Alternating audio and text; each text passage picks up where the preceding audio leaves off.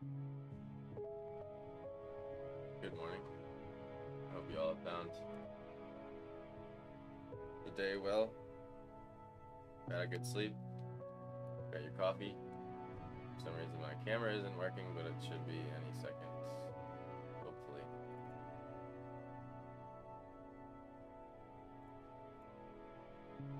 There we go. Hello, hello. Thanks for being here today.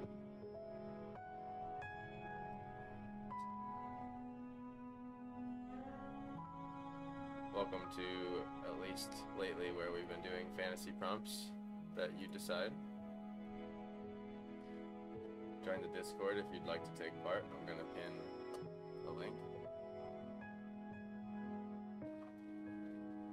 in each of the chats.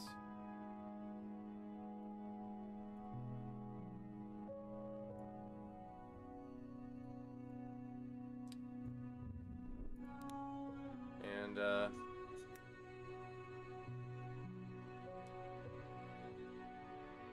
every stream we vote on 5 prompts, and whatever one wins, I gotta draw next time. Every stream we vote on 5 prompts. Probably heard that loop through there on accident. Alright, they're pinned in both chats. I'm gonna start the poll right now. Basically, you type !vote 1, 2, 3, 4, or 5, and it'll end up deciding on these 5 prompts today. The winner from last stream is a hollowed out asteroid turned into a thriving space habitat, so that's what we'll be drawing today. The new prompts are a holy being or a paladin slash angel radiating light in a hellish landscape with demons in the distance, a detailed ocean scene, full moon eerie with a pirate ghost ship for a prompt, a valley with gigantic rusted cogs and gears jutting out from the earth, a village built on the back of a colossal slumbering beast, a floating market with boats tethered to gigantic ancient trees. It's one of the first lists where the majority of it was thought of by you guys, so I appreciate you submitting those ideas, and when you join the Discord, feel free to submit them in the prompt list ideas area. We have new tier 1 through tier 3 discounts for all subscribers on Twitch as well.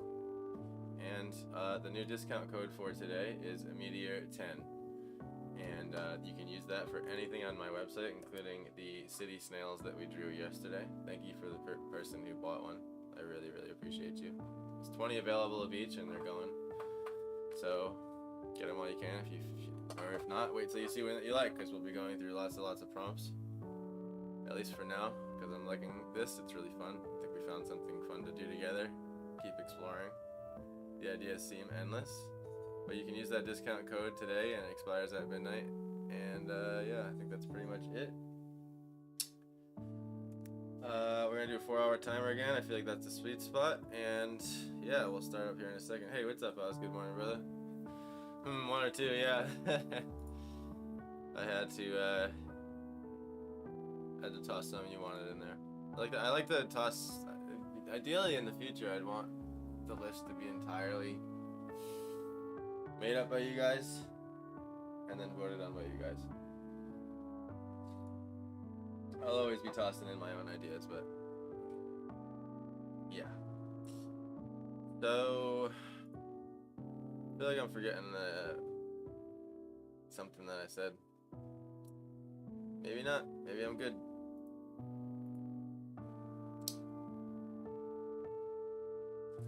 One second.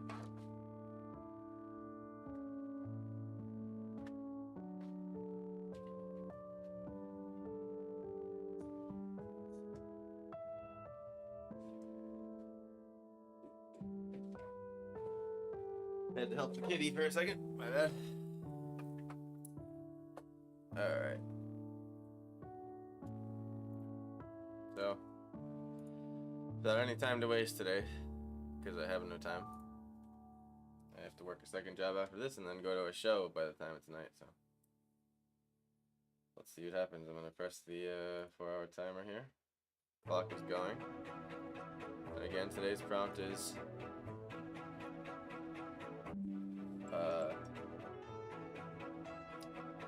an asteroid, hollowed asteroid, that's a thriving space habitat. So I think I'm just gonna start with a deep space. I'm gonna go cold, like really cold.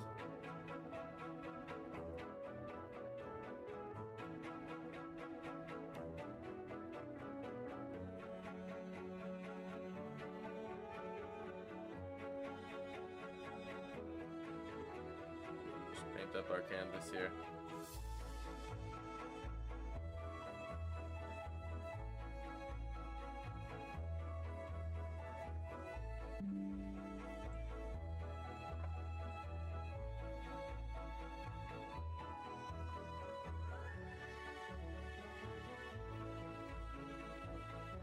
This song, man, just turned into like Disney out of nowhere.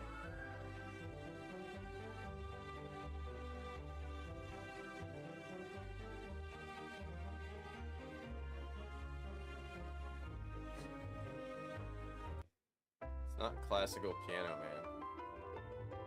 It's not classical piano if an entire orchestra comes in. It shouldn't be in that genre.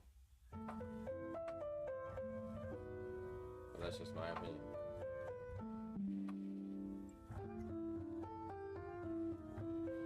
Alright.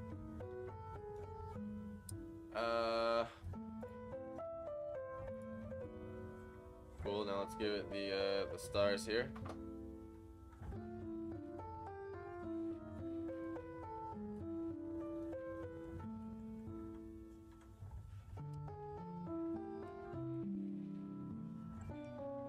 For that we bring out the old droplet tool. It's pretty much what I would do in real life with basically I get a wire brush. Here, I'm gonna mute that notification that keeps happening. 1 second here. Okay. So I take like a wire brush and I dip it in white paint, and I take a knife, and I like flick the bristles of the wire brush, and it will spray thousands of stars for you in an instant. It's great. So this is the digital equivalent of that.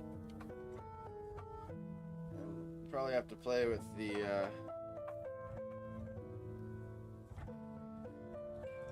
dot size, as you can see. So let's see where we go. Particle size.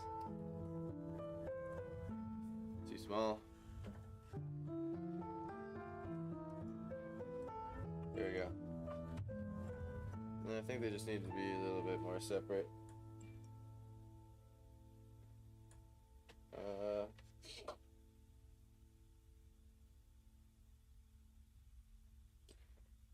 Thickness, I think, maybe.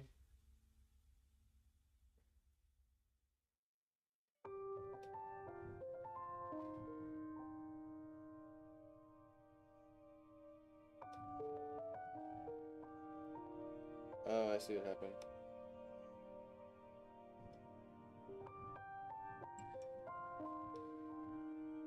I'm just gonna find the right.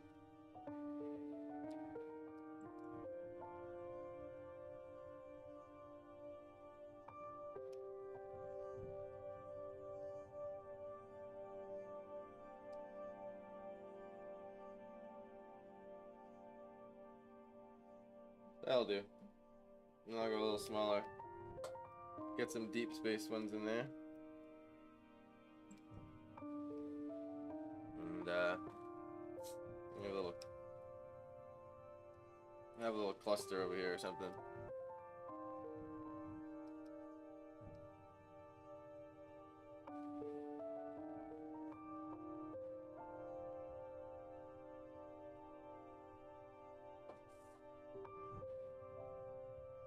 Space, it kind of has these like filaments everywhere because of the dark matter, bro. And then I need like a couple. I don't know why they're that shape though. Doesn't make sense to me.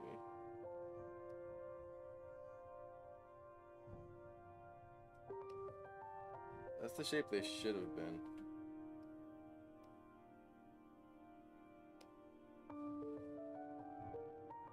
You know what, I'm gonna redo it because now I have the right brush shape.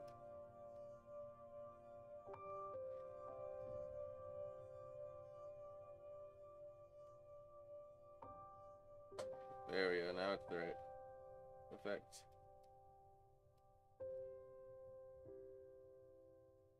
And just like that, we have stars, fellas and ladies. I gotta save my project. Okay. Maybe we can get all that.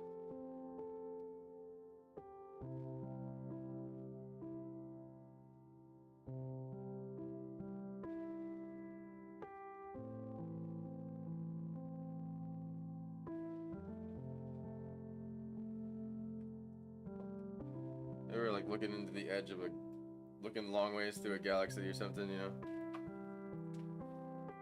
Have a little cluster of filament there. Stars sort of have this particular chaos to them, where they'll have bunches and then they'll be really spread out. I'll start there. That's fine. It's gonna be probably a bit going on that won't matter as much. But now I'm gonna go to my let me get all this out of the way here. I'm gonna go to my paintbrush. Probably switch to that for the rest of the painting. But I'm just gonna jump through a few colors here and add a few different colored stars randomly placed about. I actually need a smaller brush.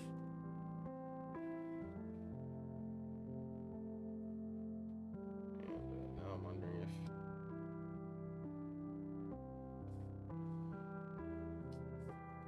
some red ones.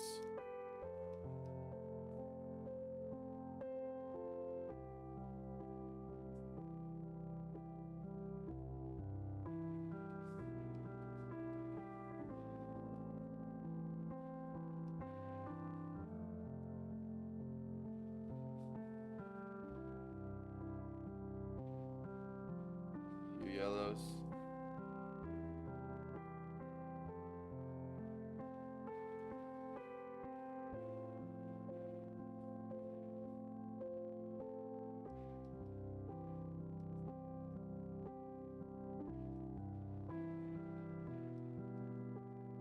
Lost all the color. All the colors are in space, pretty much.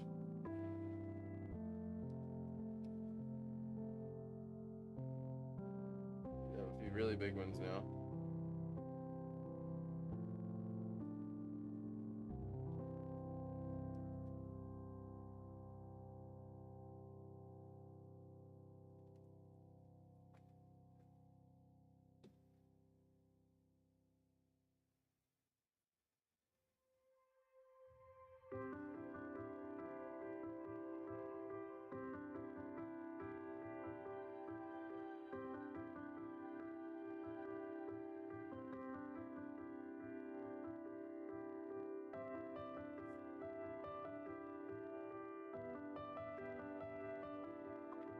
Give little shines.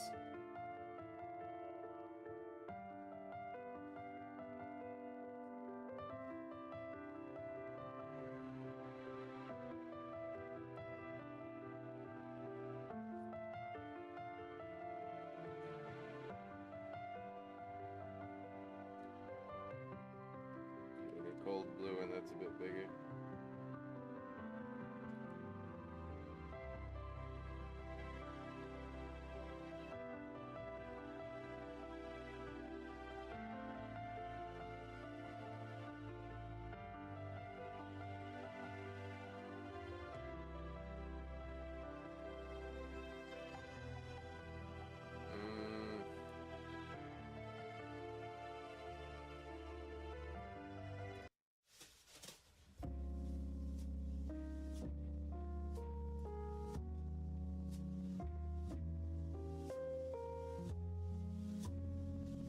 Breaking news, Planet Jokum is drawing 1,000 motherships.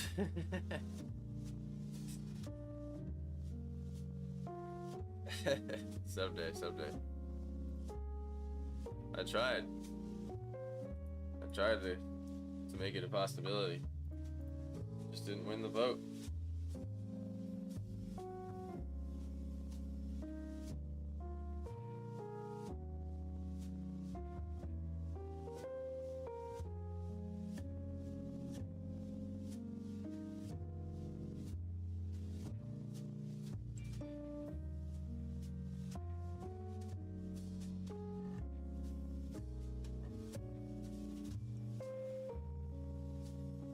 Okay. Now,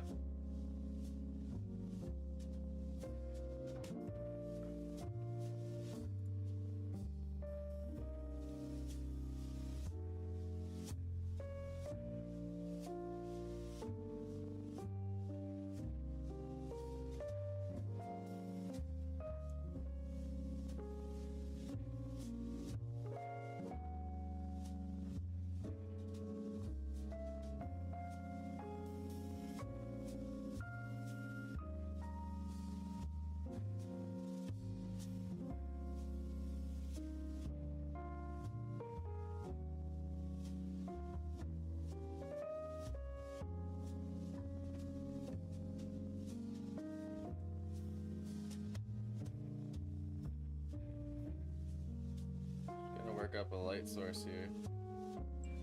Kind of our star. You know what I mean?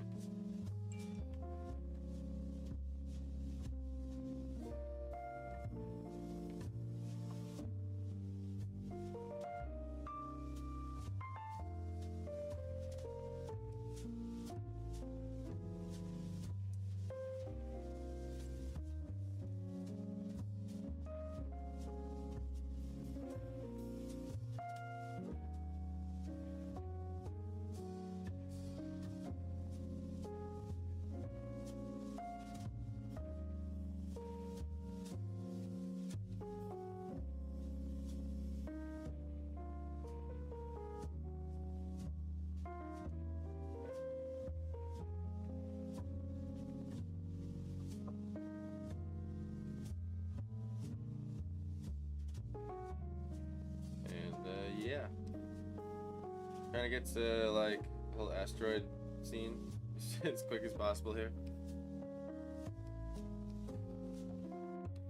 But you know, gotta draw the deep space first. Thanks for the vote, Oz. Appreciate you. And what was 2? What was 2? Ah. Surprised you didn't go for the paladin. Demons. Going for the pirate ship, that'll be a fun one. I can't say I've done a creepy woodlit pirate ship scene yet, but I'm bound to do it, eh? May the votes be with you. I went a little overboard with the lines. They weren't exactly how I wanted them to look.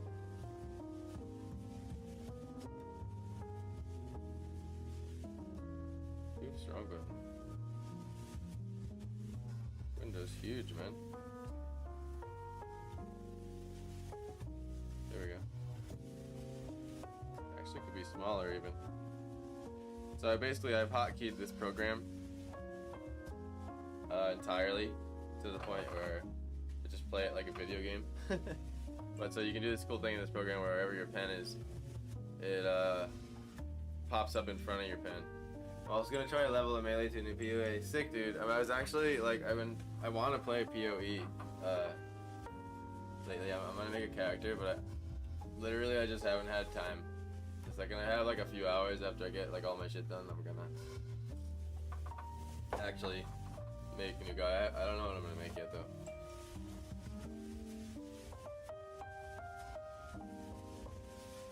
Good luck to me. That shit's crazy hard.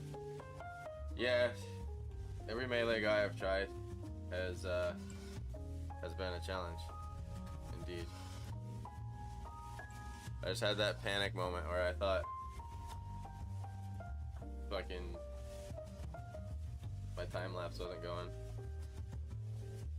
But alas, it was.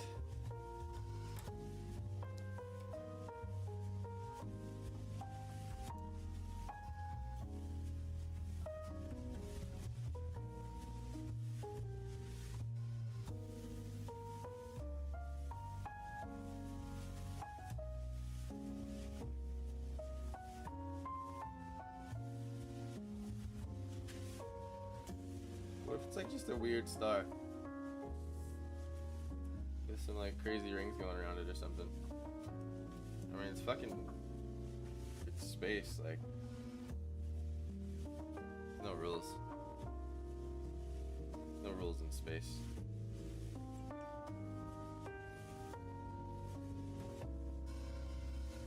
Make it a crazy glowy star with rings, because stars don't have rings, but now they do, because we can, right? And we'll have like the center energy of the ring kind of flying around the thing here. And Diablo 4 comes out on June 6th, gotta play that too. Damn, man, I don't even know. There's so many good games. It's basically like the same kind of game. So Diablo, the new Diablo that came out recently, like Diablo Infinite or whatever, that wasn't Diablo 4, right? That was just its own thing. Because I saw a lot of bad reviews about it, that it's like all microtransaction.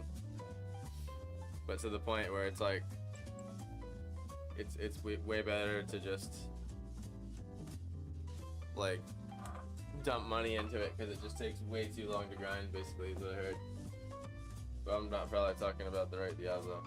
Or Diablo Immortal. That's probably what it's called, not Infinite. It's probably Immortal. Yeah, Immortal. Yeah, I don't know. I didn't like how that sounded. In like the grind sense.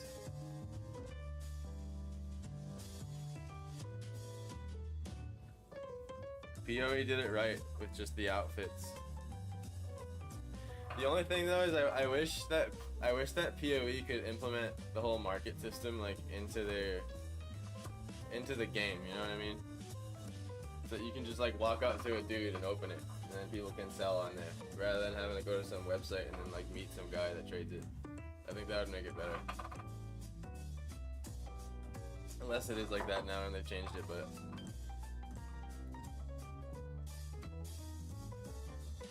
like if it could be like WoW, you just like walk up to an auction house.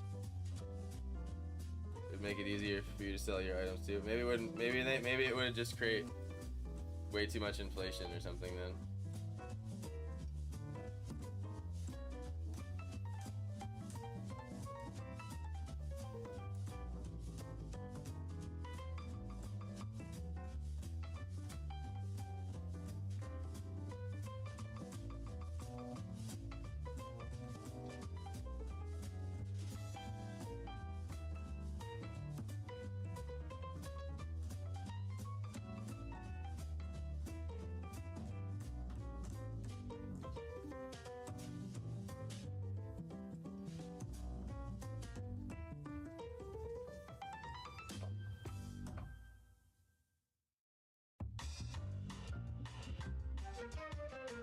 If anyone wants to get into painting, but doing a deep space painting is one of the fun ways to not be so scared about throwing paint on a canvas.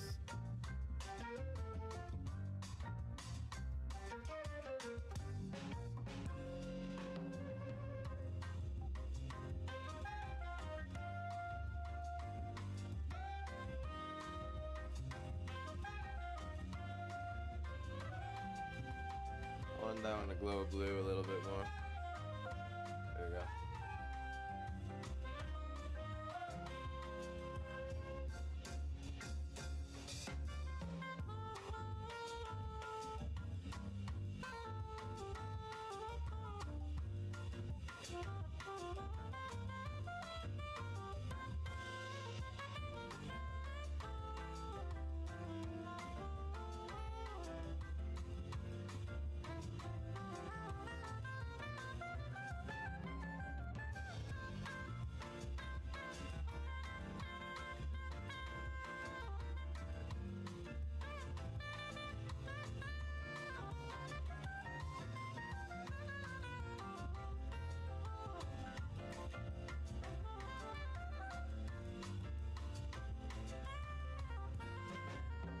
I kinda wish there were a WSD from when possible camera angle change. Dude, same.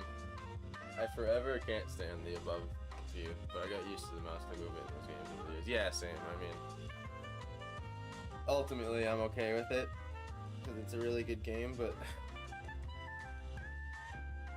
yeah. You know. It's just It's a little jarring sometimes to only see like 15 feet in front of you. And I get like the game dev could argue, you know, it's part of like the mechanics and the game difficulty to like have that. Like it could make it too easy to see enemies coming too far ahead, but still, yeah, exactly. That's why it makes it way easier for a centimeter-sized dot to one-shot you.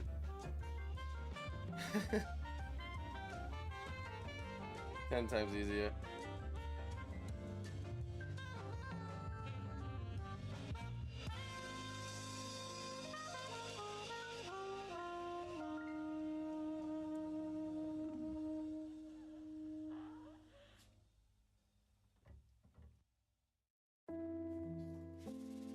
I mean, I'm embarrassed to admit I still haven't even made it past fucking like level 75. So I'm clearly not doing something right. I think it's just because I dive in, you know? I don't like plan my build out like I should.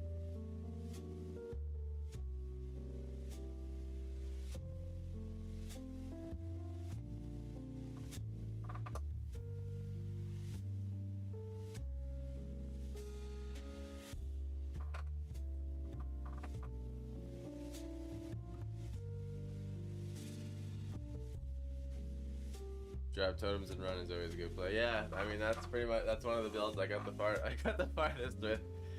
You just throw them in a room, let the room clear out.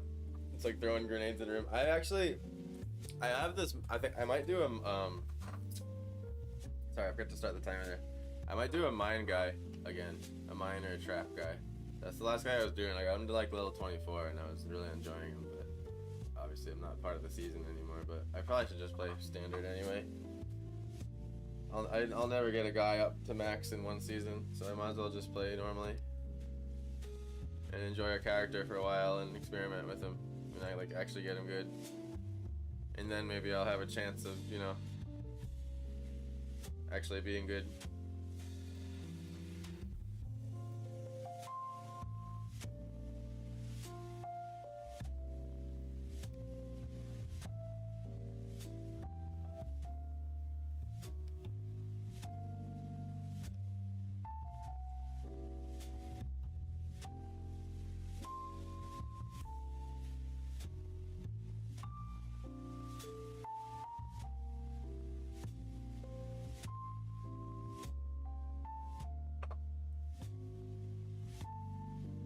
It's hollowed out. I'm picturing it being like broken up a little bit, so.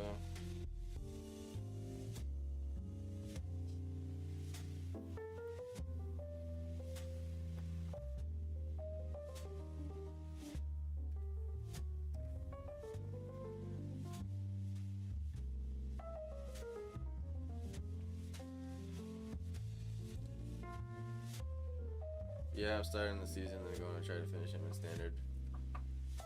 When it rotates out. Word. Never continue to tune. I just want to see the end game once. Yeah, that's exactly how I feel, man. I just know I'm not ever really gonna make it, you know.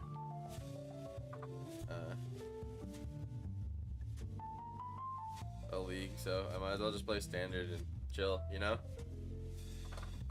Just be like I don't want to rush. I want to like clear all the areas. Like, take my time with my ascensions and shit.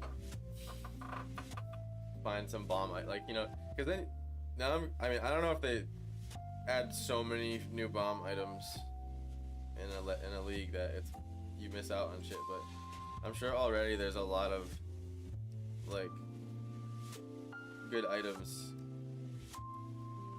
in standard to where, like, you'll increase your chance of like getting cool drops because you're like killing enemies more, killing more bosses. Can people in standard sell items to people in like a league or no?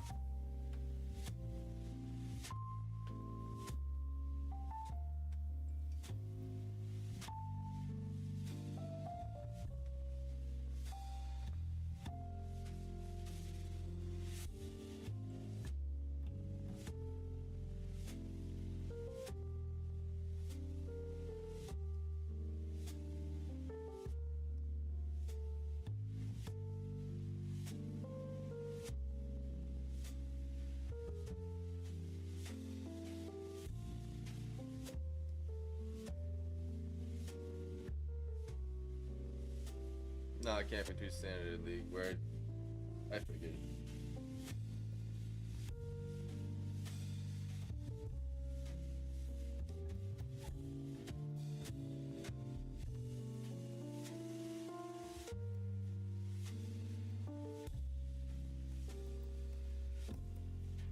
Trying to get some base colors going.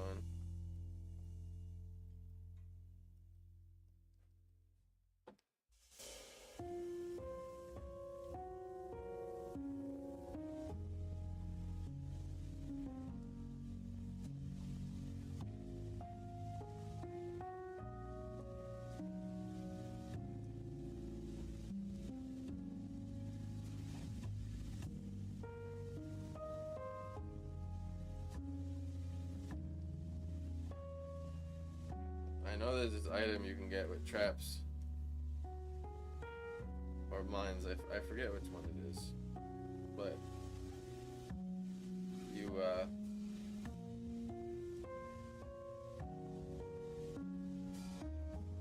it makes it so it's this build where, like, I haven't achieved it yet, but I know what I want to do. It's this build where first off, you build up your mine throwing speed to a point where you can throw them down faster than they can blow up. And then once you achieve that, there's this like legendary item you can get that makes it so every mine activates every other mine. And so you don't have to press detonate anymore. Because that's the whole weird part about mines.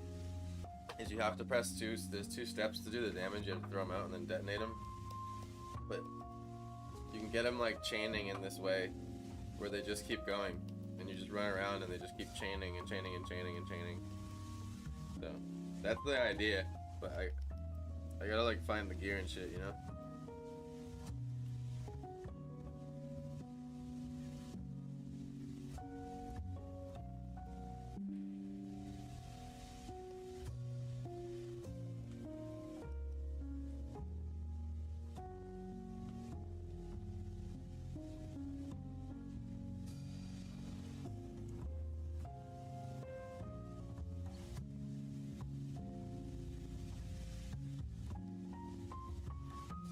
Because you know me, I'm always trying to fulfill the engineer class dream.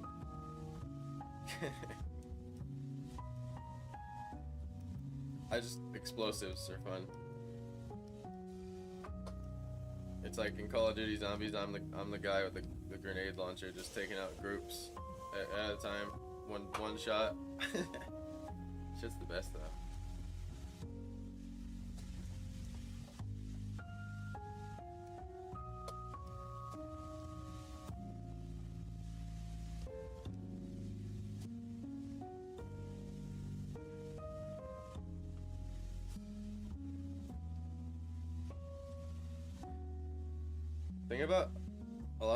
The thing about a lot of these drawings I've been doing, like, they're all ideas that you could spend 2 months on each.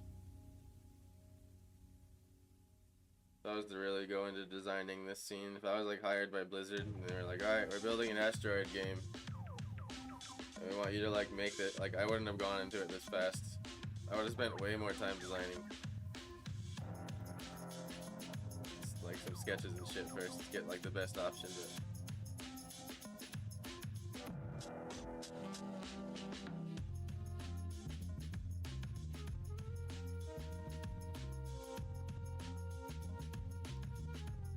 just trying to get like a desired shape of this thing.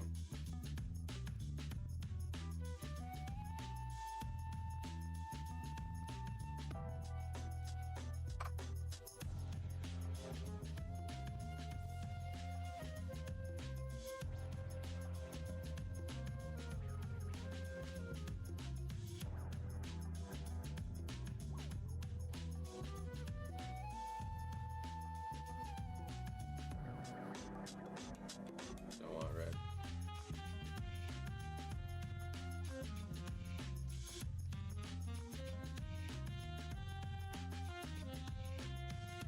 Meteors are very, or asteroids, whatever you want to call them.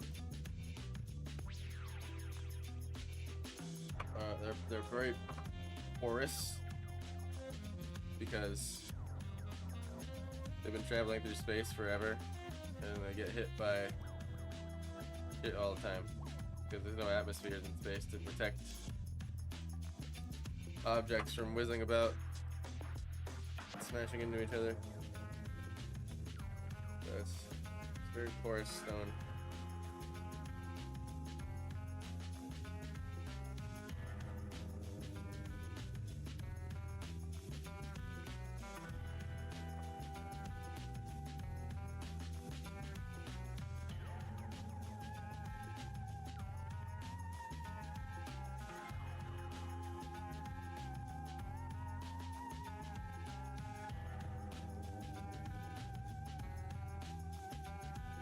Hoping I can finish up the asteroid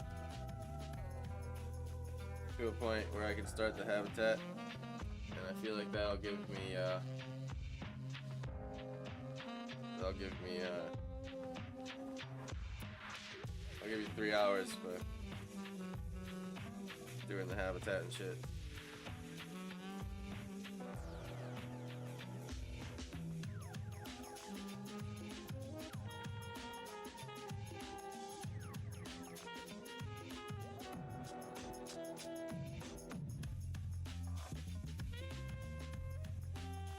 Dude, I think you could easily draw for companies like that. You got talent, you got the talent creator. Some of your drawings look loading screen, which is the best art in games. Dude, did you just give me the loading screen compliment? Holy shit, man. That's an honor. The fact that one of them looks like loading screen, some of them looks like loading screen, it's like, you know, that's the level I've been trying to achieve forever. I've been talking about it. Big compliment, man. I appreciate that. I mean, that'd be dope. Like, I guess that's one little part of uploading that could happen all the time, right? Like, if my shit went viral and then, like, some dude at Blizzard hit me up or whatever, he was like, yo, I want you to help in art, like, be an environment artist. I like the way, like, the shit you do. I'd be like, hell yeah, let's go. Can I work remote? Because I can't move to California. I'll send them to you. No, yeah, that'd be dope. Then I'd be chilling.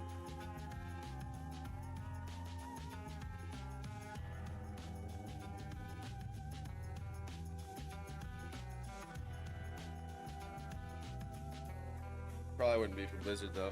It would be for like smaller game studio or something, which I would. I really enjoyed 3D. That shit was awesome. And I'm glad I learned how to do it.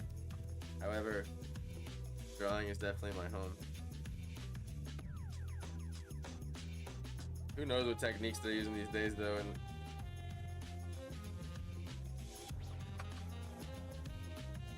they probably just all type it into AI now. No, I'm just kidding.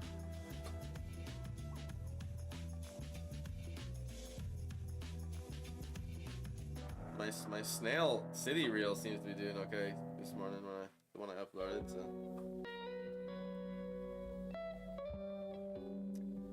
It really doesn't make sense to me. You can upload something and it'll get 1 like for no reason.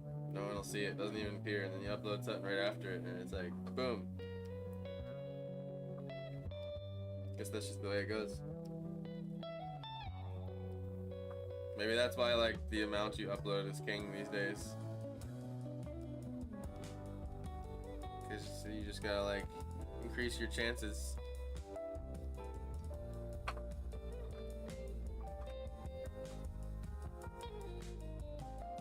Gotta make it look almost like a pumice stone.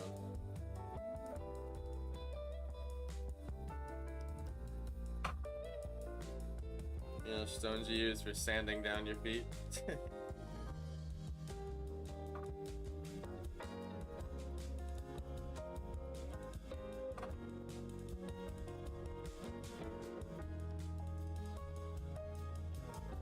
I'll draw the loading screens for your book, bro. When it's done.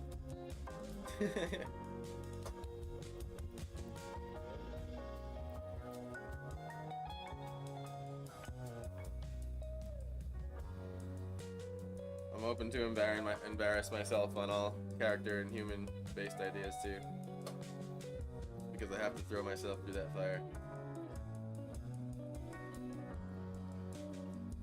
The dream would be to be a full-time environment artist, though, for sure.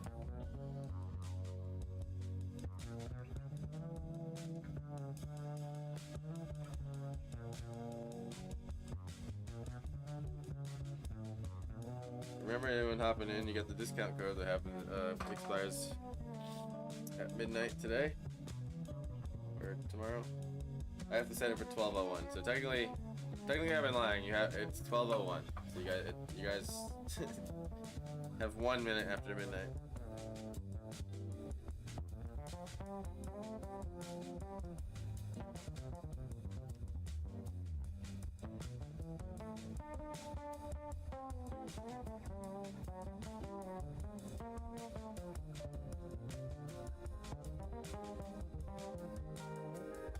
Gotta keep the coffee rolling.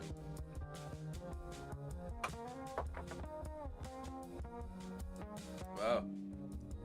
They really let the bass player send it on this one. He's been soloing for like 20 minutes. No hate at that. I'd take a bass solo, but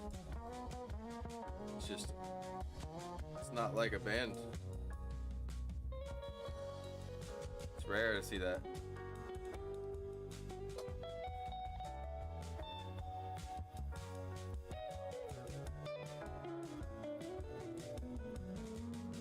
Trying to use this like 1 millimeter almost black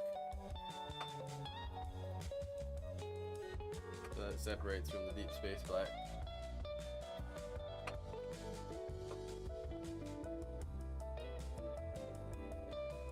I'm gonna go refill my coffee real quick, guys. I'll be right back. I have to go to the bathroom too, so stick around. I'm gonna run an ad real quick, just so y'all don't miss anything. Been trying to run ads while I take a break. Be right back. Thank you for tuning in. Remember, discount code stops at midnight. Anything on my website, any of the past drawings been done, including the snail, and there's only 20 of each one, so get them while you can. Thank you for watching. See you in a minute. Let's see, where's the button? That's the one.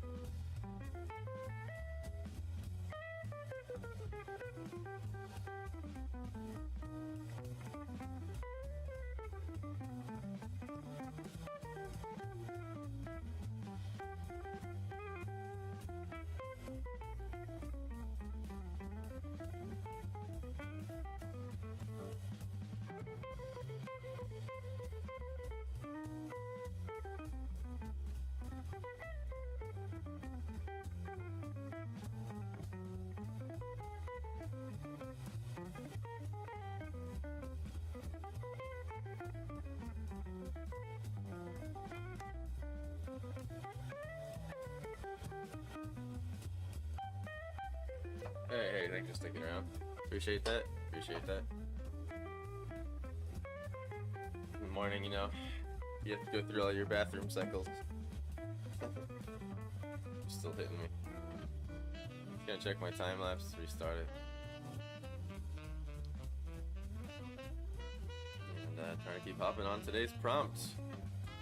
If you're wondering what I mean by today's prompt and you're new hopping in, basically we have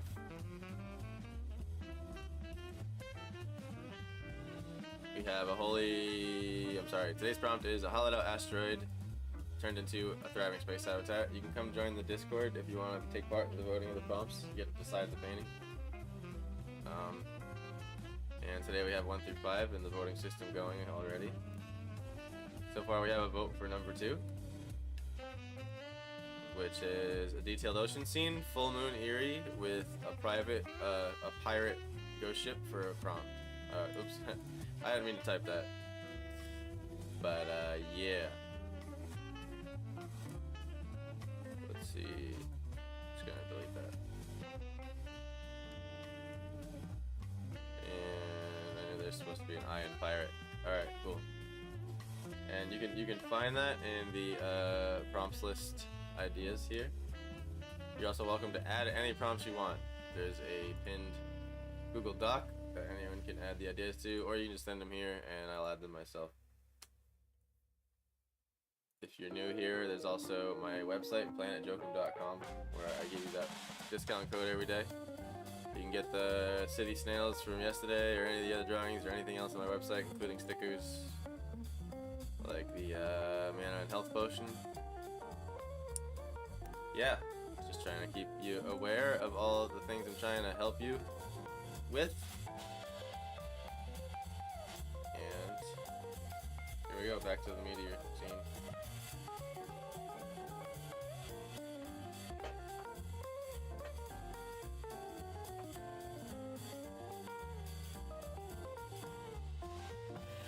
Not putting much color in the meteor.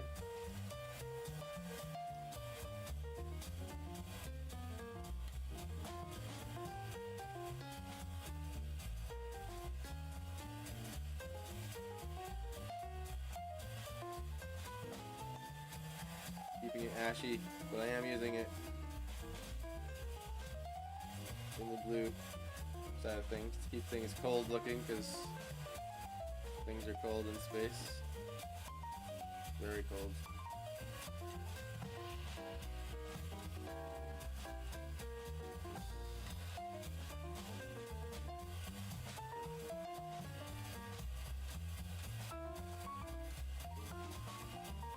Alright,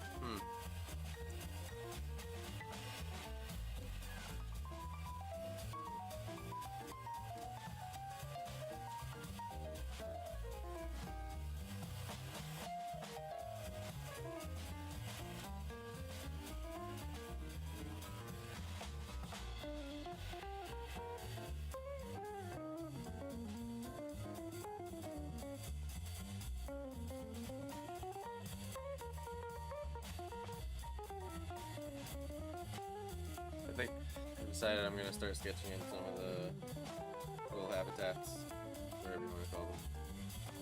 I think it would be fun to have some of them on all of them, though, you know. They're like a white, and I don't know. I'll move the blue, I guess.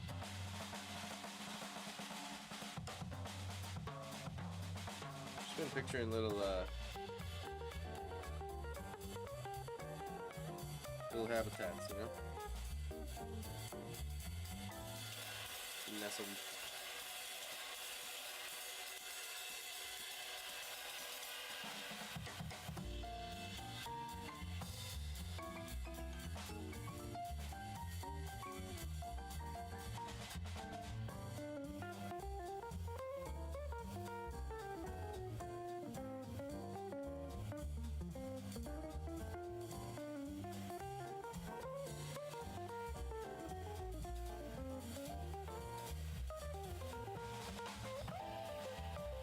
Little modular things connected by their air tubes.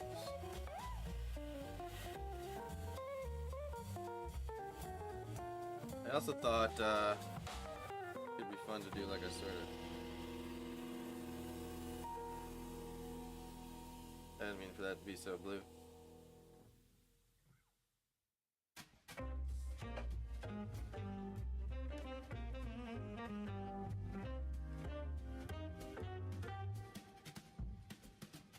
Like a dome.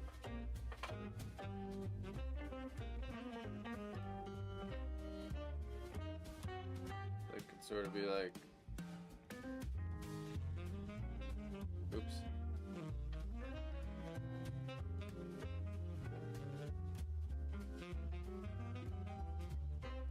Like have sort of like a, you know.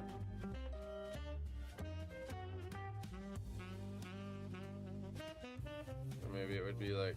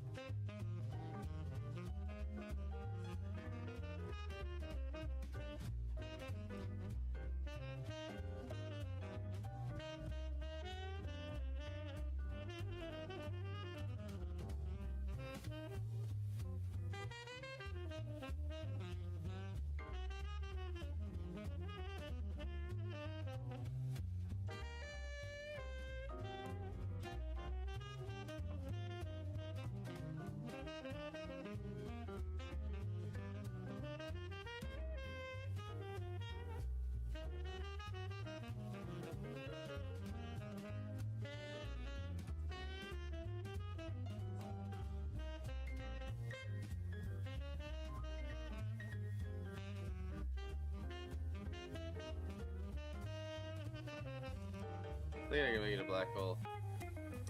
I'll do that in a minute.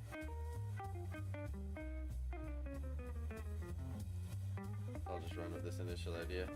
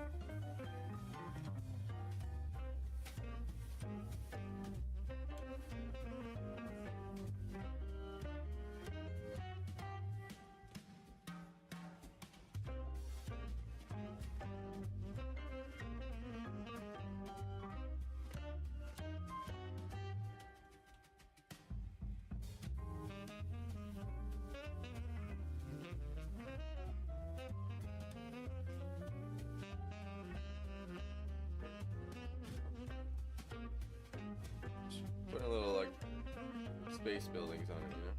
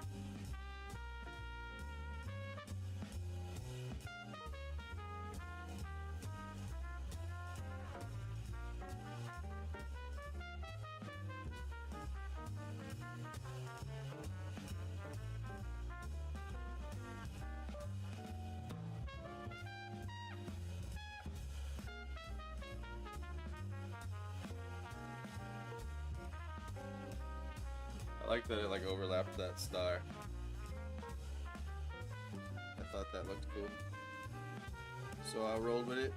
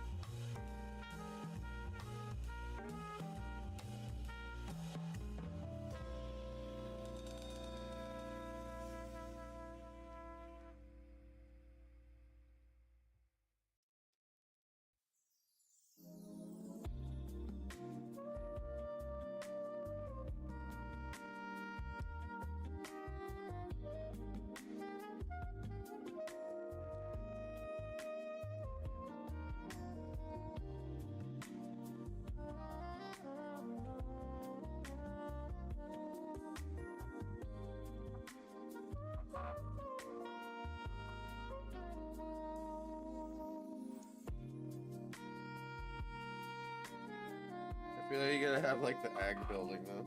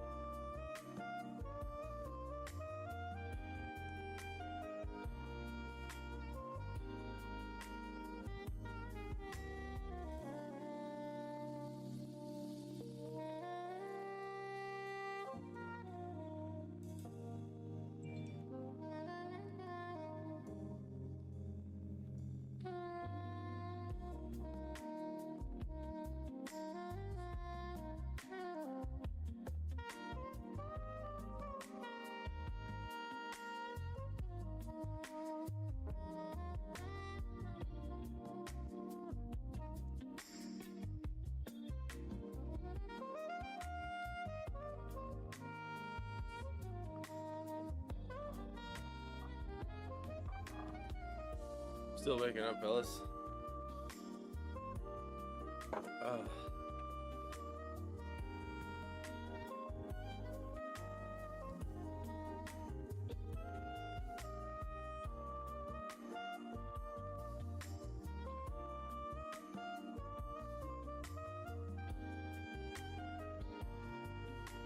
I think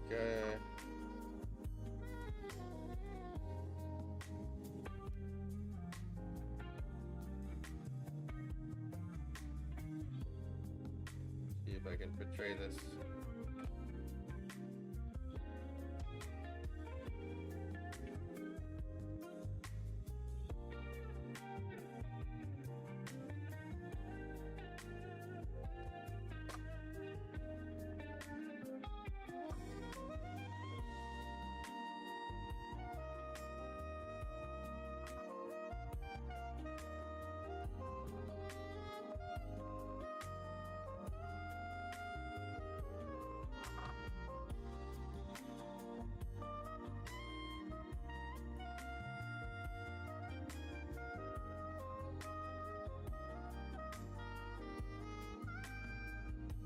Oops.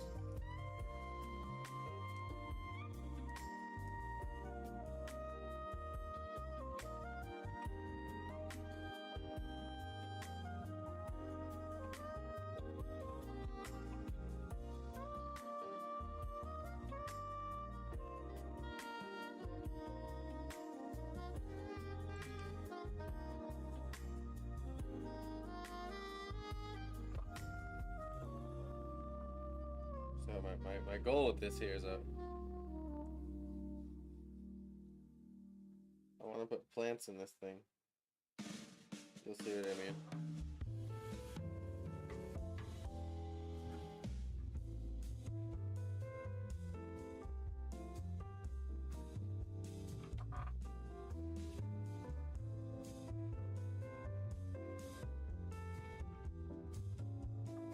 I'm just like, I'm almost picturing the view of, how to describe it, like, we could just, like, invent a hypothetical real-time strategy game, and the game was like, you build your shit on asteroids. You can picture, like, the little peons run into the gold mine, run into the little, ag building here.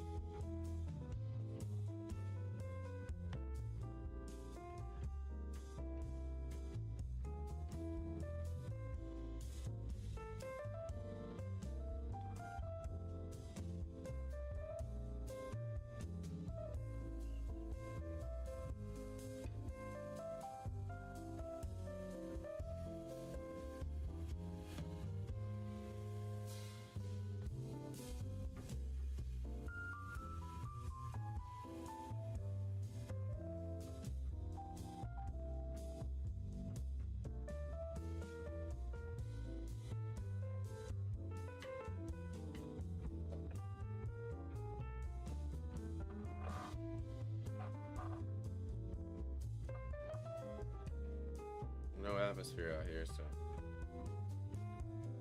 just use different kind of greens, I guess.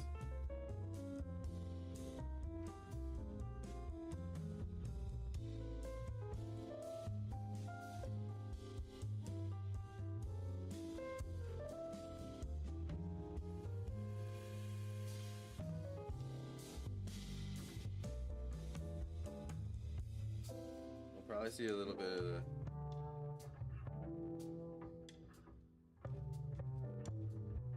door that connects to it.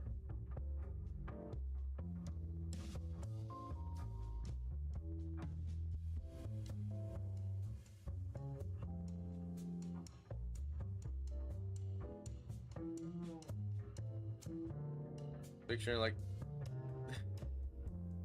the Archmage's tower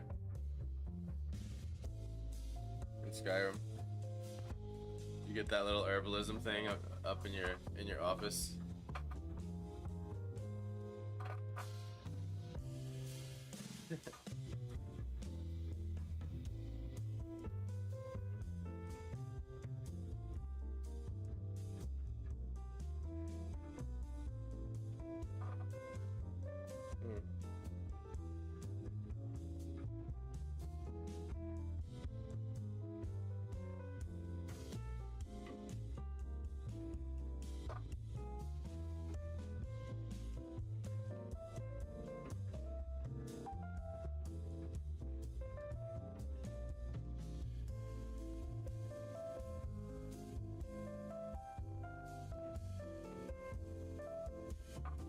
I didn't picture it going straight to it. I picture it kind of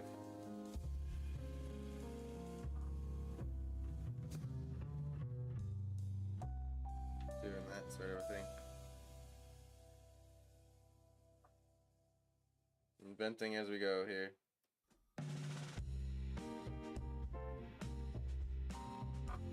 Work a little bit of the meteor back into the overlap there. I want the roof to be a little higher.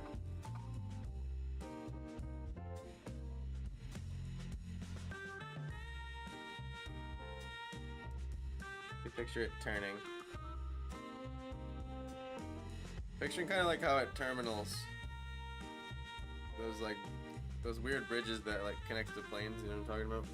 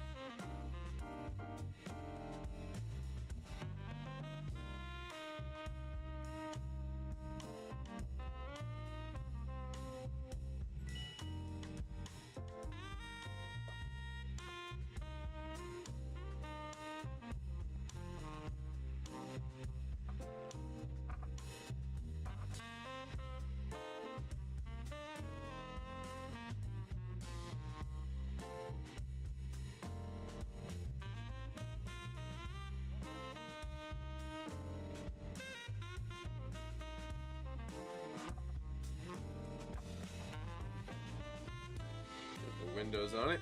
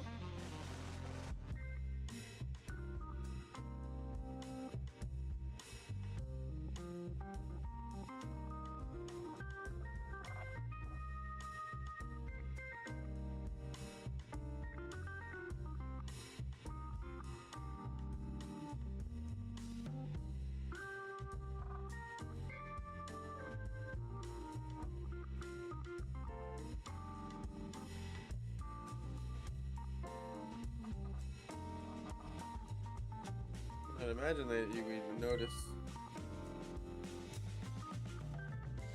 like a form of modular separation, or like that.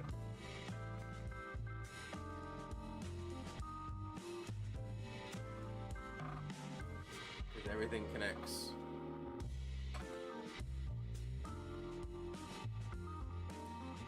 Realize it looks a bit brighter on my screen than it does for y'all.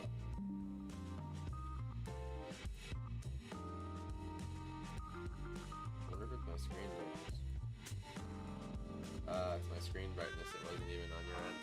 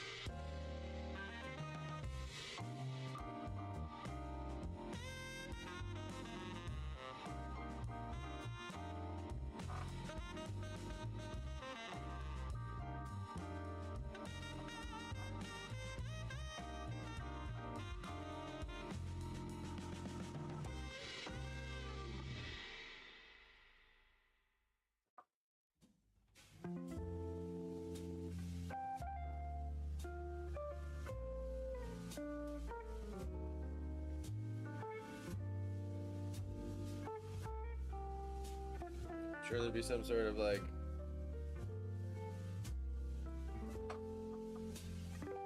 HVAC unit on this bitch or something, you know?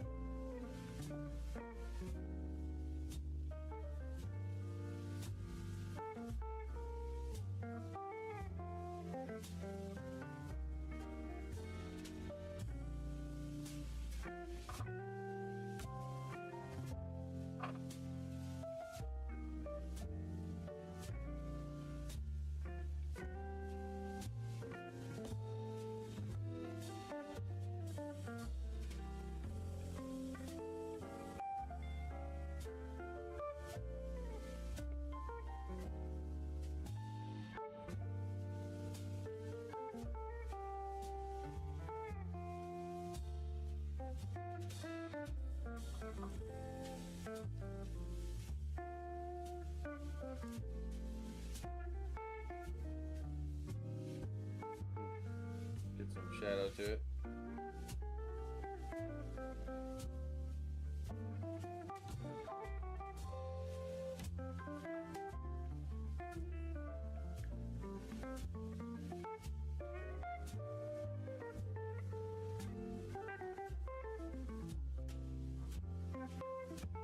Probably be set into the land a little bit more than it is.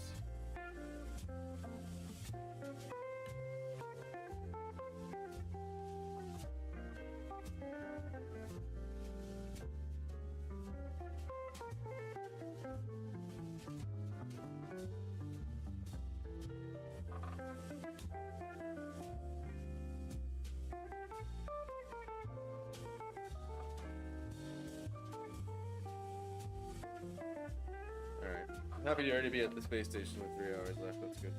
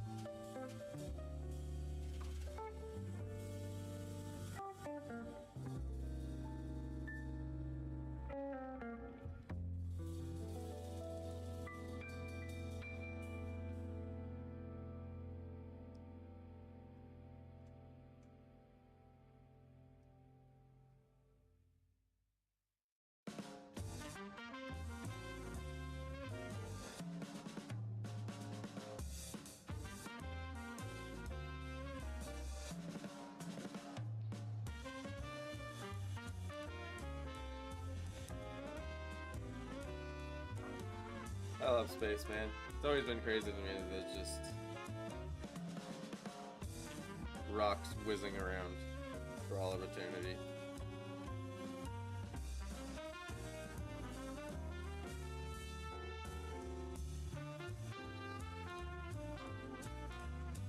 Trying to finish up this asteroid texture a bit. Oops.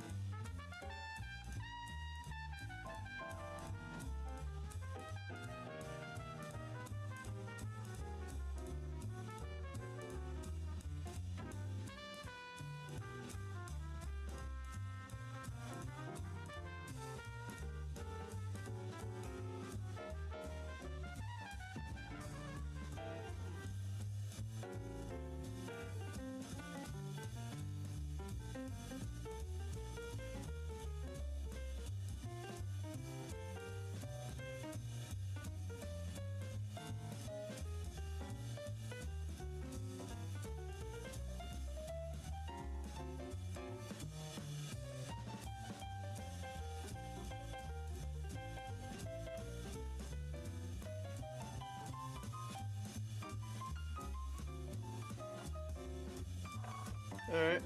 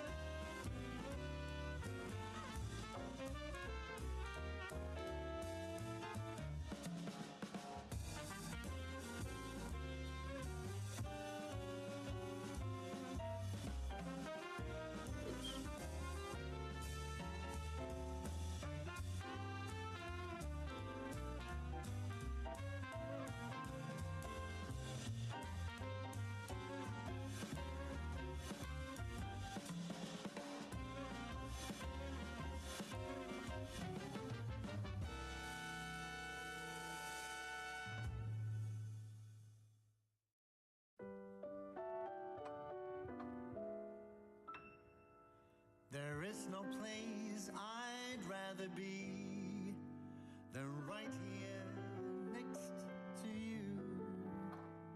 And I truly love to talk Wow, just got jazzy. your lovers. Just got some standards going on there. Why did it even give me for Restless?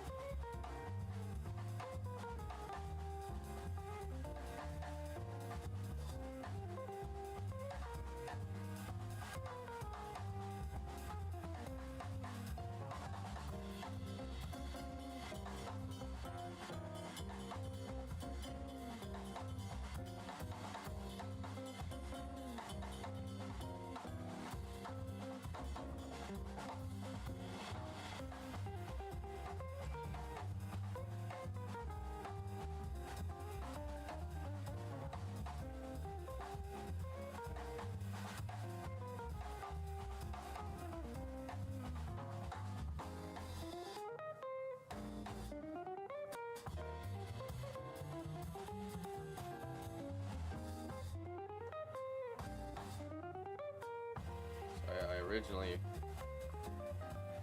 pictured some sort of nebula situation going on, so.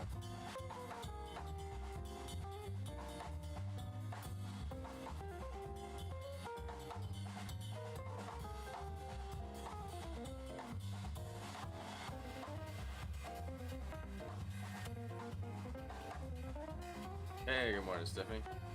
Good to see you here.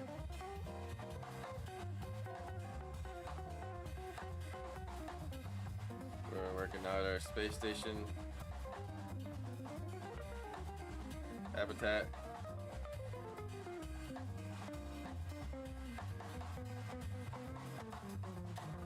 And I originally pictured a nebula of some sort in the background, so adding that now.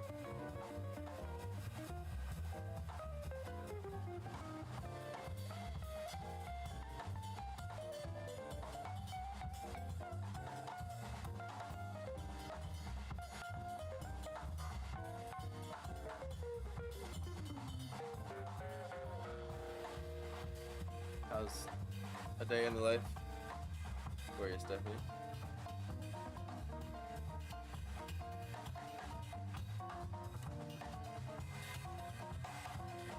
Looking super cool so far, and I'm a sucker for a good nebula. Hey, who isn't, right? Nebulas are dope looking.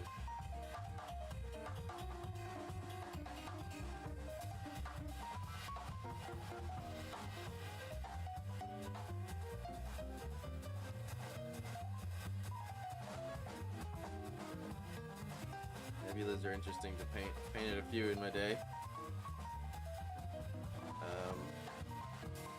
They're almost like clouds, but not really.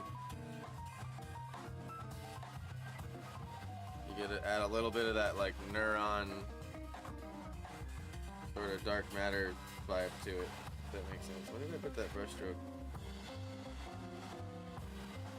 Oh damn, a while ago, huh? That's fine.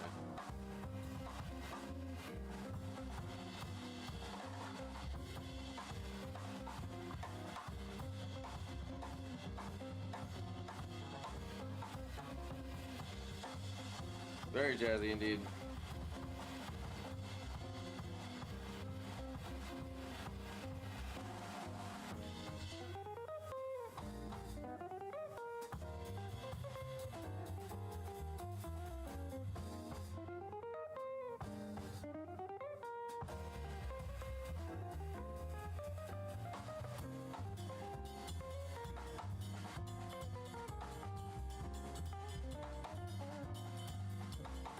What's the texture called? Voronoi, that's what it is.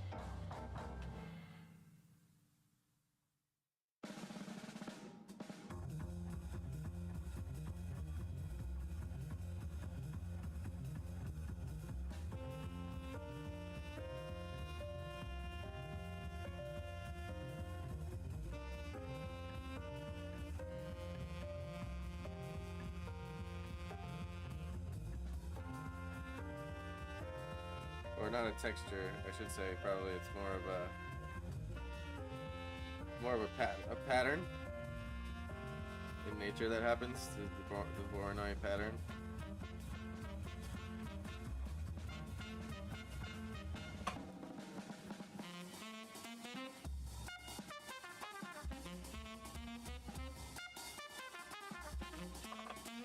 Thank you for your vote, Stephanie. Appreciate it.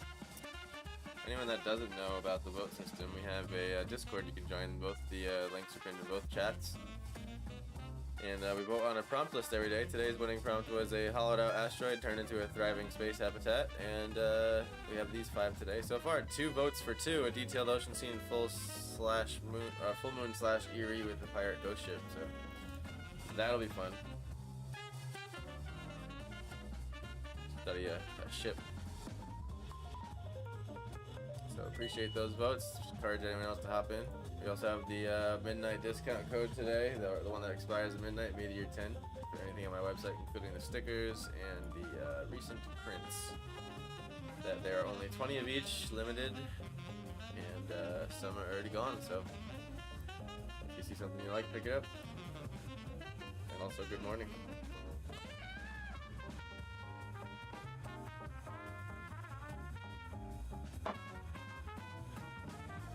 Hey, Ghoulie, you've been here for a few now, and it's looking cool so far. Yeah, nice. Glad to hear it. Good morning to you too. Hope your day's been well. Hope you've been waking up easy. I'm gonna stop and start my time lapse, and thank you, by the way.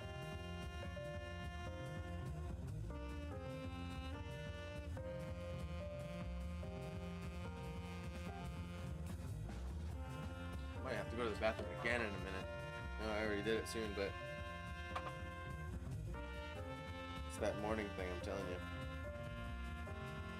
I'll push through a little bit longer, and then we'll go. So when I say like they're like clouds,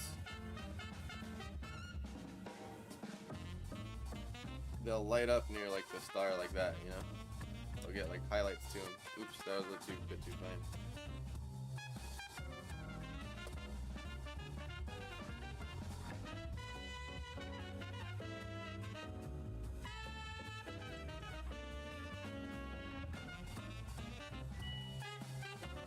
I gotta be honest with y'all, I loved how that snail came out yesterday. That was a fun one. I haven't drawn anything quite like that, to be honest. Am I able to turn my volume up, my voice volume up a little bit? Yes. Thank you for letting me know about that, by the way.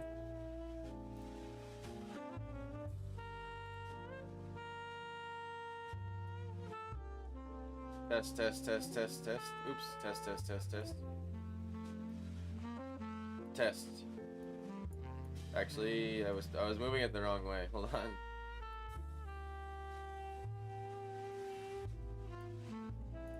Test. Maybe that's a little better? No. Actually.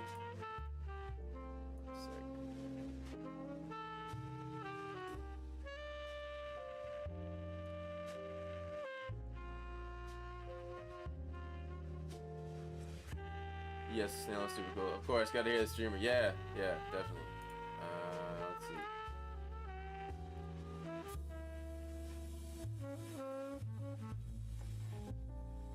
Alright, Put it there. How's this? How about that? Wait, how about that? No, I gotta talk at a normal volume. Okay, I'm talking at a normal, relaxed volume. Is that better? Yeah, sounds great. Can you still hear the music though? Oops. Fantastic. Oh, it's the fantastic. We've reached the fantastic level. That's good. I won't touch anything. Let's go to here. We're gonna go to the house music, guys. Started out on jazz. How about that with a little bit louder type of music?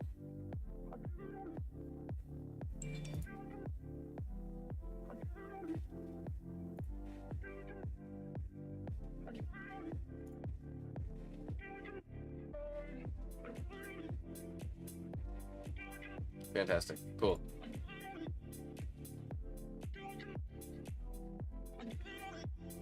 Still sounds great. Sweet. Thank you so much, Ghoulie. You've been such a great help. I really appreciate the crap out of you. Alright.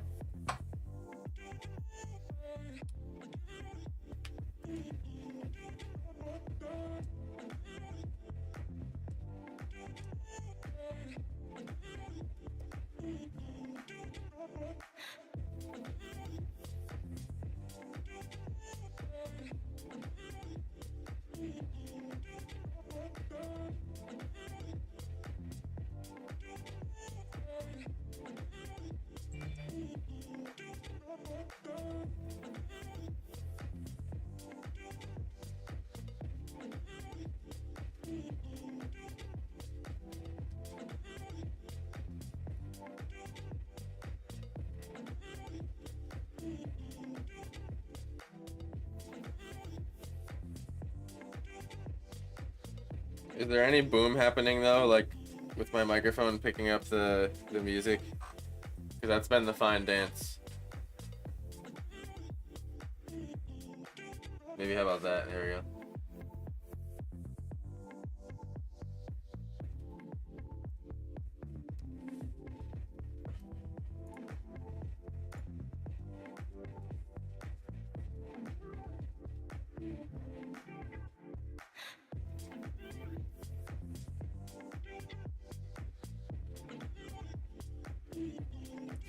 Did you stream yet, Ghoulie? Have you had your first return home stream yet?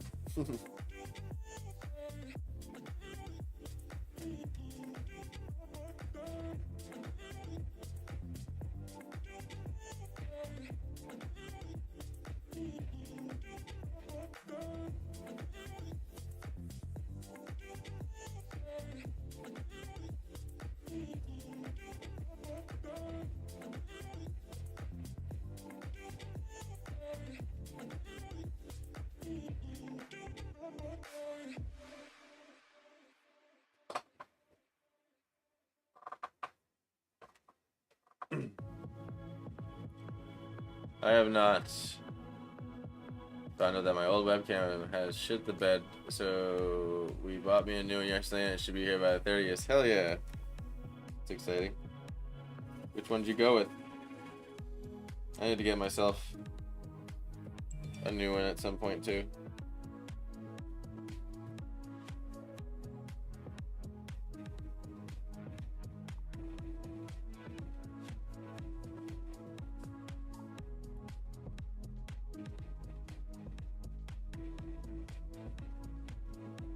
We'll get back to our little like terrarium over there in a second. I just kind of wanted to get some of the things going. Oops.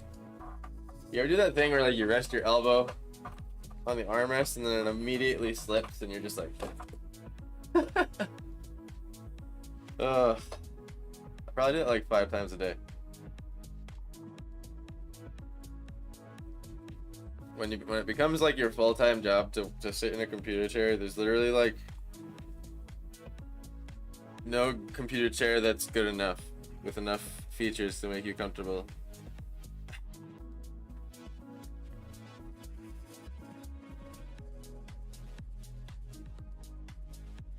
I realized with like repetition work, quality becomes immediately valuable with things like how comfortable is your mouse pad or your mouse or your keyboard.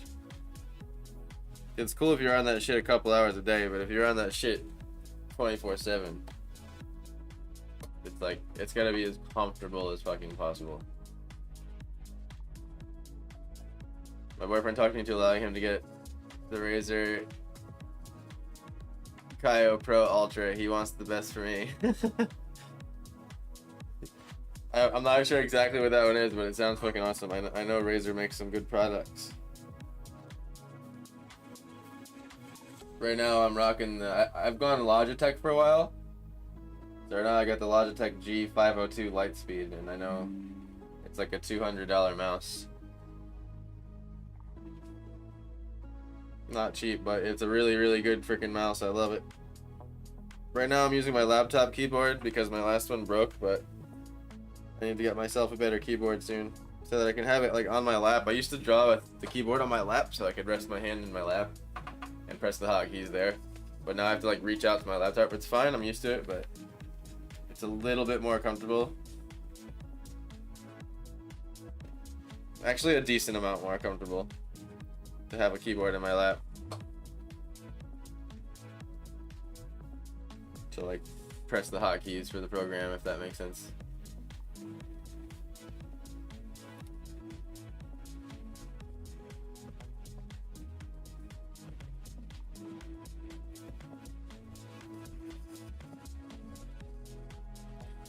Going to a Beartooth show tonight, so that'll be fun.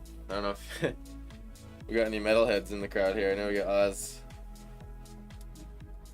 I don't know if Oz will consider it metal he'd listen to, but it's a form of it, I would say. But it'll be a good time. So safe to say I will be tired tomorrow.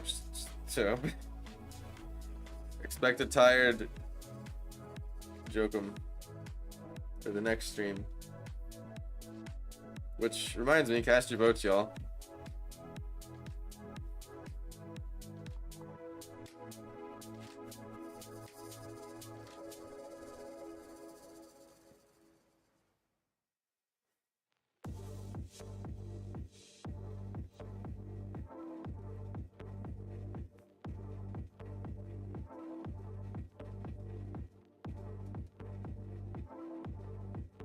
What vote, you say? Well, join the Discord, go to the prompt list.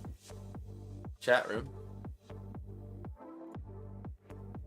And you can vote for one of these 5 prompts using the command !vote space 1, 2, 3, 4, or 5, and that will enter it in the system. You're also welcome to enter in any ideas that you would like to add to the prompt list by joining the Discord as well.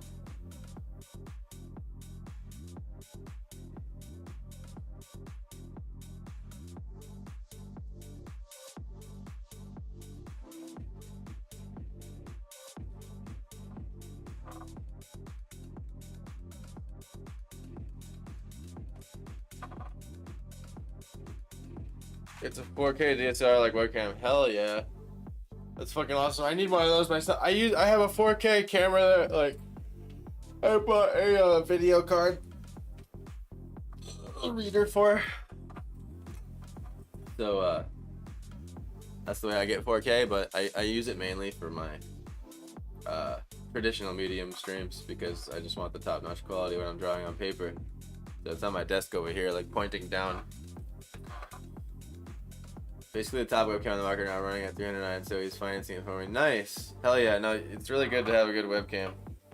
Especially if you set it up so you get like if you're doing post stuff or like uploading to YouTube later, and you can get you can get your computer to save the footage from your webcam. It's like it's nice to have that B-roll so you can like do cuts to your face when you're saying stuff. That's if you're doing post editing though. I try to just talk to him and cheap stubborn off Amazon, but he's stubborn and wants to give me the best equipment to succeed, he says. He's right though. He's right in a way. Where good equipment goes a long way.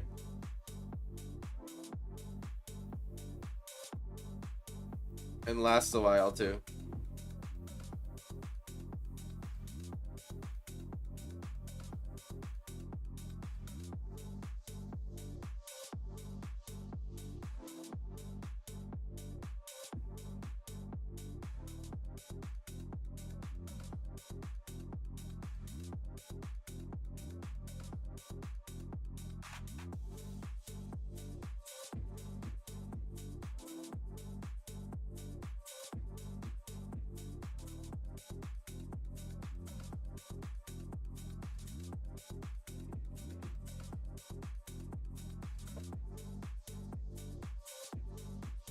Really is. I'm so lucky and blessed. Yes, you are. I don't know how to do any of the roll stuff you just said. B-roll stuff you said. I didn't see figure out how to do the video edit. Download DaVinci Resolve. It's a free open source video editing program that has the power of any other one, really. For the most part, it's like comparing Blender to 3ds Max. It's just as capable now, and it's free, so you don't have to pay. It's not like Premiere where you're gonna pay for it.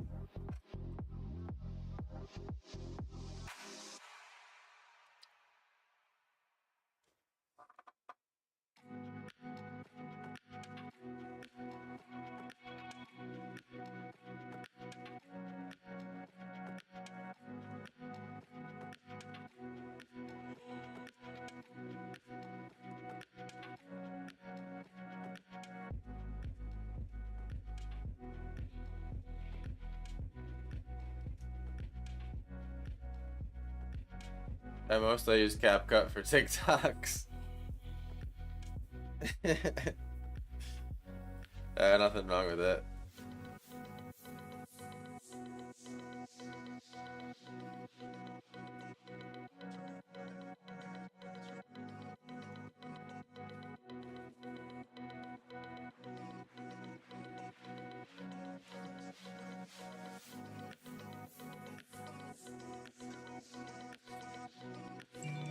Trying to add a few different colors to it.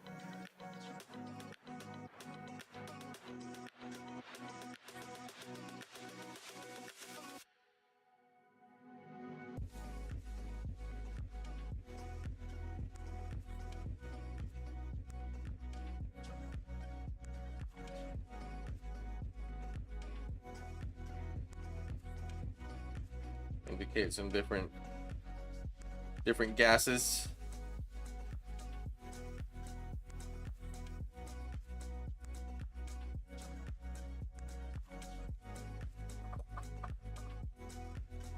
Oh, cool. I'll check it out. Yeah, DaVinci Resolve.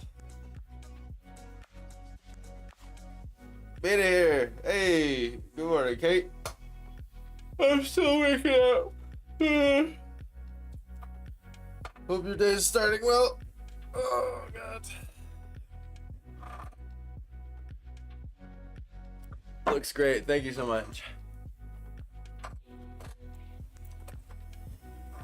Figured I'd toss the old nebula in the background, you know? Fuck it.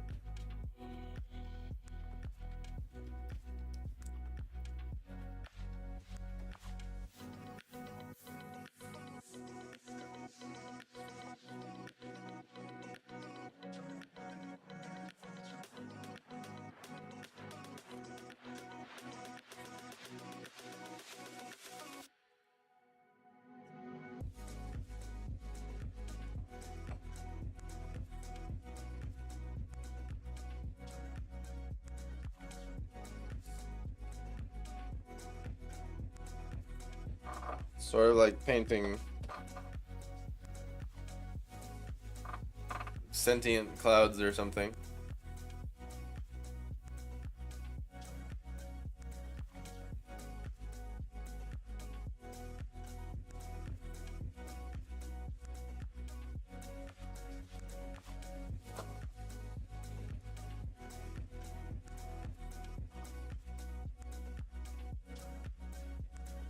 Slow start, did too much yesterday. Love the nebula. Yeah, I know what you mean. Sometimes the body's gotta recover. And sweet, I'm glad it's a good addition. I don't want it to overconsume the composition over here, which this will be brightened up and more obvious hopefully in an hour. When you look at that, cuts out the spring, something called Movavite now. Okay, let me show you.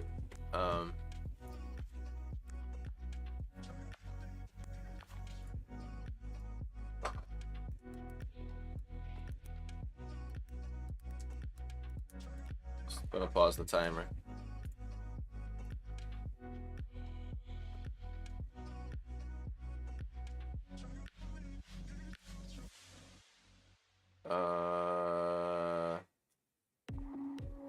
What do you have? Windows?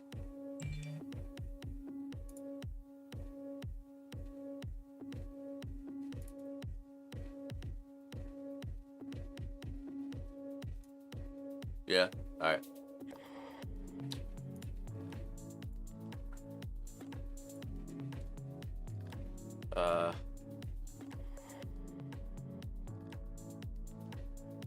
Going to share it all.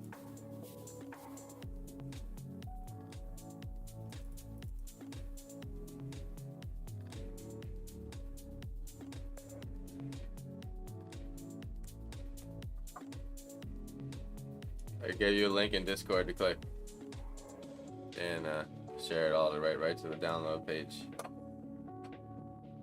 I'd probably go with the non-beta because it's already like out or whatever.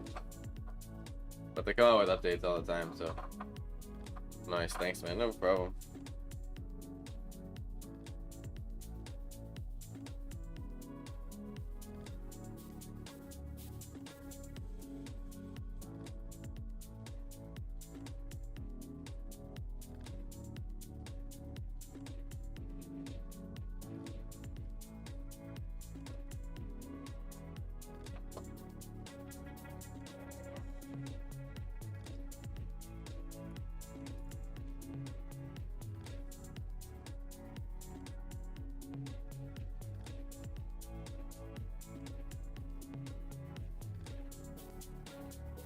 Trying to smooth out some of the brush strokes within the nebula a little bit, gently.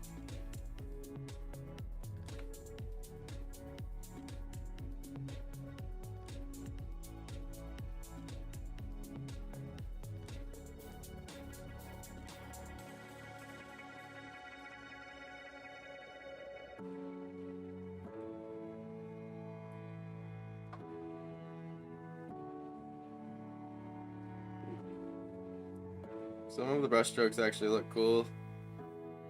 They look like kind of filamenty. So I'm keeping some of them, but there's some of them that just look like brush strokes that weren't finished.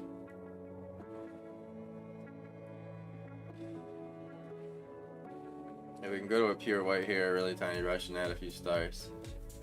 Hey Daniel, what's up, brother? Hope you're having a good day, man.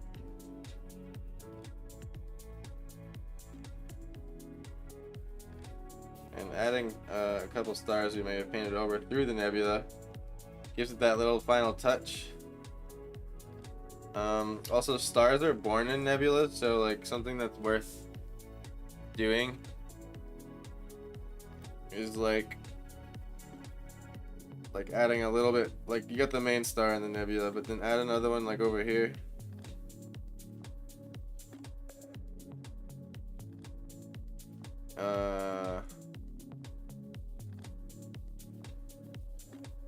Give it a little bit of glow, right? And then we take these nebula colors and make them look a little lit up.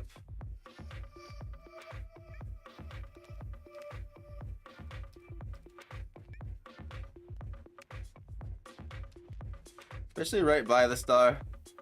Like right here, you can like over exaggerate it a little bit. And it makes that like, you can take this blue here. Makes the general area look lit up.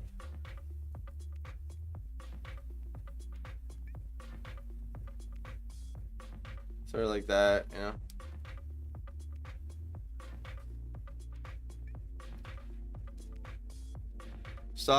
Try to be as soft as possible with the light, I guess.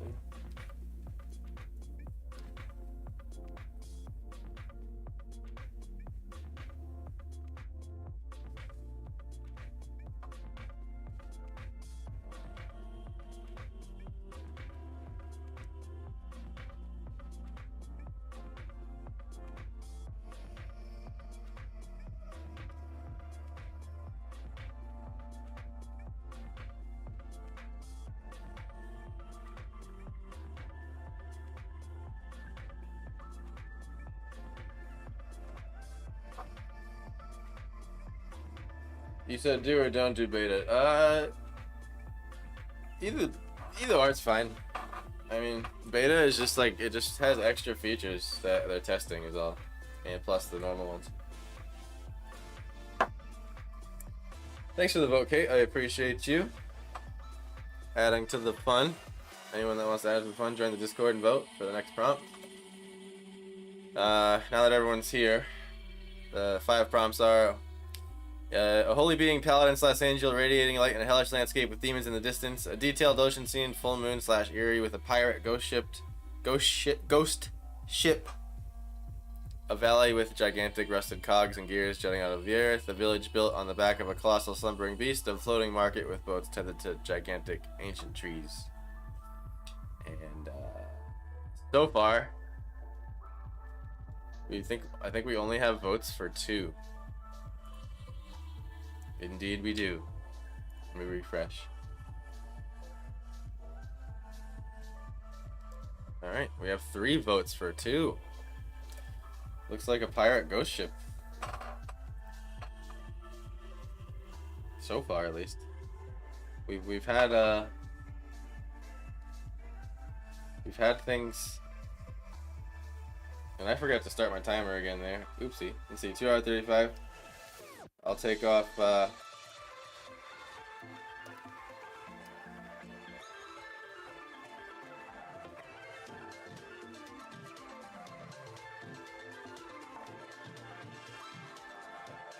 it was 2 hours 25, right? So let's take off.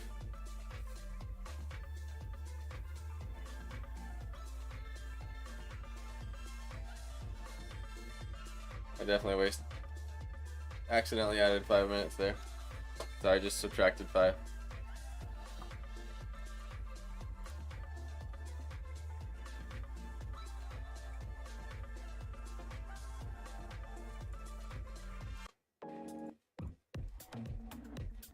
Does seem like 2 is winning, huh? Alright, let me give this asteroid some love here.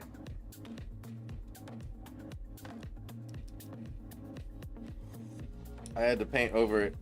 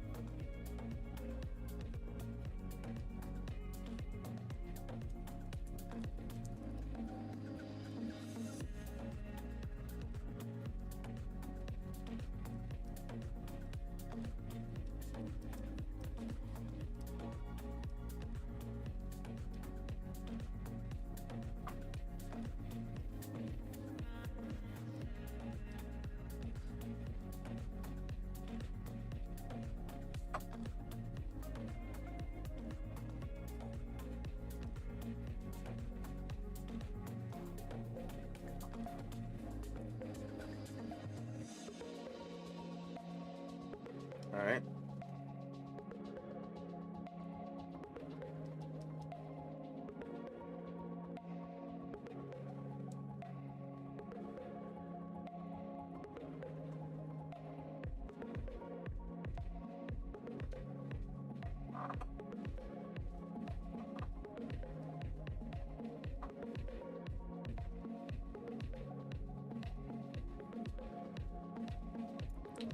Just fixing something here on the back end fast.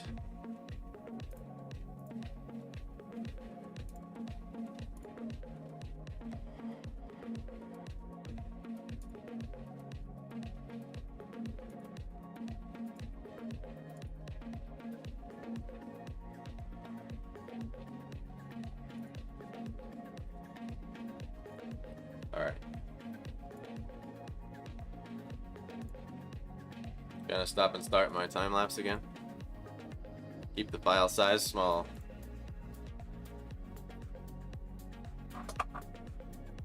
Alright, any of the highlights.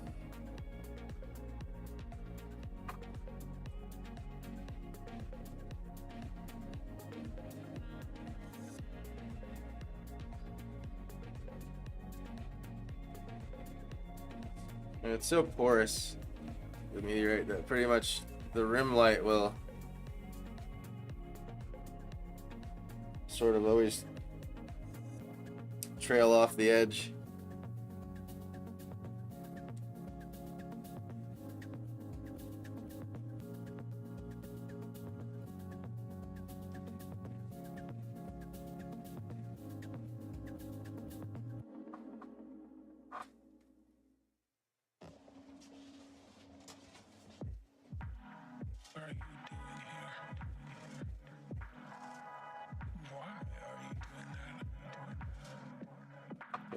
Lights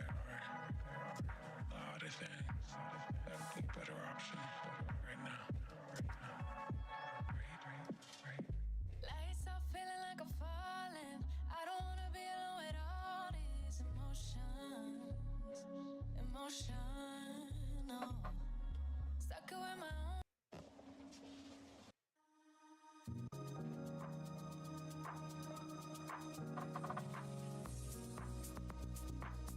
See a little bit on the bottom here.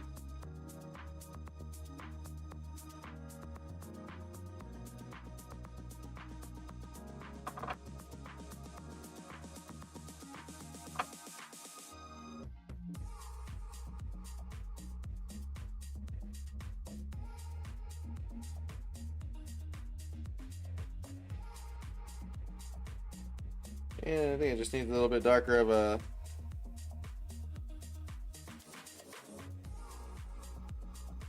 core shadow, whatever the hell you want to call it.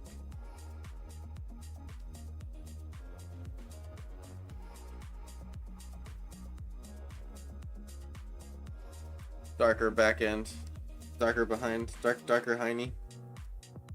Asteroid needs a darker hiney.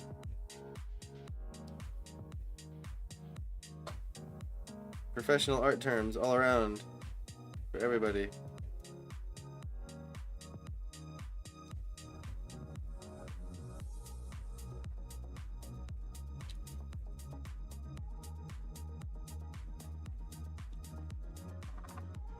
Yep, there'll be a highlight here.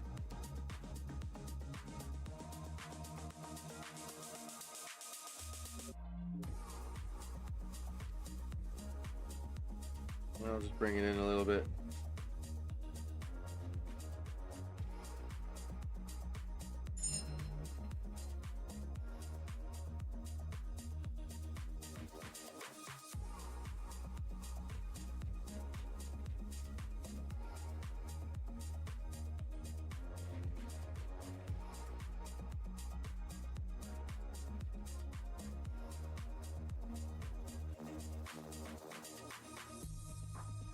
I like the park dome. Heck yeah!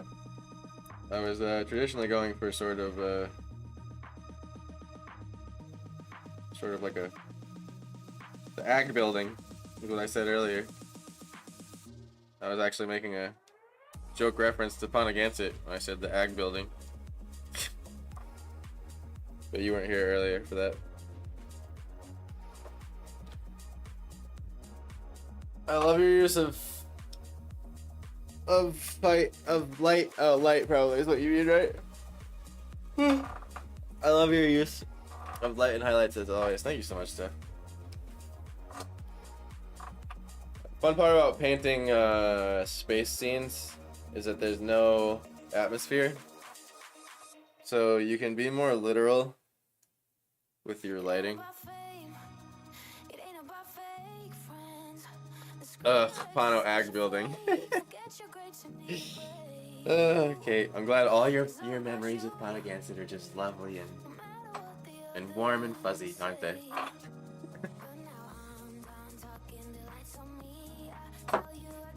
Such a joyous time of your past. The beloved Ponagansett High School. I remember when they built that whole extension. I don't know how I felt about only having 5 minutes to walk like a mile when you get that like one class all the way on the other side.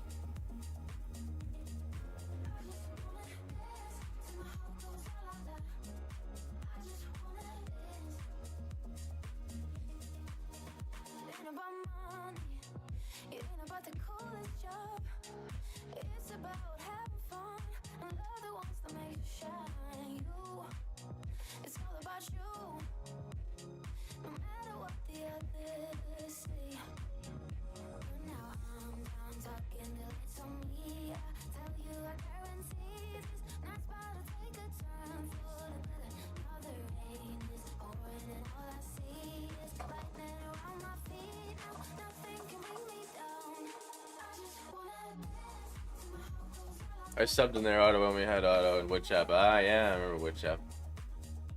I got in trouble for not going to get my mail every day, walking that mile with a cane.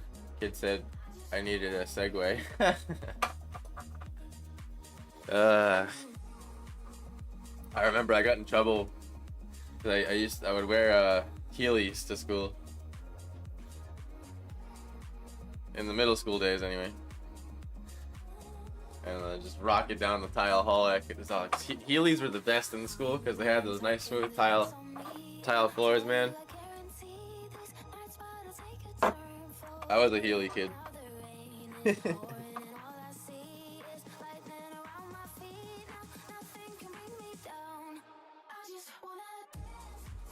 But yeah, that was a long walk.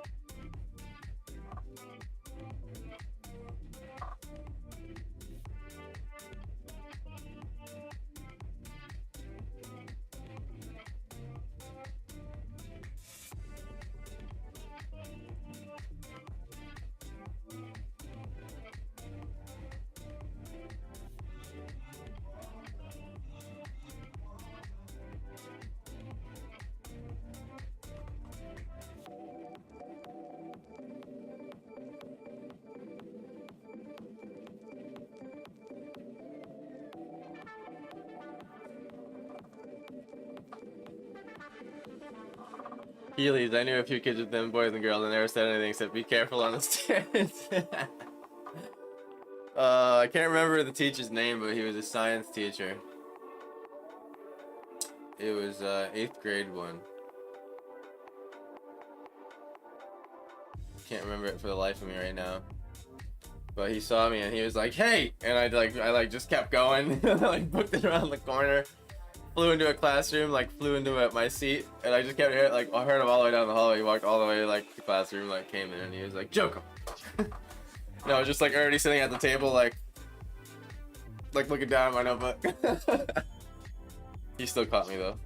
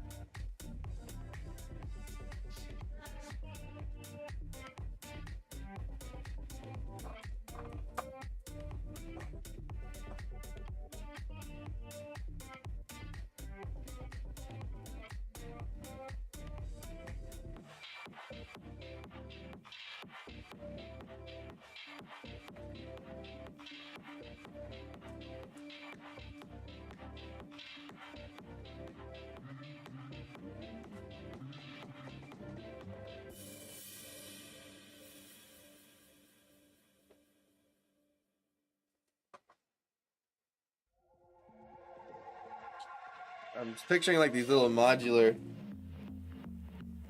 pieces to have sort of little lips to them where they connect. So I'm just trying to do that here.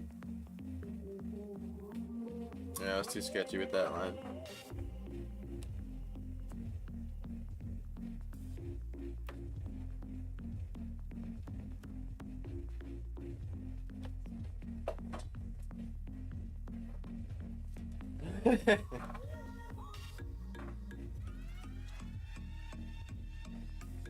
I wasn't really a troublemaker, but I also didn't give a shit. And I know that's kind of contradictory, but like I didn't necessarily set out to vandalize anything or beat anyone up. I hated fights and I didn't want any of that. But like, I'd throw a paper airplane in class, or I'd like. This one day I brought this little RC car in and I was putting notes on it and passing it to other people in class. That was Miss Fogarty. I had Miss Fogarty for math. I remember her, she got mad at me and took it. Granted, you know, understandable, but I was doing it till I got caught. Cause I just simply thought it was funny. That's all. But it was disruptive to class, so fair enough.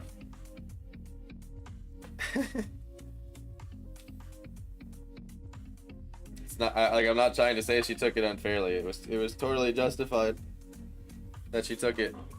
However,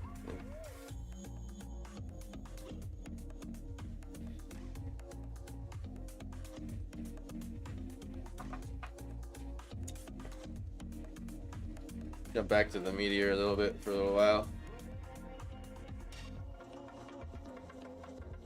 Anyone hopping in? Today's prompt was a hollowed out asteroid with a thriving space habitat, I believe. I noticed there's some new people in here, so if you're not aware, you can join the Discord that I have pinned up in both chats to take part in what I draw. You guys decide through voting in Discord. And the so far, prompt number 2 is winning big time. So you can see here in the prompt list ideas. Prompt number 2, a detailed ocean scene, full moon / area with a pirate ghost ship. So it looks like we may be drawing that tomorrow morning for our prompt. Let me see where the votes are. I haven't checked in a minute. We still only have 3 votes for number 2. So yep, looks like that's the winner. So feel free to join in on the fun. It was scrolled up in chat, but the command is !vote space and then 1 2 3 4 5. That's it.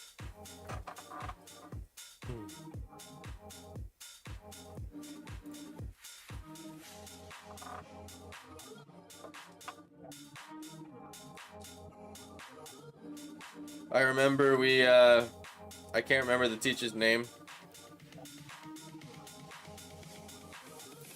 but we like flash mobbed, sort of. I don't know what other word you'd call it. Where we all planned. It was like me and Tom Hurst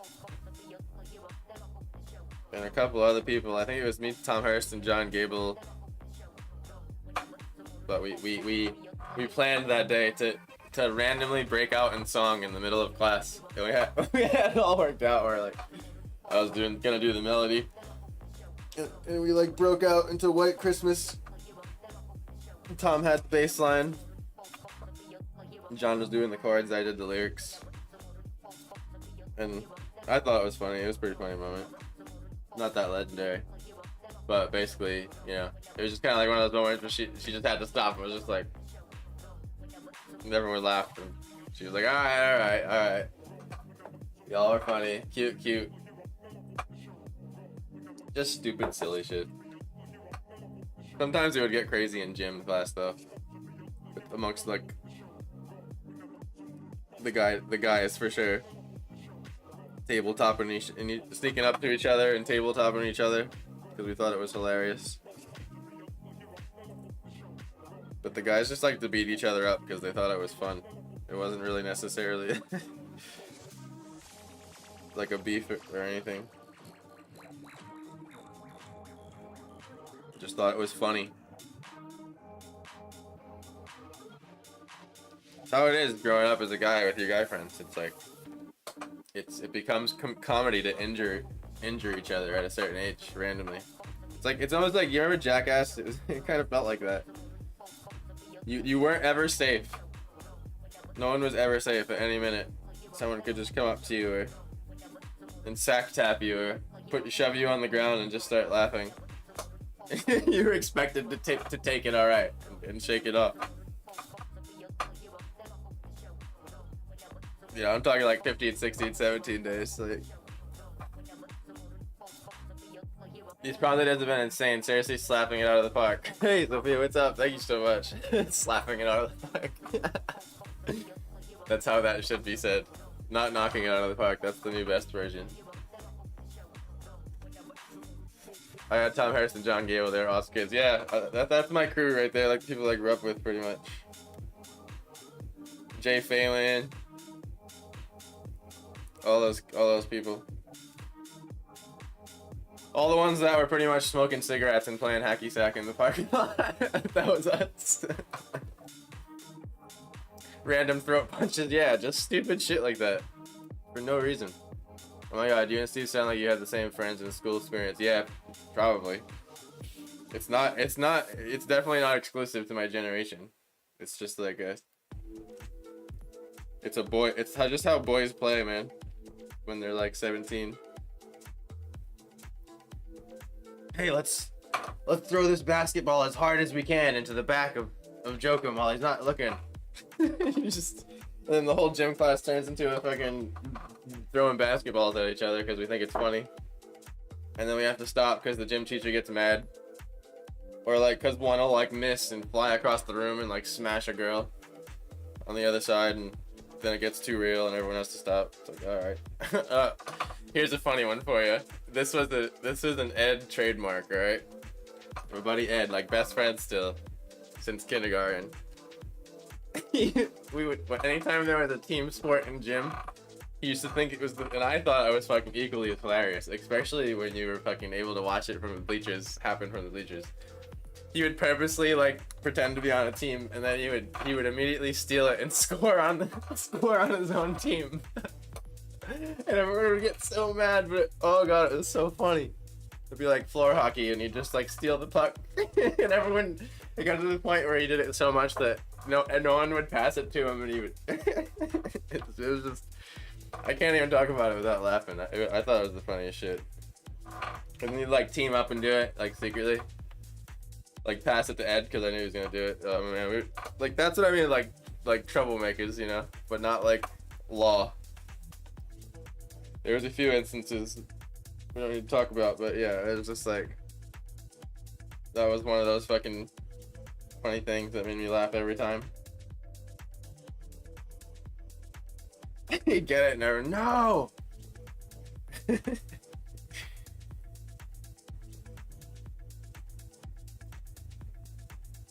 was way too funny. Because, I mean, how serious is air hockey in gym, right? But that was just our sense of humor. Shooting crickets at each other. I remember that. 9th grade, this, like, cricket thing happened. And it got way too personal and brutal, so everyone had to stop. That's usually what happens. Someone makes a little bit too big of a cricket and shoots it a little bit too hard on a little bit too strong of an elastic. And next thing you know, you just hear, what the fuck, dude? And next thing you know, you just fucking people are giving each other welts, man. Going up to people's arms, like right up to it, snapping it on their arm without even shooting it at them. Just like, it always would get too extreme, so you'd have to stop. But it would start out funny. I saw a lot of this behavior. Hits a girl and it gets too real. Yeah, exactly. But they didn't mean to hit her. He was a renegading comedian all in one. All the rule followers tweaking. Yeah, exactly. Oh my god, it would get extreme, man. It's just because like the level of competition would be so fucking high that the idea of losing was way worse than the idea of going to the principal's office or getting in trouble, so the extents we'd go to fucking win stupid little competitions. So funny. We can laugh about it now, right? And then, doesn't matter. Laughed about it then too. There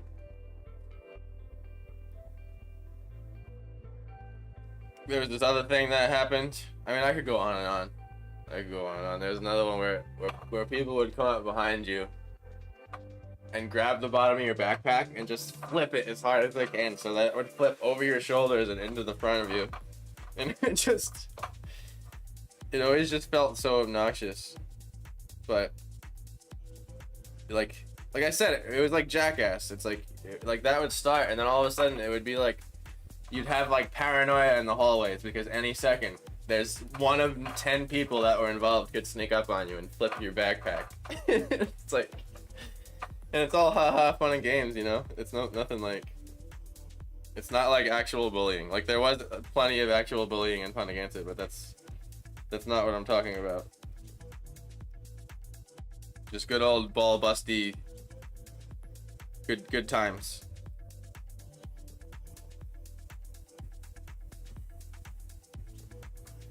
It was funny as hell, but I had to break up this crowd, especially when the dreaded. Oh yeah, you gotta break it up. You can't let it happen. I'm not saying that teachers should just bow down and let kids do shit like that. I'm just saying like it. That's just like what we did, you know.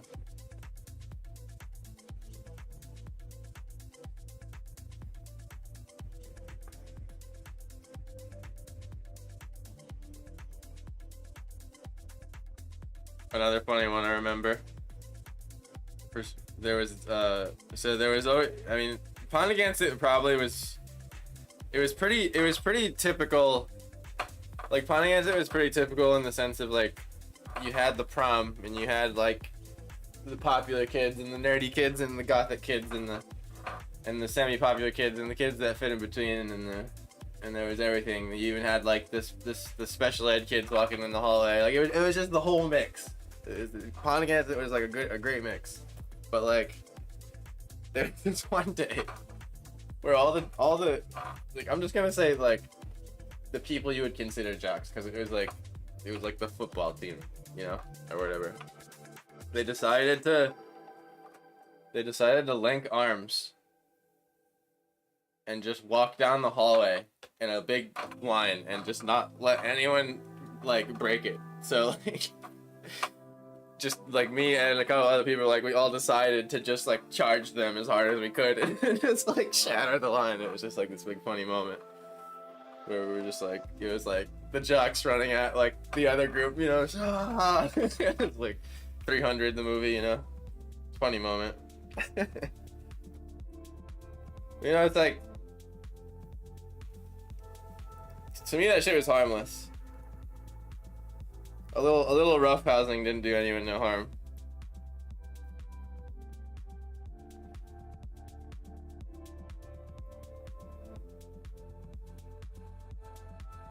But never again. I can look back at the good times, but boy, when I was done with high school, I was fucking done. I remember back in the days when I would do front flips on flat ground. I probably still could, but you know, I would do it and my knee would pop and I would be like, ooh, well, probably shouldn't have done that, but hey, there you go. That's like the 30-year-old version of a front flip. But that's how happy I was when we're doing a front flip in the grass. It's like, see ya. No more waking up at 6 in the morning to get on a bus. Hell yes. Oh god, prom. Yeah, prom was a thing. Silly stuff. Alright, they did that in the I remember that. They did that in the connector. Yeah, you remember that? That's funny. I can't believe you remember that. Yeah, that was the thing. Yeah, they were linking arms.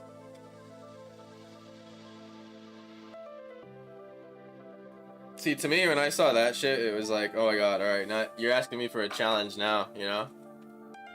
That's just how we were. Everyone was different. You had all the freaking crews and Pond Against It. It was fun stuff. I like the class I grew up with. A lot of good people. But, you know, that's subjective.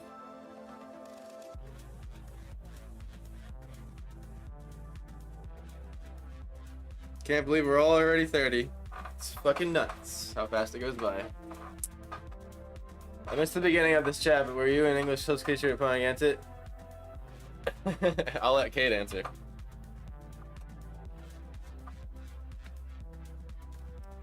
I actually have to go pee, guys. I'm starting to dance in my chair. I'm gonna toss a little intermission up and throw an ad. I'll be right back, alright? 5 minutes. We'll kick this back up.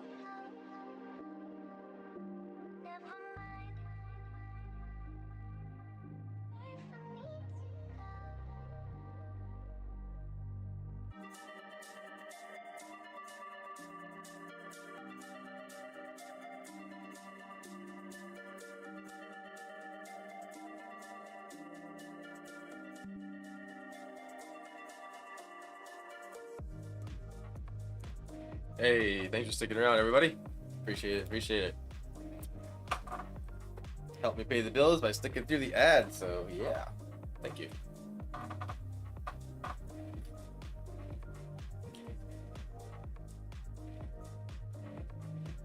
Catching up on chat. Oh, I forgot to stop the timer. That's fine. I think I have enough time anyway.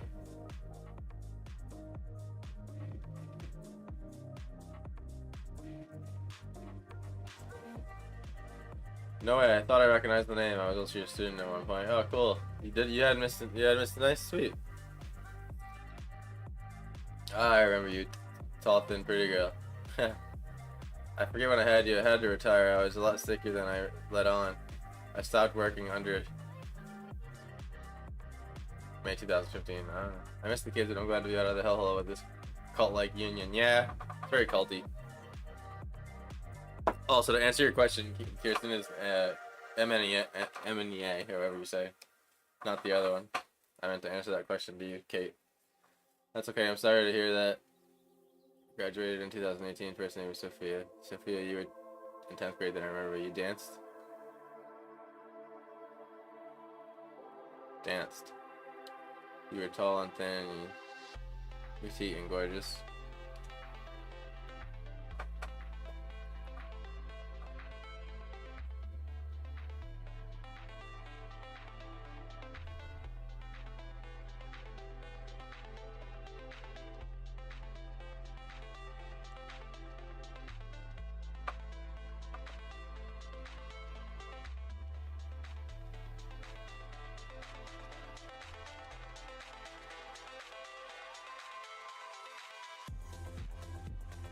Oh yes, I lose the 10th. I remember you playing the song Shout. I believe this. I remember this one where you playing the song Shout from my phone to the whole class. Nice.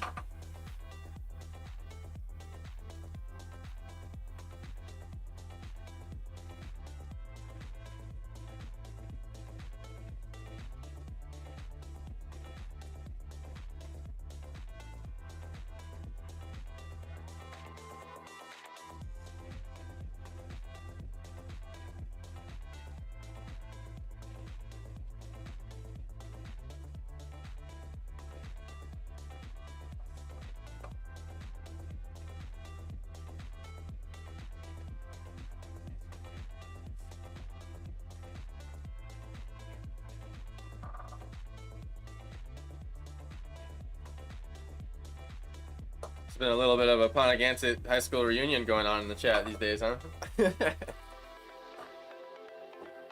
There's actually a stream that happened a while back that I did. I was drawing a castle, and I remember John Gable and Tom hopped in randomly. But that was when I was streaming to Facebook. I'm not streaming to Facebook anymore.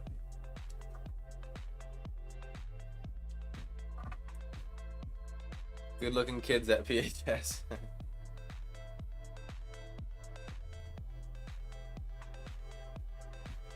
I don't know if you remember Lexi and Ellie, but they tricked me into writing a 10-page essay about Thanksgiving for your class when I was out sick. Never forgiven for that. Wow. Wow, that's super dick. Wow.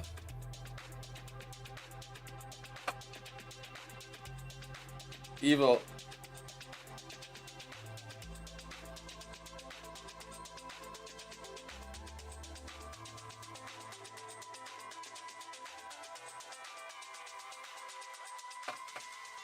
Wow. That's how girls play rough, huh? It's like sick and psychological and shit. Guys, they kind of just like fucking push you over and shoot a cricket at your forehead. Girls are like, let's make her think that. Let's convince every teacher to make her think that she's staying back for the year, and then when she comes to school, we'll act it out the whole day and not break character. And then at the last second, when she cries, we'll admit it. We'll holy shit. Oh man. That's fucking wow.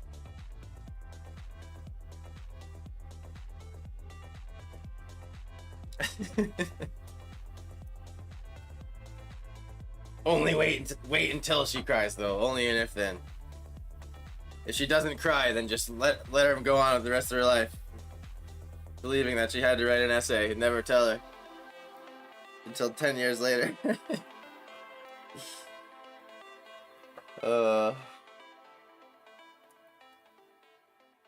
They at least do it in the scary movies.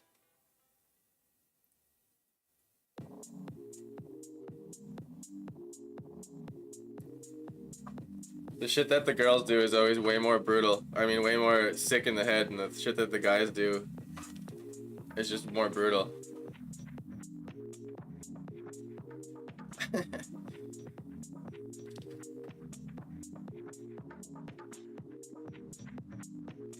Girls will poison your muffin, but guys will hit you over the head with the muffin.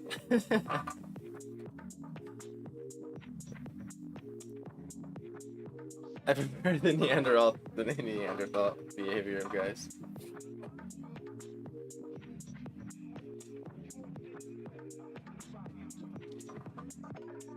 You guys ever hear that show, Lore? Kirsten's recently gotten me hip to it. It's pretty cool. I think it started out as like a YouTube podcast, and they recently got a show with like, and they've been doing it up more with actors and stuff. But it's pretty good. But y'all reminded me of this one story of this. It was like this countess, and it was like way back. It was like when countesses happened in like Italy somewhere or something. I forget exactly, or Bulgaria or some crazy place. And I don't even know if that's a real place. I just made that word up. But like, long story short, she would like do these human sacrifices because she thought that like drinking the blood of people would give her youth. And like, there's no other way to describe the last scene, but it's just like, the last scene was like just absolutely brutal. It's just like, holy shit, it's disgusting. She was like in a bathtub, and the chick was like hanging upside down, bleeding out like into the bathtub so she could like take a bath in it. And it was just like, oh my god, that's like, you have to like think of that, you know. But that was definitely some like total girl serial killer shit to do. Like, she's not killing you because she's mad at you, but she's killing you because she thinks that your blood will make her look younger. It's the reason, right? No, I don't know. You know, both are capable of heinous things, but it's definitely like it's the popular stereotype. I've seen it done again and again.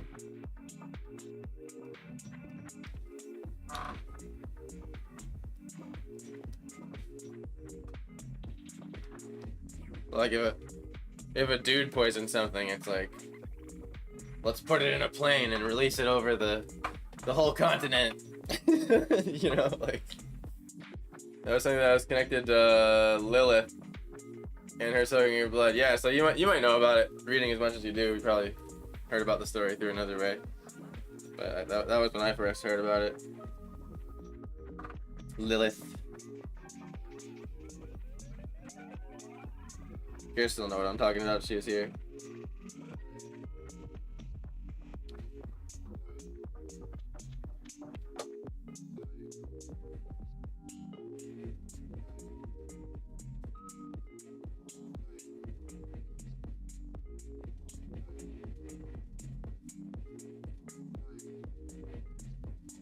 Anyway, enough of that, right?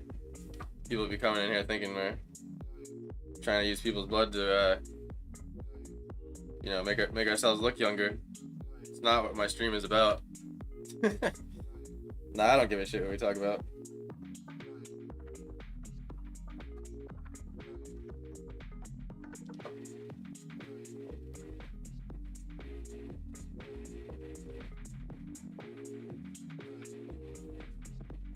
A lot of days we'd be getting into Bigfoot and alien and ghost rants, huh? Going back and forth. It's like, who believes what? And I like those conversations. It's always fun to see what other people think about the universe and shit.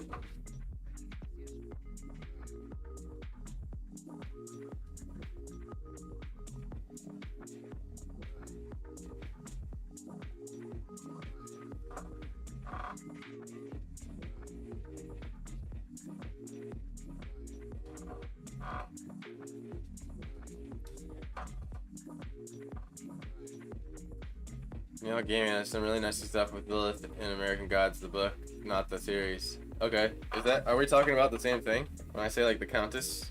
I forget the Countess's name. It was a specific one.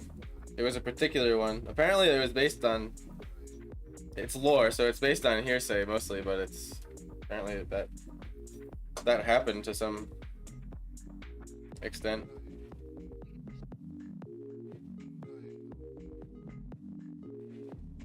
Which is crazy to think some of, like, medieval times, man, whatever you want to call them.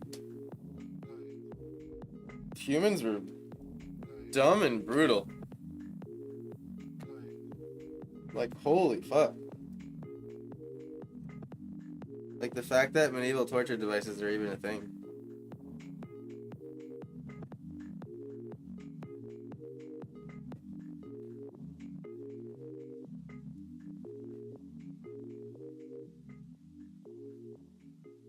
Like, we're still brutal to each other, but that shit was, like, running wild, man.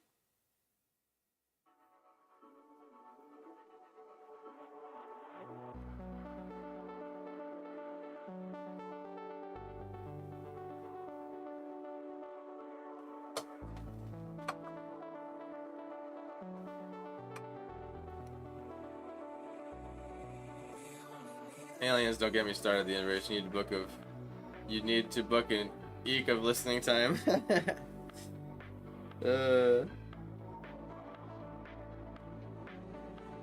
I'm sure Steph would feel the same way. It's always fun to see what develops in chat.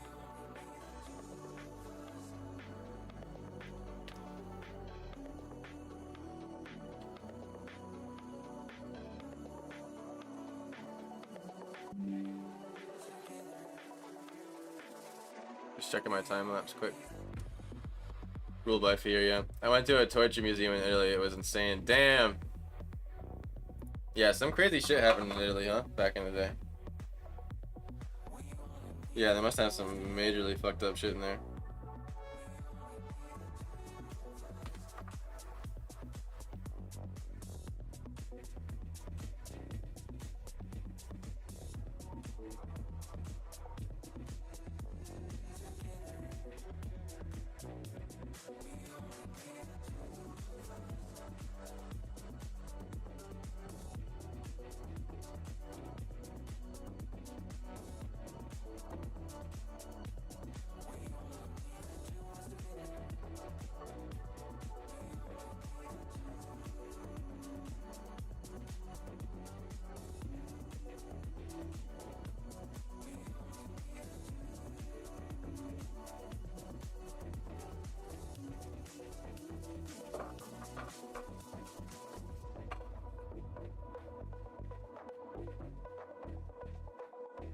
I was physically sick afterwards. Yeah, that shit can do that.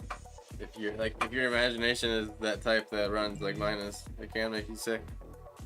I know exactly what you're talking about.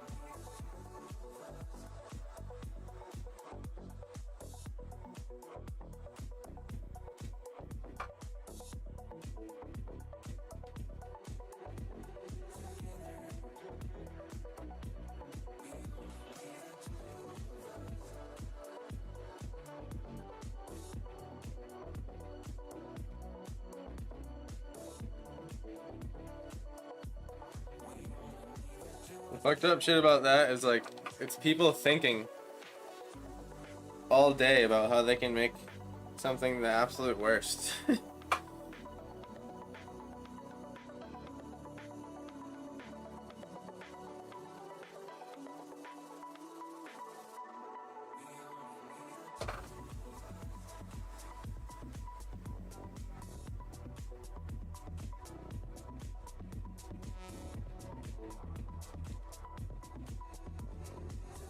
They used Iron Maiden and the Chair of Spikes did it. Damn. Is the Iron Maiden like the Spike coffin?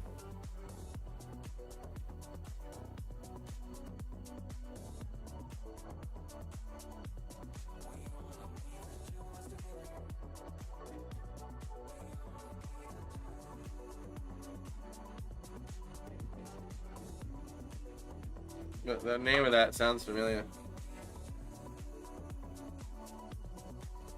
Yes, Grizzly, gotcha.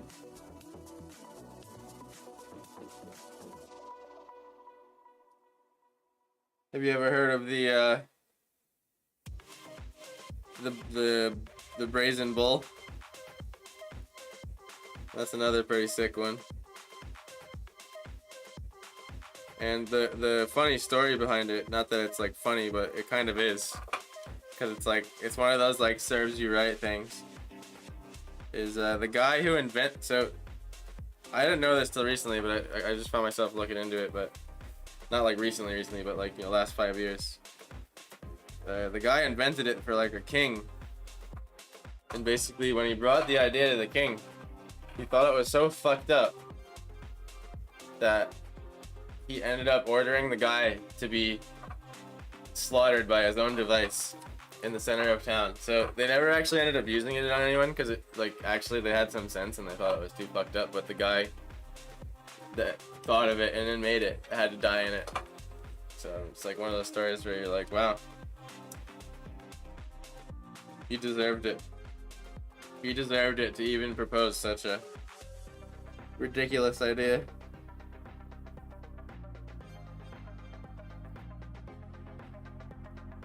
But for a while, I just thought they used it all the time, and a bunch of people died in it. But it's basically, it's a, for those of you who don't know, it's a hollowed out like brass bull, I think, or bronze. I forget what they made it out of, but and then they put you inside of it and like light a fire under it, basically. Is the whole gist. You can let your imagination understand what happens next. Don't need me for that.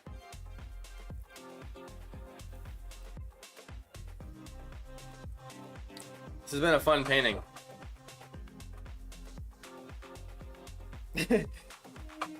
On the topic of portrait devices, this is a fun painting. Hey! That wasn't a jarring segue or anything. No, honestly, I definitely ingest a lot of fucked up shit. Like, I watch a lot of Mr. Ballin', I watch a lot of dark stories and crime scenes and stuff. I watch it all. I like looking at it all. I definitely have a dark fascination for certain things. Like witnessing them. You know, when they're depicted, obviously, not in actual real life. You know, unless you're forced to see something dark in real life, then in that context, I would say I'm definitely, like, not the person that tends to, like, look away, if that makes sense.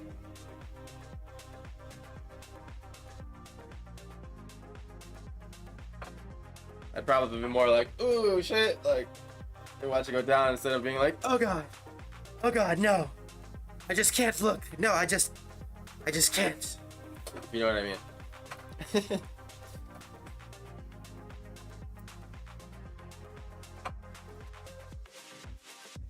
Bronze, slow and painful. Knowledge is the key to freedom, yes. I peek between my fingers. Yes. But it's that part of you that peaks that I'm talking about. You know.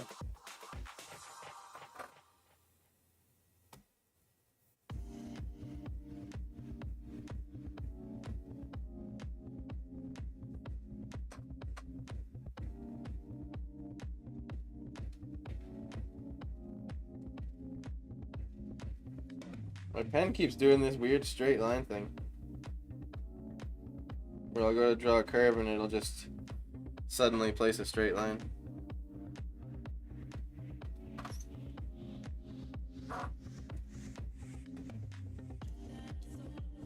I'm curious, I got to know. Yeah, exactly.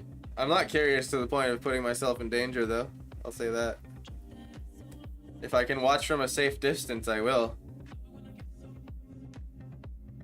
But I'm not one to walk up to the edge of a volcano and go to the part where there's too many gases.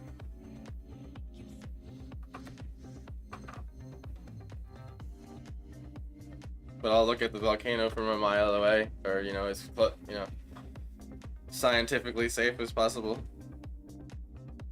I guess one could say you're already signing the waiver by getting near a volcano. So I do have a danger threshold. I mean, those that know me personally know that I'm heavy into extreme sports. I have been my whole life. Like the one right now I love is mountain biking the most. It started with skateboarding, get into like riding quads, dirt bikes, but I love flying off jumps and getting a little bit of adrenaline.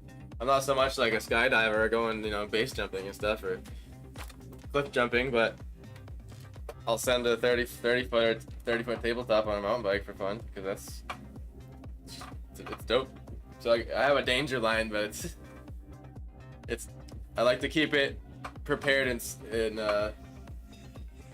as well thought out as possible. Like when I mountain bike, I'm as safe as possible. I do all the possible safe things. I check my bike. I have all the gear, the helmet. I learned the trail first. There's all these rules you can do. It's like cave diving. You can be really fucking stupid about cave diving, or you can know what you're doing and never die, because you always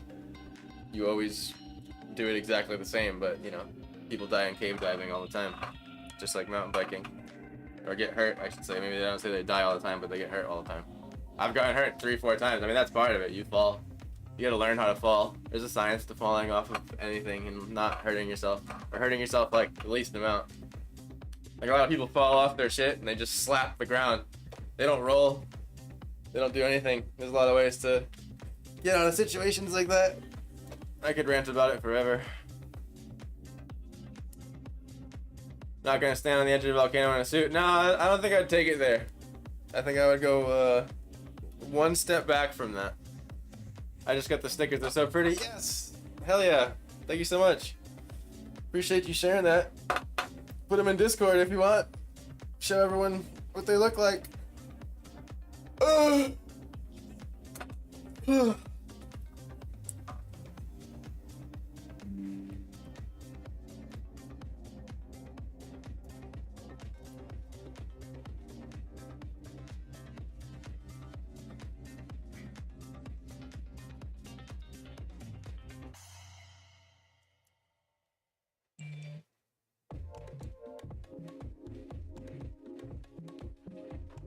I've been having a lot of fun with these prompts, but we'll definitely get to making more stickers soon.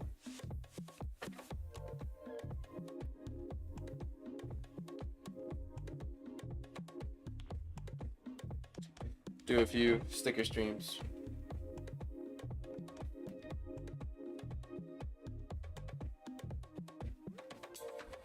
It's just been fun exploring these extravagant ideas.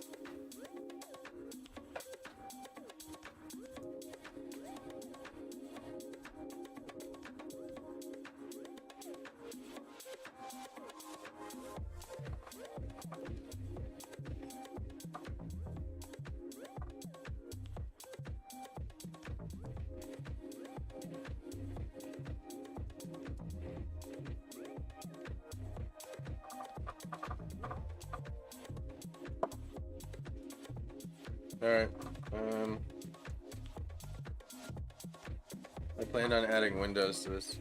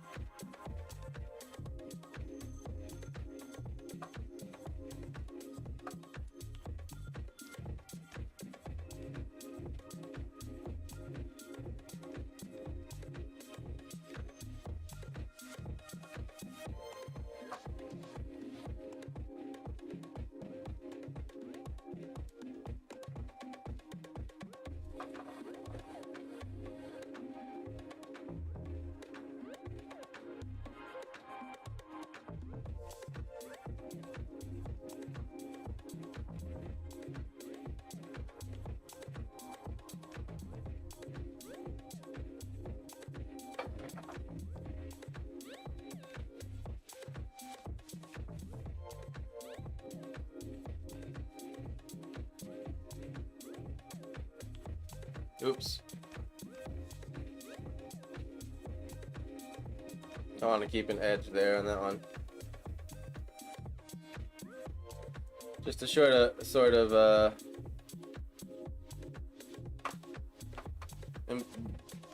show a little bit of the architecture. I mean, any way that you can figure out how to help tell the story, I guess. It's like, to explain where my brain went, it's like I enjoyed the idea of like this side having the glass, like you can't see, like basically, like it's gonna have like spindles for the windows, right? Like this. And I just like the idea of like one ending a little bit early, so the star will like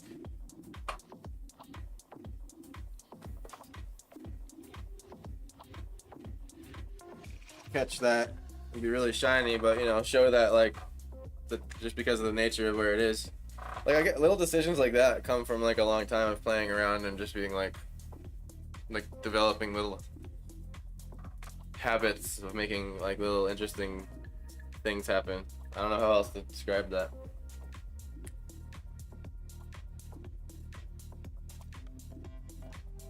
This music has such weird sound loops. I've heard a toaster oven timer, and today I heard the brake sensor when you need to change your brake pads. That's funny. I didn't catch that because I'm so distracted, but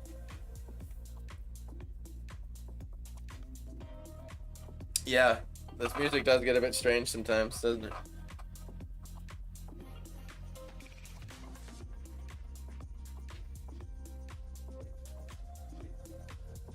If you've been watching me stream for a while, one thing you know is that the music thing has been a struggle. Like, I've tried it all. I've tried all the different ones. I've tried just making my own music. I have like a playlist of like music I've made that I used for a while, but I just got so sick of it. I couldn't fucking bear it anymore. And the best one I've found lately is this one called Epidemic Sound. But I pay $15 a month for it, so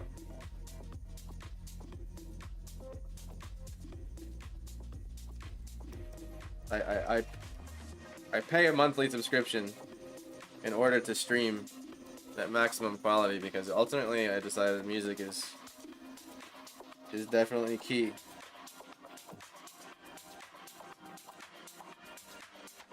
And it has the least cheesiest selection.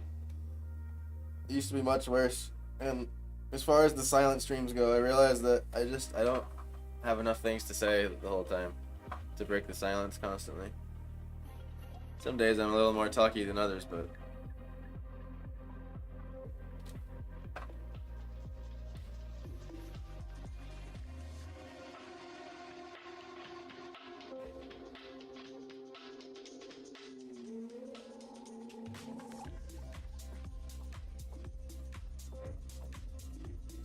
I enjoy this that you're using. Good, good. I found it to have the highest quality selections that I've heard from, and also, so the other thing I didn't even mention, like, that you run into as a content creator constantly in music, is just the whole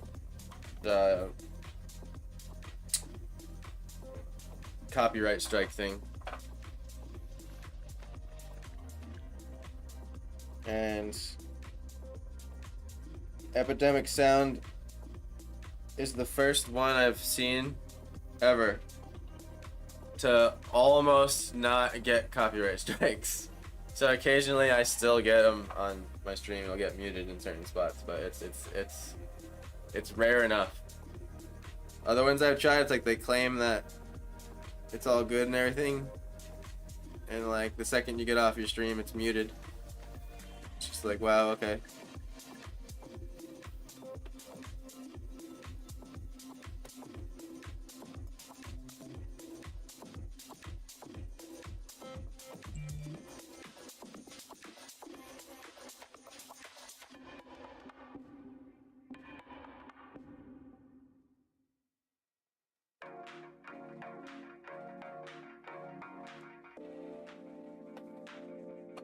And then also like the reels too that you guys see me upload.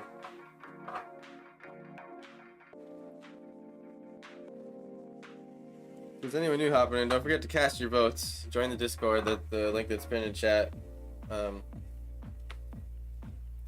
You can basically, I haven't decided what I've been drawing the last several streams. You all vote on a prompt list right here. I pin it in chat every morning before stream starts. I announce the winner of the day. Today's winner was a hollowed out asteroid turned into a thriving space habitat. And this is my attempt at it today. But you all are welcome to add your own ideas to the prompt list that I have pinned here or in chat, and I'll add them myself. And yeah, we just built the prompt list ideas and vote on them. So if you want to join the fun, please do. And speaking of that, let's check. We still have only 3 votes for number 2, which is the ghost pirate ship on like a moonlit night, ocean night. That's not what it says, but I know that's the idea now. I've memorized it, so get in there. I see 7 people watching. We have 3 votes. Makes it more interesting, more fun. I want to draw what you want me to draw. And don't worry about getting annoyed by notifications. Just you can turn them off. Just turn your notifications for Discord off if that's what you're worried about. You'll also be the first to know when like prints drop, when I'm live.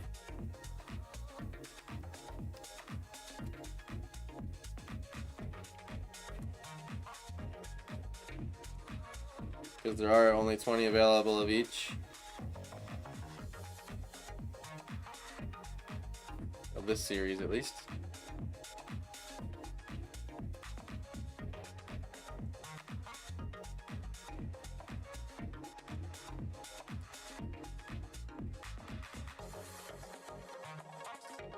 The idea that you're planning a window frame for a reflective aspect is mind-blowing. Really interesting. I guess it's sort of become a mental habit to iterate, to reiterate objects. So like, you get to the point of drawing 1,000 windows, which I'm definitely at the point of drawing 1,000 windows since I've been born. It's like, you try a lot of different spindle shapes, you know, a lot of different frames, and then you spend your life painting houses and painting around trim. And as an artist, I guess I've found myself drawing a lot of windows and house and like architecture and stuff and buildings because I've gotten a lot of like mental photo reference from it or real life reference from it in my head from painting houses. So it's like you end up looking at the latches and different things, and I think it always comes down to like understanding how something is made or how something is put together. It's like if you have like trim on the wall, it's held by a nail, right? And then you can like I think one of the best things I ever heard said from another artist was like, if you have no more questions, then your painting's done. If that makes sense. That's always stuck with me. It's like people always ask, how do I know when to finish my painting? How do I know when to stop? Well, do you have any more questions about it? And if you kind of let your mind run with that, it makes sense. Because I think in my often I think what I'm trying to be better at all the time is like if I draw a piece of machinery or something that's built out of wood. Like say I'm inventing something like, oh, here's a space station and we're gonna like put this thing over here that holds this or whatever, and like say like here's a launch pad, right? Like let's draw a launch pad for a spaceship on here. It's like I have to think about so much more than just a launch pad to draw a successful launch pad, in my opinion. Like, how is it attached to the ground? Did they have to build a foundation? So if they did, is it buried? So that means it's going to be inset into the ground. So that tells you have to overlap the ground. If it goes to that, what's the stem to the launch pad? Is the launch pad flat? Does it have a railing? Are there stairs up to the launch pad? How does the vehicle get onto the launch pad? Is there a symbol on the launch pad that directs the traffic on the launch pad? Are there lights? Are there traffic lights? Are there people that operate the launch pad? Is the launch pad up on a cliff? Because the thing takes off from a cliff. If so, how is it attached to the cliff? How did they get the supplies up there?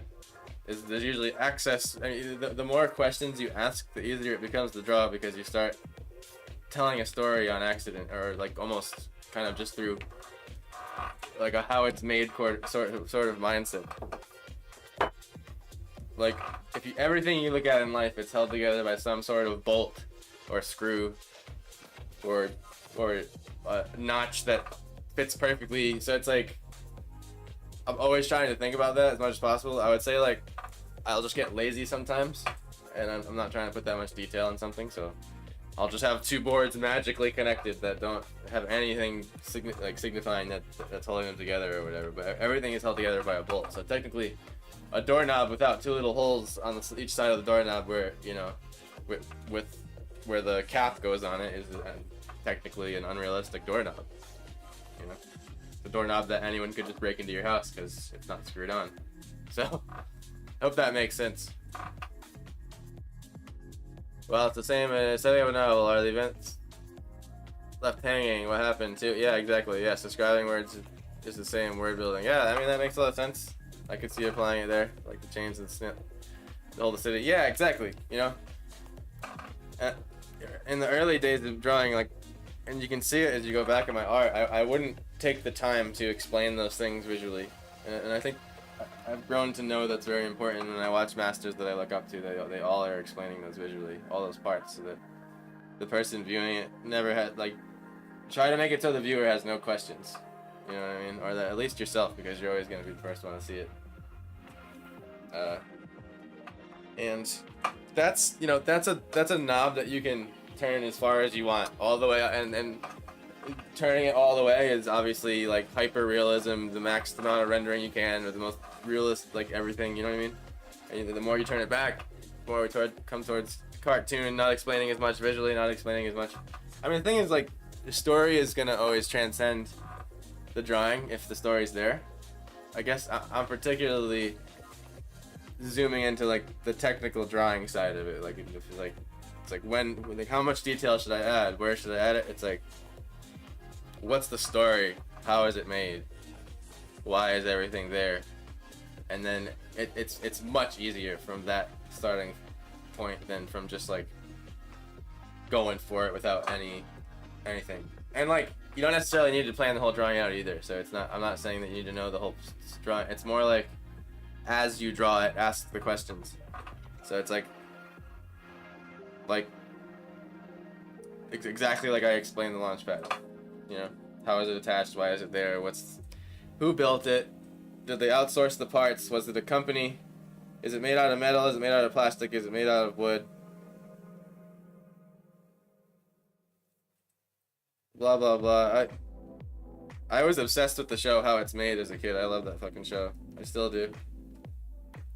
It's not on anymore. You just watch reruns or you go on YouTube and find old episodes, but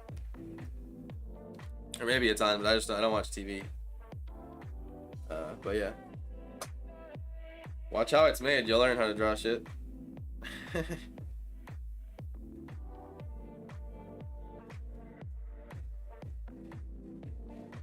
Like, why am I putting sections to this? Because I'm picturing the inside of it, like having floors to it,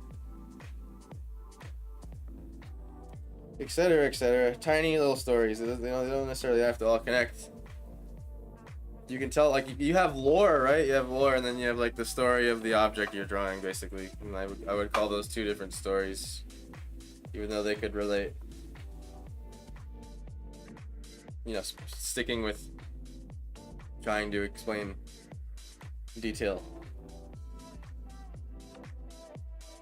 and why I do certain things, and a lot of it is random, like just like purposeful chaos to explore shapes, and like I feel like that's not something I have to overly explain, because if you get to the point of understanding exploring things enough, that kind of just becomes intuitive. Like, to me, that's the same, like exploring the shape of this space station is the same as exploring the shape of a leaf or like clumps of grass in a field. I guess it just gets a little more complicated depending on the subject, or less complicated depending on the subject.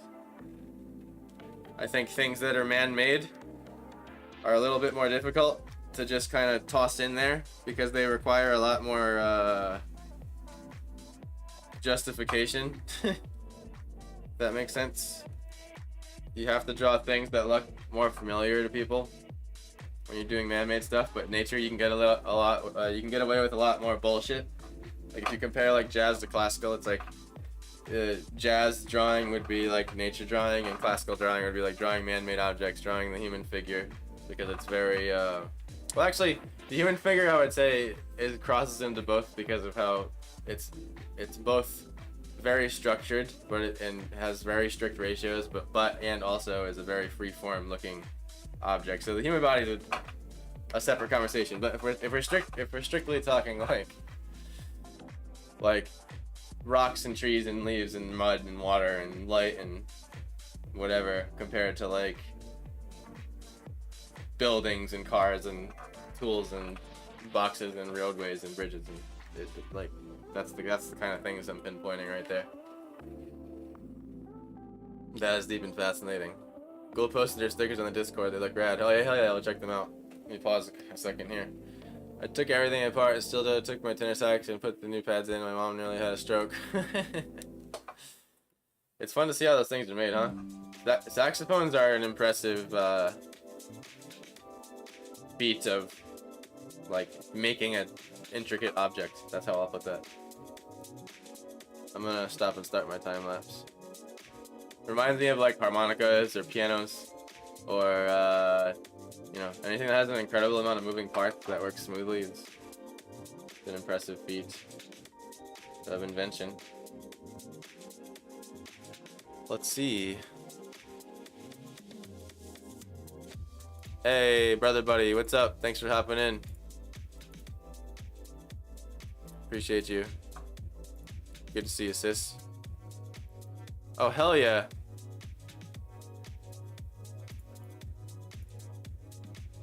They do look so good. I'm so pumped that all the stickers and all the prints have been coming in amazing. I fucking, it makes me happy. Hell yeah. Nice, you got the fucking upright monitor and shit. That's fancy. True gaming setup mode. I haven't got the upright monitor, but maybe someday. I can see the benefit of it. Hell yeah. The colors came out good on the potions, guys. Definitely. I have a bunch myself, and everyone's attested to it. So, thank you for sharing. Hell yeah. Showing off with the upright monitor, though. Appreciate it. Appreciate you guys making the Discord fun. It's nothing without y'all talking and having a good time, sharing your art, you know? Use it up. Flute girl here. Wait, I skipped one. Let's see. Perfect analogy for what you're saying. Jazz equals nature, classical is man-made. Yeah, for sure.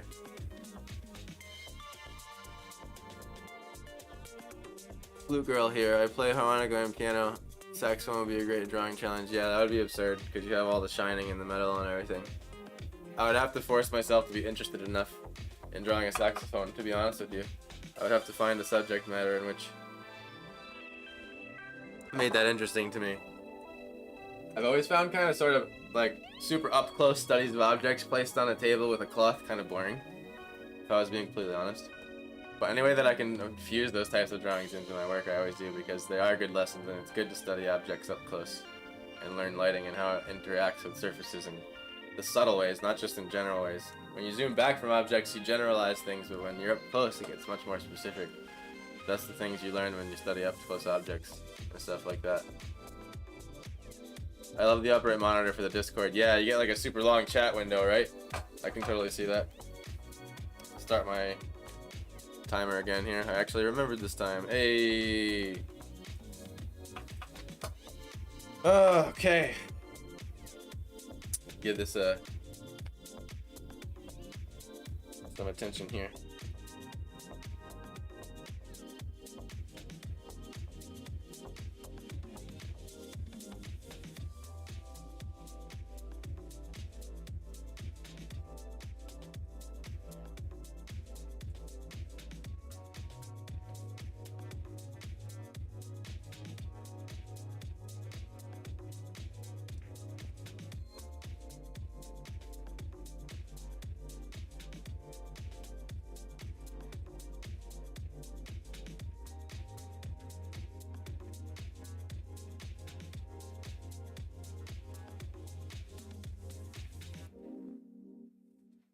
I think one of the most daunting things about trying to get good at drawing that is inescapable is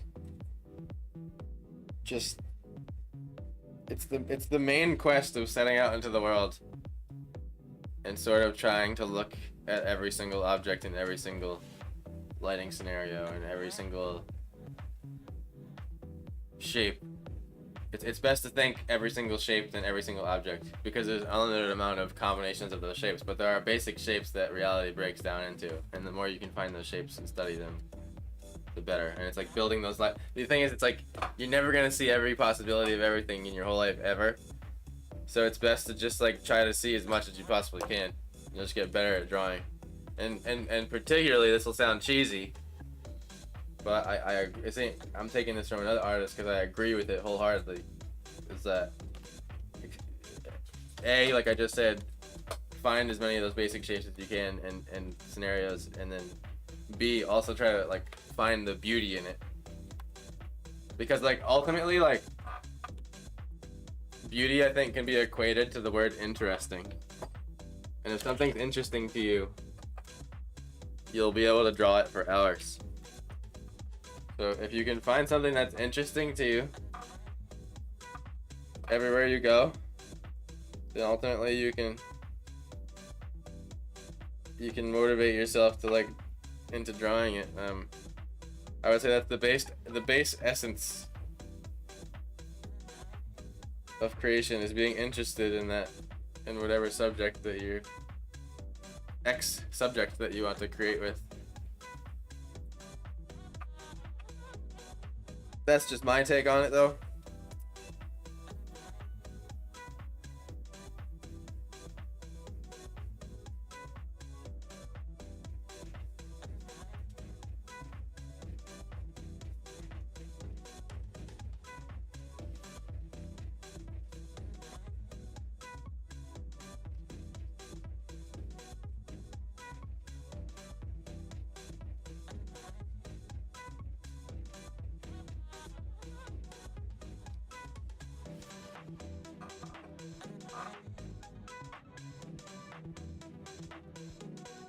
And I'm still on the quest myself, so anything I'm relaying, I'm trying to stay true to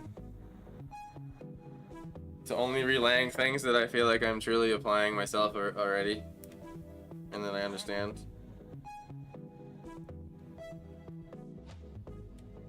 Or I feel like I understand that I'm applying. Anything outside that, I'm kind of privately still working on.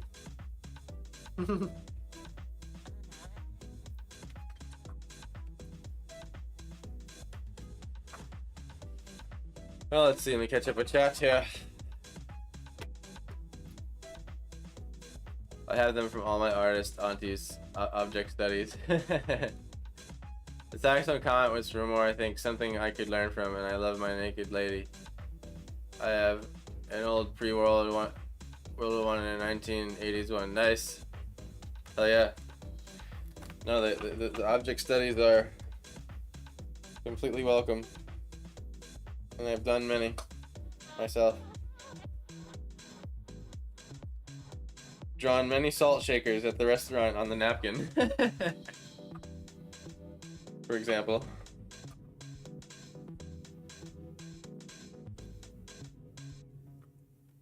And if you're not obsessed enough with drawing to be writing and drawing on every napkin in the restaurant, then you gotta love it a little bit more, I think.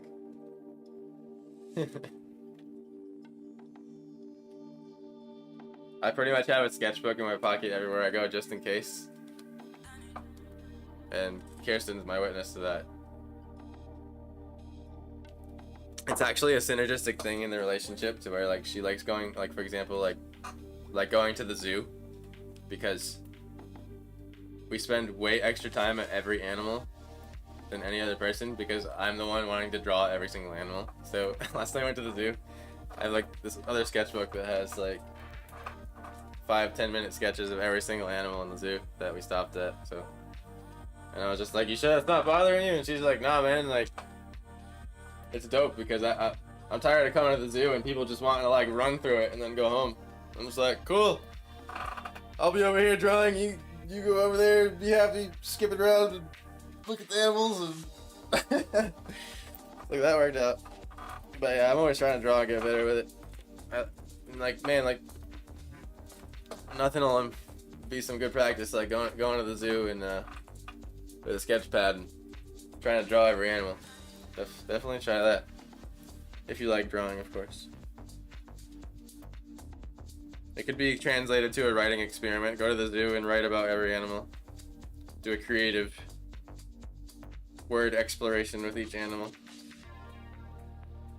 Describe one, write a story about the next one. Write a dialogue between two ducks you look at sitting on a branch for the next one. You know what I mean? You could change it up. It's not just about drawing. You go there with a big hunk of clay in your pocket and model each one with clay, then put it in your backpack. I'm just kidding. That'd be funny, huh? I can't say I've seen that. A dude walking around with a hunk of clay. Like, he's so dedicated to getting better. He's like, he's always got some clay to just model some shit in front of him. Is that a thing? I love the zoo. Hell yeah, yeah, it's great there. I could spend an entire day. Yeah, same. Phoenix has a gorgeous zoo. You love it. Hell yeah. You guys wouldn't love it though, unless you wouldn't mind me taking literally forever.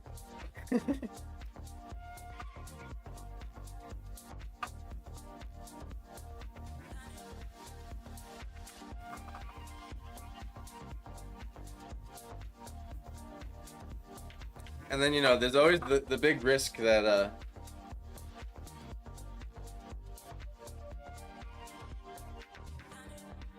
there's always a risk that I then become interested in the drawing that I'm drawing, and then I'll be stuck there much longer. And you'll come to get me and I'll be like, can I have another 15 minutes?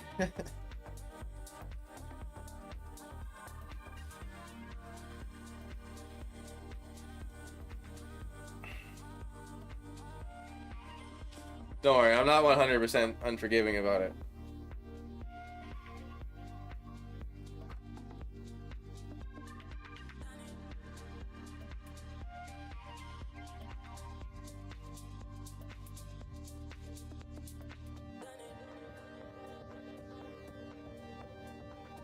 I have some social manners.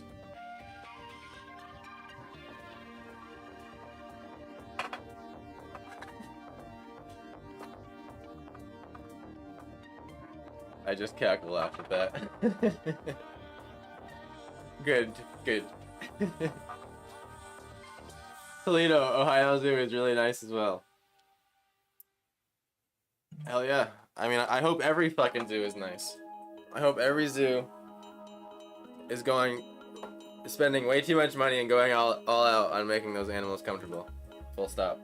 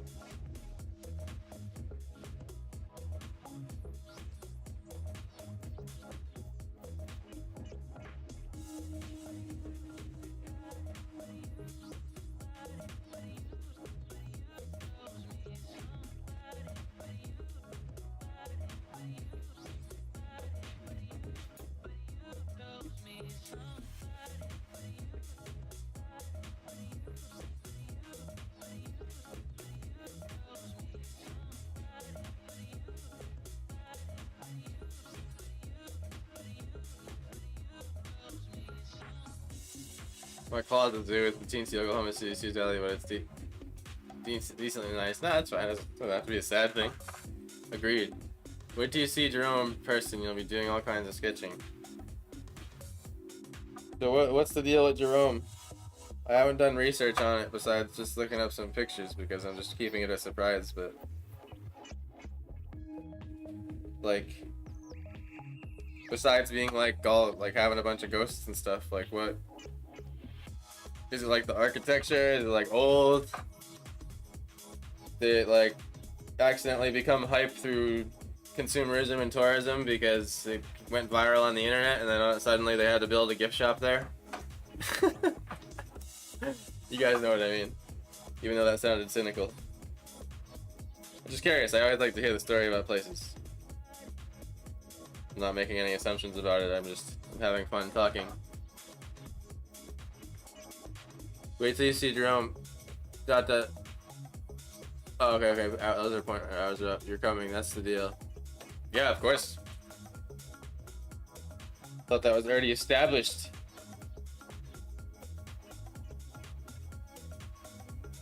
Old news, bro.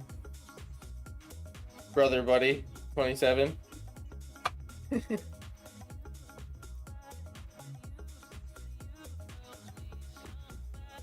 Brother, buddy. That's a funny name. Funny screen name. It should just be. It should be Prague, too. You still need to. We gotta make Prague cool again. That's some deep inside joke right there, man. I don't expect anyone to get that. Prague 574. Let's go.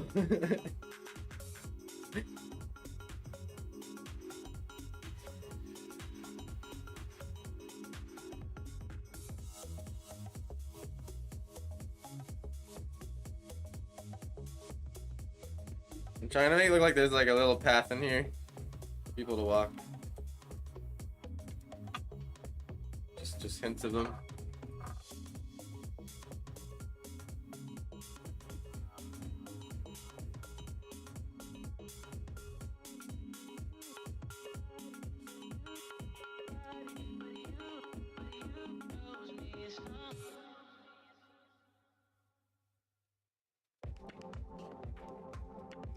Maybe we could make it a little bit more sci-fi with some purple leaves.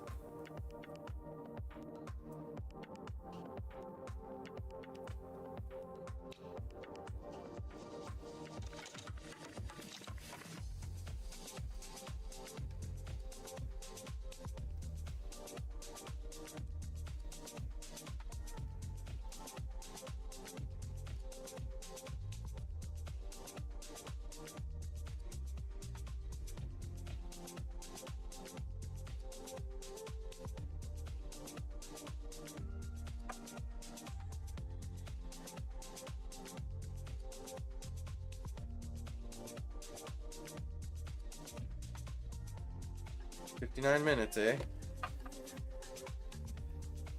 Maybe fun to like toss some way out here. Oops.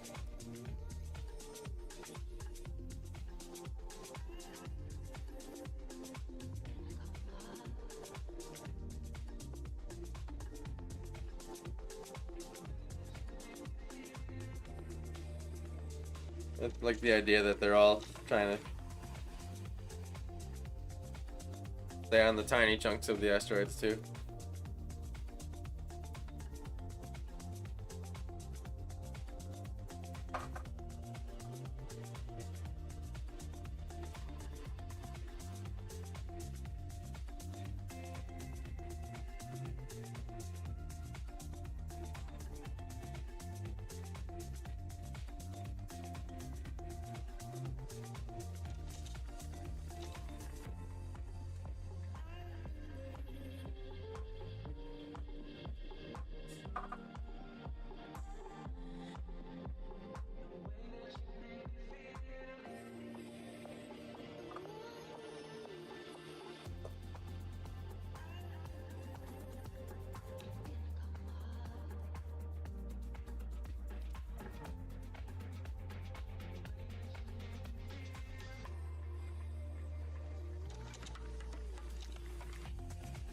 Like the idea of this one having like a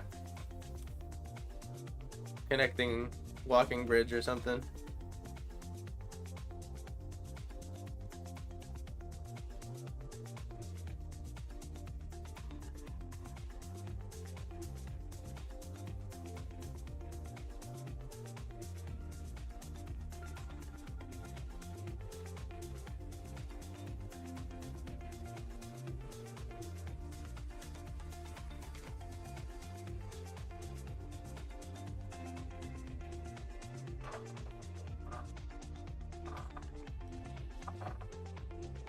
Jerome is an old mining town that was built 1 mile high into the side of a mountain.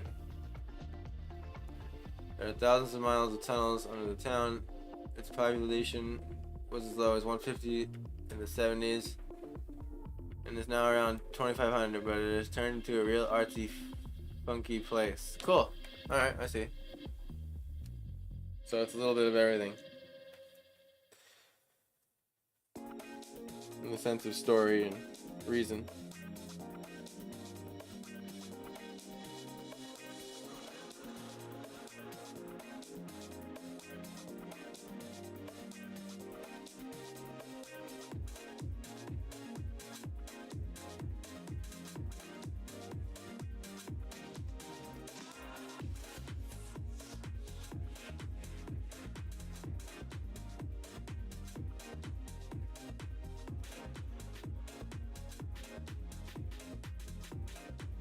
I don't really care that the windows are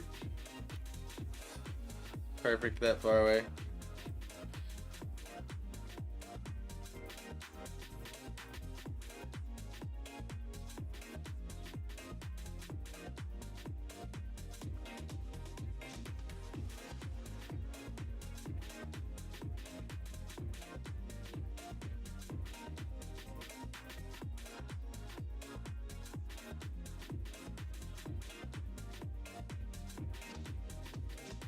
By the way, this would be like the most dangerous place to build a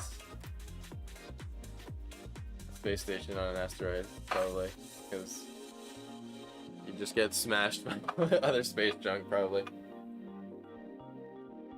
Drone sounds like a good place to grow up. Yeah, I could see that. Well, I could see that.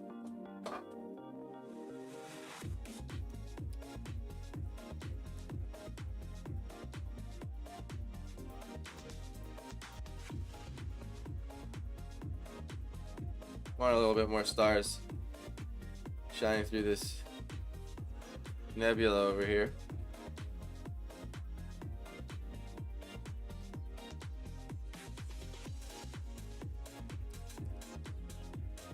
Gives it that like see-through but solid look.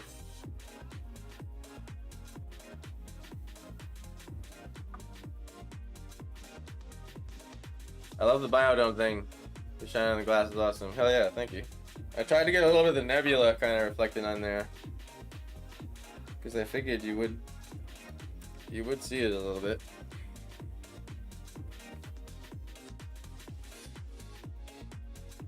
I figured. My northern accent coming out a little bit, huh? I figured, guy.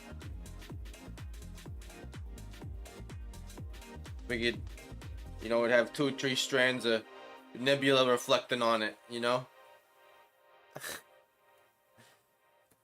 There's a talk of mining asteroids for metal. Hey, I could see that, since they're entirely made of metal. Good luck to them spending anything less than $1 billion on that and making profit.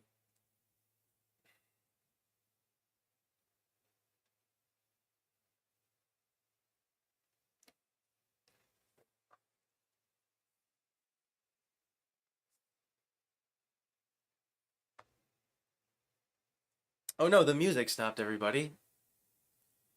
Don't worry. I'll help. There you go.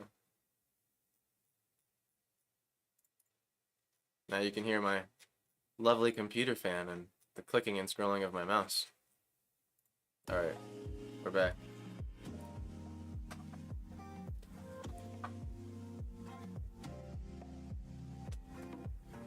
Your accent. It comes out a little bit. Causing the parking lot sometimes, you know what I mean? Yesterday. I think yesterday is one that is one of the more obvious ones that I do. I'm unsubscribing then. Terrible host. Wow. I can't even. Wow. Never watching you again.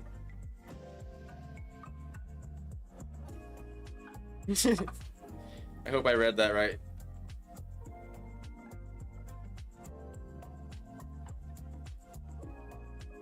This one can have a teensy little bridge connecting them. How's that?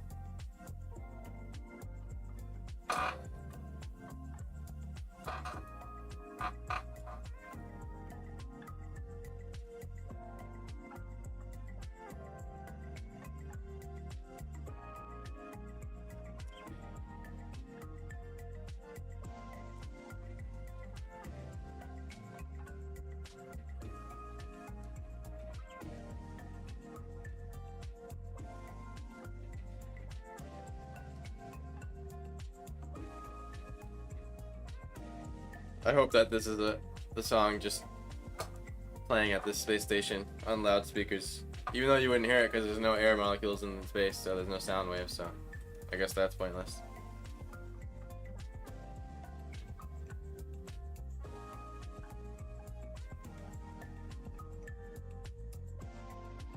Your ears are no good for you in the vacuum of space.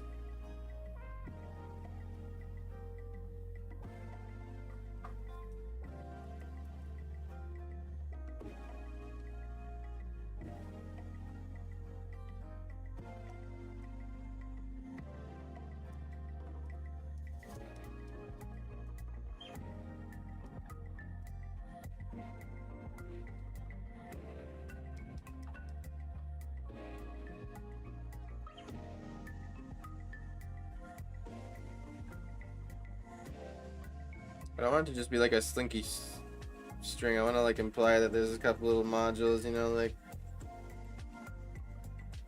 maybe it gets like thin right there. It like pops up.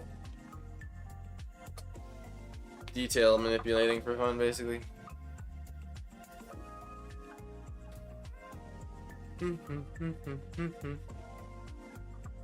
This needs work. Pretty happy with the drawing. In the sense of like kind of like how I'll say the idea is finished. And we are now left to the tweaking. Trying to remember the student, all boy with red hair. His dad was from Utah. I heard his diction was different from even though he was born and raised in RI. I made him say dog roof coffee, coffee. The kids were like, I never noticed, dude. You have an accent. He was a good sport. He said, okay, I don't like this game anymore. He figured out it was his dad's influence. His name will come back. Was it my class? Or just like what, my generation? The details really come out when you get a bigger print. Heck yeah. Good to know. I'm sure they get squashed a little bit on the small one. This is probably what I'm seeing on my screen here. It's like a 7x7. Probably I draw it like in real life. I'm drawing it actual size, like actually maybe I could do this. See it? So there's my hand. I know the green screen effect is fucking with it, but there's my hand. So it's probably, I'm drawing on like a 7x7 every time, and I don't zoom in on purpose. So the level I'm drawing with in real life is like 7x7. But he was in the class 2014, I think. Okay.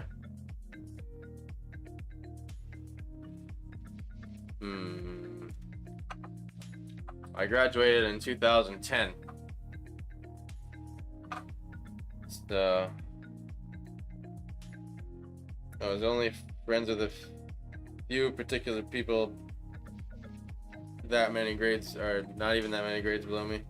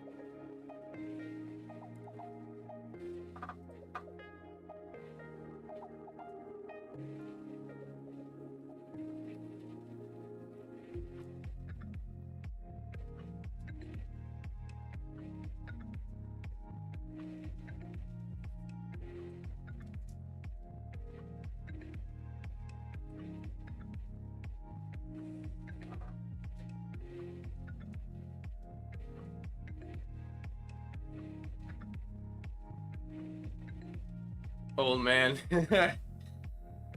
Yeah, I mean, I'm not old, but I'm older. That's for sure. I'm watching my 20s walk away like this. It's been fun.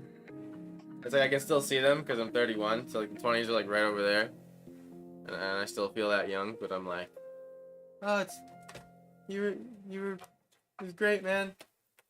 I see what everyone was talking about. It was a good time. I'm grateful for you.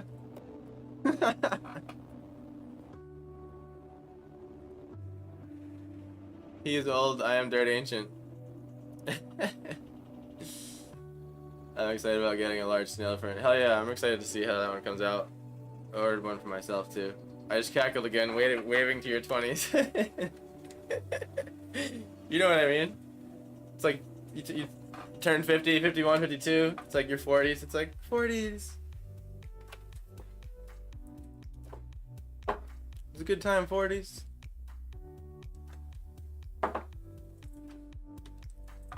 The peak of my sophistication. Yeah. I'm just kidding. You can be at your peak sophistication at any point. People reach it at all different stages.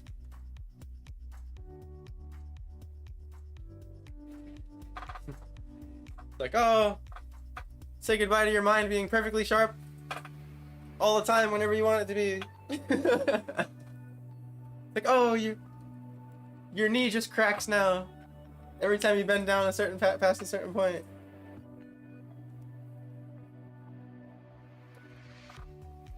You just have a cracky knee now.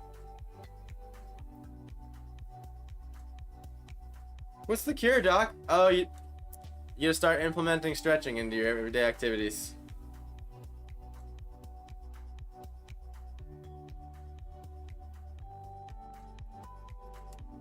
You just have 30-year-old knee.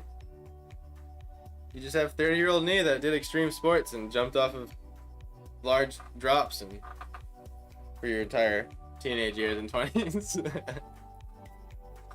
I love the snail. I'm getting one on Friday. I'm holding out to the end of the week, see what else might need. Like tomorrow's pronounced sounds like something my son would love by his B-day and coming up, so hell yeah. That's awesome. I really appreciate you purchasing more art. It's a blessing in my life. Knee cracks, I cackled again. My everything cracks. Yeah, exactly. Exactly, you know?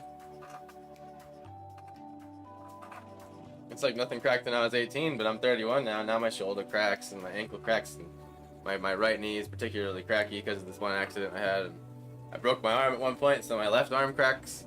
So they're adding up, you know. I'm getting to the everything cracks. I'm on the way, you know. Soon it'll be like my neck, you know. My back, oh, that's definitely the upper back that gets a crack every time. So we're getting there. I'm at like a third of everything cracks.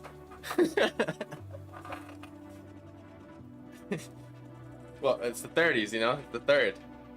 I'm at the third. And then what? 40's the mid, right? So 40, it's like half of everything cracks, right? So technically, no, you're not at everything cracks yet. You know, it's like I would say like 80, 90, 100, like 75, 80, everything cracks.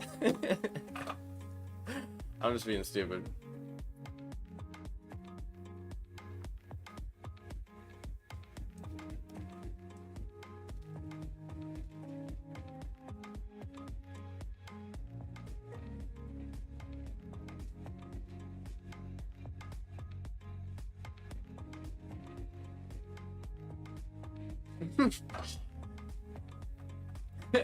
'90, yeah, I was just like, still, my brain was still making me laugh, like, iterating on it, like, 90 is probably just like, dude, I don't even want, like, a 90-year-old looking at a 50-year-old's like, I don't even want to fucking hear it. Everything cracks my fucking ass. You want to know what it's like when you're 90?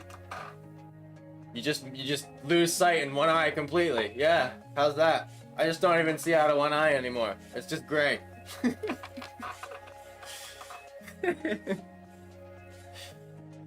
Yeah. Remember wiping your ass? Remember being able to wipe your own ass? Yeah. Yeah, I wish I was 50 again.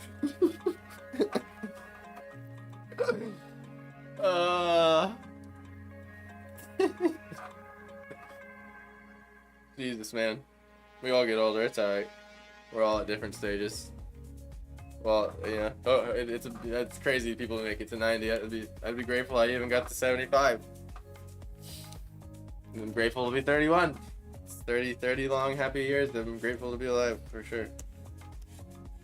Able-bodied still. Like, again, I'm third cracking, but still, I'm moving.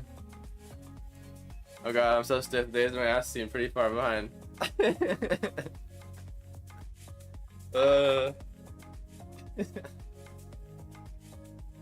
Oh man.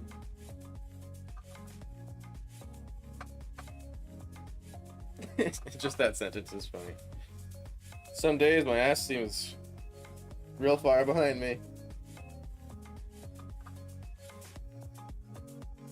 Like, that's something you could say to someone quick, and they would like kind of have a second where they'd pause and be like, wait, what do they mean by that? Anyway. You just like move on quick.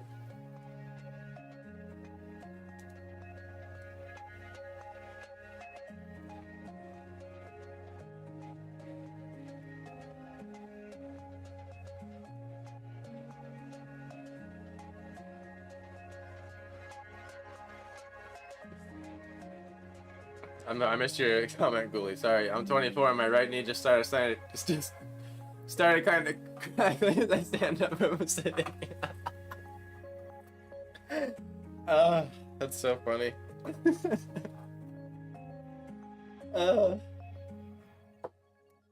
Yep, welcome to the club.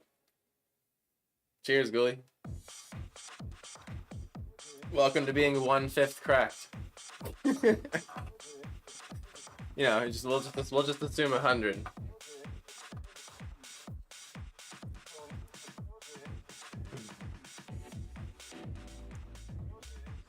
And at 100, you don't crack anymore because you're so old that you just move around in spirit. You're just your ghost flying around, so it just resets.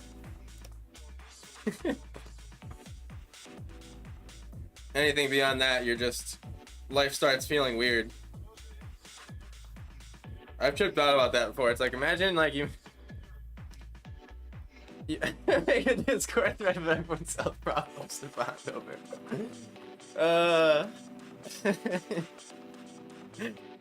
Oh fuck, that's funny. Hence the shuffling, yeah. Right.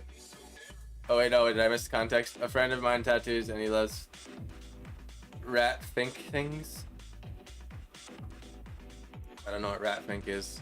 I guess I could educate myself on that. Ed Hardy and such, it's great. They have something they love. Yeah, for sure, no doubt. Find what you love. It's good for you. Needs a little light over here. I'm still laughing at Ghoulie. I'm 24 and my knee just started cracking. Oh man. It's true though. It's actually when it starts. It's like, don't get me wrong, like I can still send it. I'll get on a skateboard and jump down a stair set, get on my mountain bike and fucking go down a 6-foot drop and slam into the ground, but there's just this little extra bit of, you know what it is? The time it takes to heal from it increases. That's what I've noticed. So it's like, and it's not so much from getting injured, like yeah, from getting injured, but just like particularly being sore. So when you work out, like being sore, that like sore feeling in your muscles, I was noticing. And the thing is, like, granted you're not conditioned. That's important we mention that and make this a nuanced conversation, because then otherwise we're not being realistic. We're particularly talking about people here that sit on their ass all day like me and then suddenly go out and fucking try to do something. And the leftover fitness I have and ability to do that. If you're an athlete and you're staying conditioned and you're going to the gym and staying fit and eating healthy, like that shit, that goes way longer. Your longevity with that is so much farther than not doing that stuff, but it's tested and proven. Obviously, physical, uncalled for health things that don't allow you to work out or and stuff like that. That's a different story. But assuming all the people that have the capability of getting off their asses and going to the gym or at least going outside. I hate the gym. I think it's fucking boring. That's why I go fly off jumps and I go hiking. That's my workout. I'll go, hang on a tree branch, do some pull-ups. But Rat Fink is rad. Yeah, I have no idea what that is. My folks are almost mid-80s. They are a trip. Yeah. Like I always said, like if you can still have all your marbles when you're that, if you can make it to 80, 90 and you still have all your marbles, that's awesome. Like I always feel really bad hearing about the stories of Alzheimer's or dementia or people lose the ability to think. So, the one thing I hope is that I can make it and keep my marbles, not go crazy. Healing does take longer even when you're still active. However, Mom broke her hip in December and is already using a chainsaw and rototiller and such. Yeah. It's a lot of factors that come together that decide that stuff, for sure, depending on the person. But yes, it does take longer. However, like it does take longer no matter what. But I think you could always shave off 1% by being healthier. It's like even 40, it's always gonna take 3 days to heal, but maybe you can make it like 2.75 days, maybe an extra healthy, It's like 80, it's always gonna take 3 months to heal from tripping on the ground in the kitchen, or half a year to heal, but it might be a little bit better,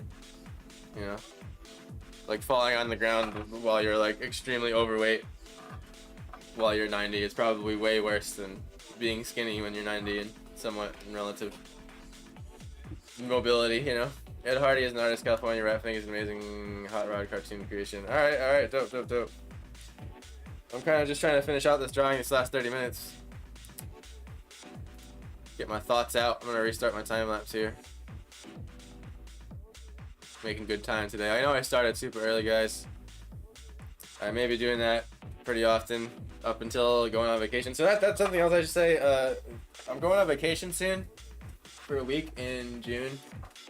And then I'll come back for a little bit, and then a little bit longer than a week. And then I'll be going to Arizona probably sometime around like July 2nd, 3rd-ish, I'm guessing.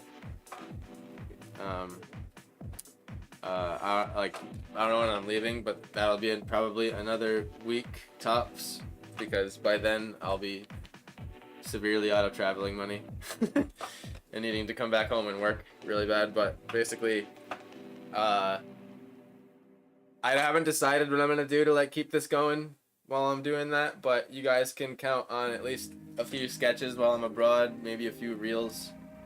I'm just gonna try to not completely disappear, but I also want to take those times to spend time with family and friends that I don't get to see every once in a while. And, but yeah, it is my income, so it's when I stop, it stops. It's one thing that's nice about real jobs that pay you when you're on vacation. You still get a check coming in, but when your grind is directly related to how much income you have, the second you stop, it just feels scary.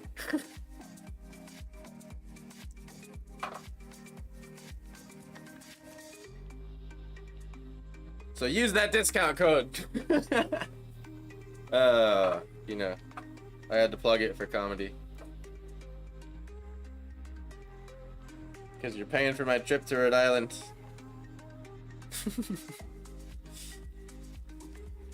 Oh man. Honestly, it's been so much more fun drawing what you want me to draw. Like I almost would feel a little like lost if I didn't have y'all's ideas. It just feels more right.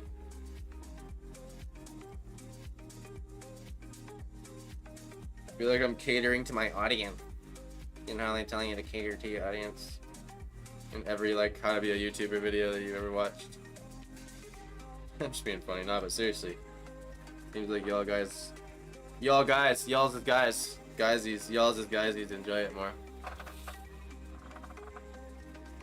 You need to be able to take vacation. Absolutely. Quick Twitch question. The channel points we receive at the bottom, is that more for the watchers to interact? Does that benefit you when we use those points? It's more for you guys to spend fun things in the chat. So you can like highlight your text, or you can send, I don't have it set up yet, but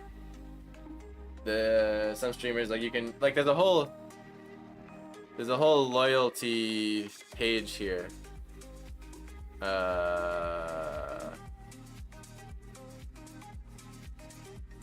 Basically, there's a lot of things you can do with them that I don't know the extent of entirely, but some of the things I know, like some Twitch streamers do, is the people in chat can use the loyalty points to activate sounds that will then play in stream, or like make an animation pop up in the middle of the stream. Basically, that's something I've seen before. But there's a default set amount of things in Twitch chat that allow you to spend your loyalty points. Yeah, so I'll try to look into that. I know Ghoulie probably knows more. Oh, there she is right now. Oh yeah, I was meaning to ask you, how to edit and add channel point things. I do. I've dabbled in it. However, I want to come back now after looking into that further and learn how to apply it more, because I think other than that, I've just made people aware of it, and I've had people collecting it, and they're allowed to like highlight and send certain things, but yeah. I forget. Let me pause the timer fast here. So if you click on the little bubble right here,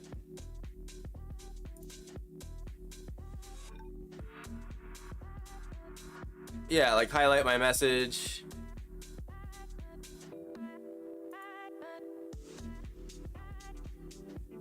Oh, okay, that's what I did.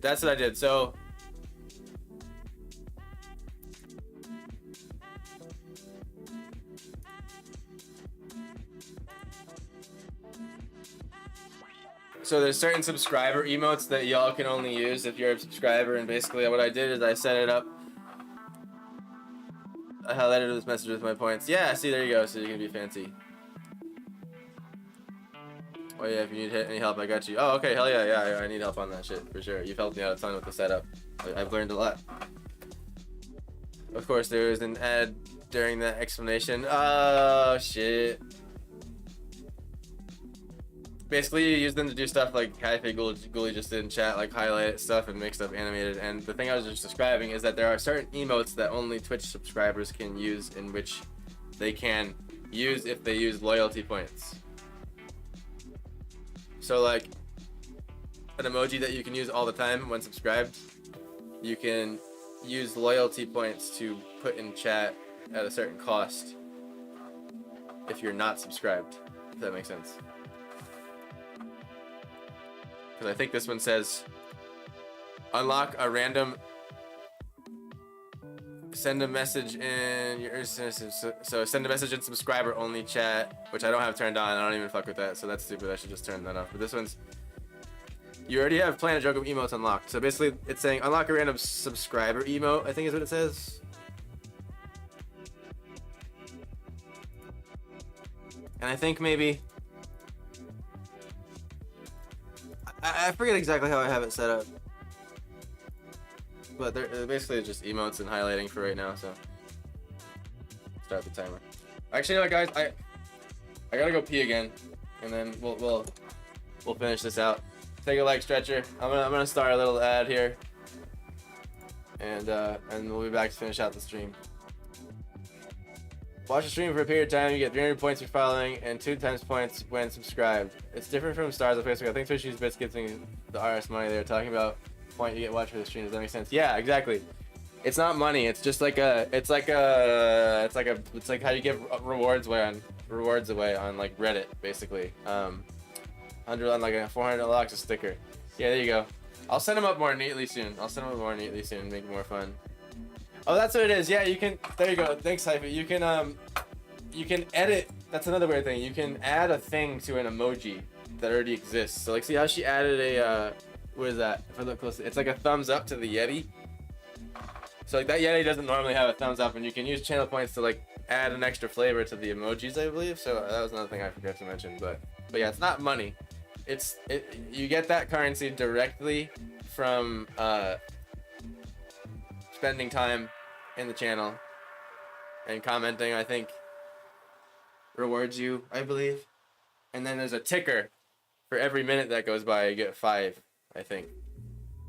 I forget the amount. It's like a minute you get 5 or 10 or something. And then I think subscribed people get more. There's so many metrics to set up, man. It's time and text. All right, got you. That sounds good. All right, we're gonna take a short little ad break. Thank you all for watching. Really quick. Anyone that's new hopping in right now, I got a discount code that expires at midnight, Meteor10, and you can use that on anything on my website, including the past prints that we just finished from the last streams and anything else. The stickers, like we got the snail, and there's 20 available of each print and 5 or 4 sizes each. 5 available of each size. The stickers are endless though. We got the popular mana and health potion. You can use it there. Join the Discord, please. You can take part in the voting and sharing art that we have on here, and today's prompt list that you need to vote on, which there's a poll going right now that you can even poll. You can send in your vote while we're going on this ad break. But today's prompt was a hollowed out asteroid turned into a thriving space habitat. So that's what I've been working on today. It's this prompt. We do 4-hour timers. And yeah, what else? I think that's it. So let me see what the vote's doing. Let me check how the vote's doing really quick. So we still have, well, we got another vote. Thank you. I appreciate it. I missed it. Oh, it was you. Just now. I wasn't looking at the chat. Thank you, Hype. So far, obviously, the pirate ship with the fucking creepy moon ocean has smashed it out of the park from all the other ideas. So that looks like what we're drawing tomorrow. And thank you so much. Here comes the ad. I will see you in a few minutes. And yeah.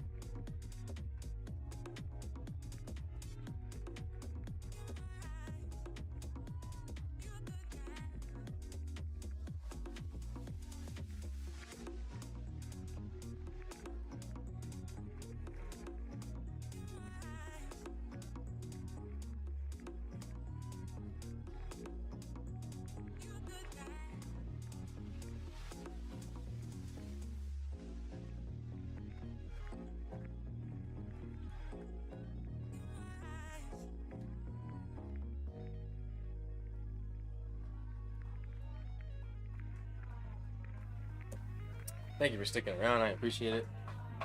Back at it. Let me restart my time lapse. Happy with this one already, guys. I honestly could stop it right now. Call it a finished. But for the fun of it, we will keep detailing. Thank you for the extra vote. Appreciate you, Sophia. What? You did a different one, you rebel. We have a vote for 3. What's 3? Oh, nice. That's really good. If I was being honest, that's one of your best ones. Like you did a better job with the perspective and the form on this one. Pops off the paper. Good job. You're choosing a difficult subject too with that because you have all the little hairs. Thanks for sharing. Hell yeah.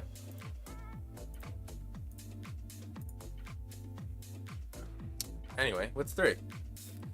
A valley with gigantic rusted cogs and gears jutting out from the earth. Nice. Yeah, good choice. I don't blame you. I thought that one was cool too. I know I am also... I'm digging myself a hole with that one. But you know what? All ideas are accepted. Fuck it.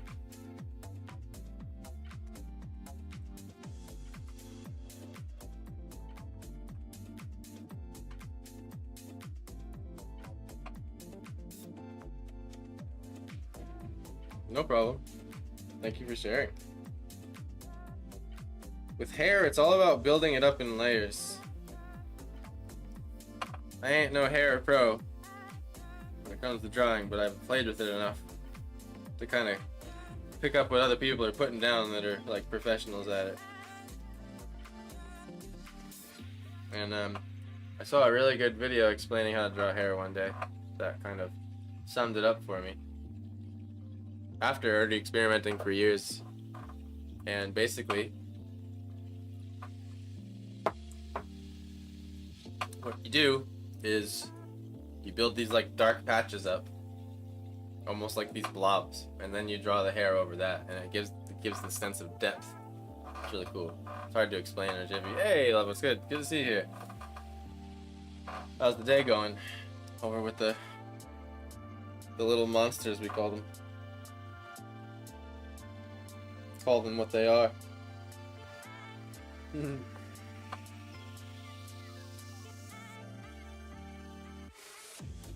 shine got a little out of hand. I'm gonna bring it back with the green.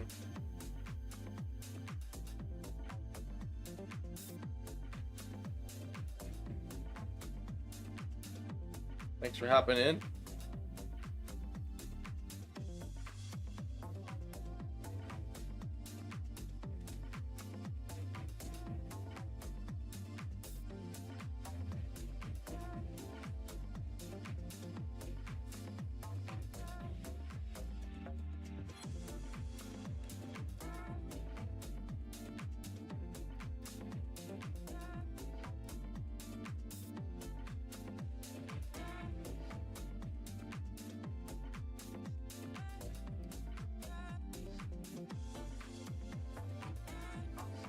Ah, did I start my fucking time lapse? I always space on that shit. I didn't! Ha! Yes! It's always worth checking. For that one time.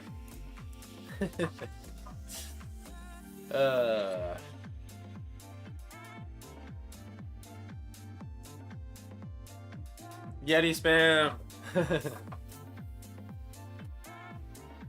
I gotta try to match the face. Ready?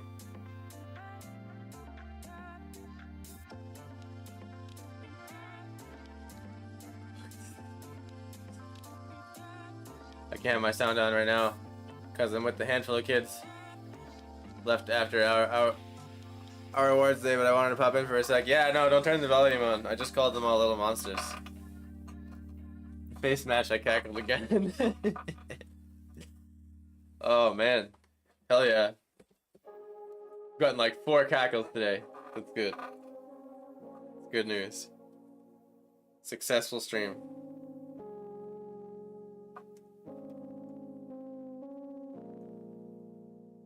Oh, you guys had me laughing with the getting old shit, man.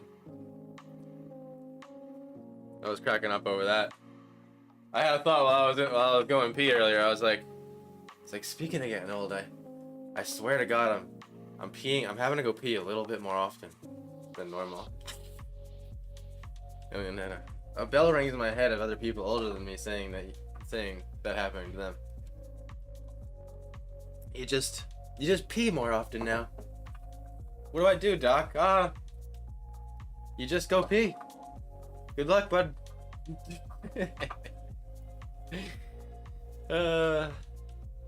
That's a knee slapper. Yeah, that was a funny conversation. I was laughing.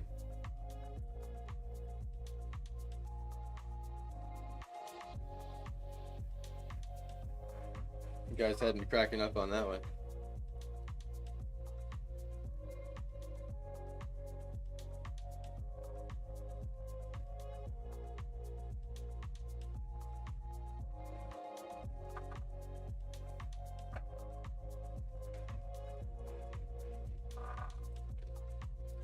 Just go pee. Part of aging.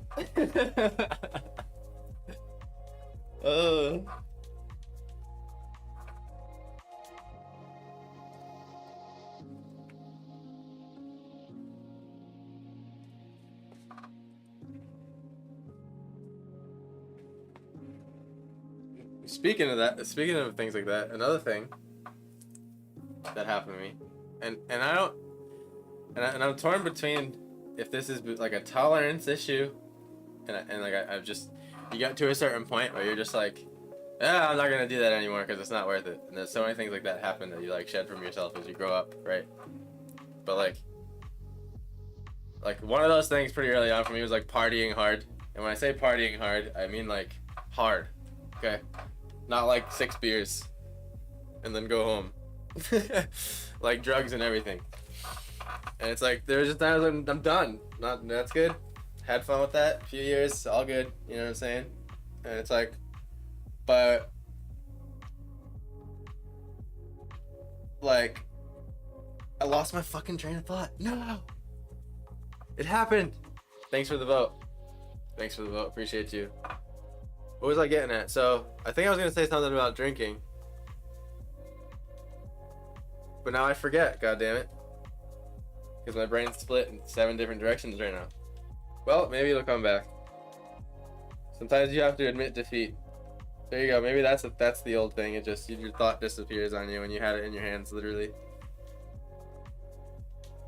I was going on about something that's new. I'm trying to remember. I know that's what it was, but I forget what I was leading up to. It's an occasional thing. I think I was gonna say it was something about drinking. How like I can't drink anymore. I think that's what I was leading up to saying. It's like I have 3 beers and I'm like absolutely fucking wrecked.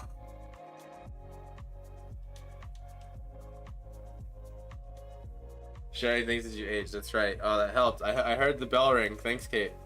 It's still not back though. What the fuck was I gonna say, man? It wasn't on the letting things go. Oh well. That one really, like, that was a true train of thought loss right there. Sometimes that train of thought's real delicate. You know? Train of thoughts are very delicate, you know? Like orgasms. Like orgasms can be very delicate. But the fan can blow on you in the wrong way and boom, it's gone. Sorry guys. PG stream here.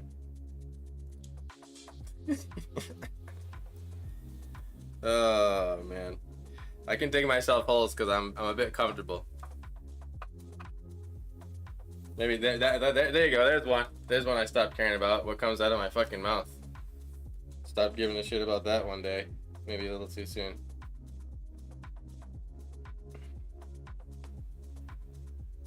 My friends will keep me in check sometimes, you know. They're like, no, you can't say that, man.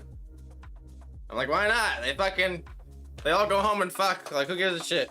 Like, come on, you know. And they're like, well, you know, but we know, but it's like you can't say that, you know. I get a little bit brash like that sometimes. Sorry. New prompt: delicate train of thought traveling over troubled waters. Oh man. Well, good thing Kirsten doesn't have her audio on in the classroom, right? Get myself into trouble. I think she knows better though. This is adult art. Rated R art. Fucking triple X. That's it. We're full transitioning into not suitable for work art. All sex scenes. Sorry guys. Hope you can handle it. It's gonna be spicy next stream. Man. I don't know what was in my coffee this morning, guys, but I'm feeling loose today. I think it's just because I have a lot to do and it feels impossible to finish, so I've gone into delirious mode, and I'm like, if you've looked, I haven't added anything to this painting in like 10 minutes. I've literally just said bullshit and random shit, but anyway, it's because I'm pretty happy with it. I think maybe I'd like to see a little bit more blue in here. I just hope you all are having fun and that you're not offended.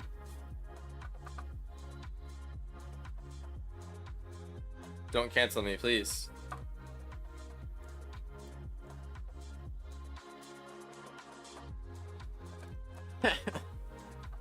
#21+ stream. Check IDs. Let's go. Everyone send the IDs in Discord right now. Send it in the new ID check channel.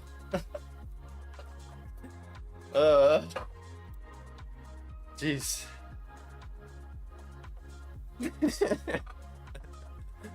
Thank you for sending that idea in Discord, Steph. I'll add that later. Appreciate it.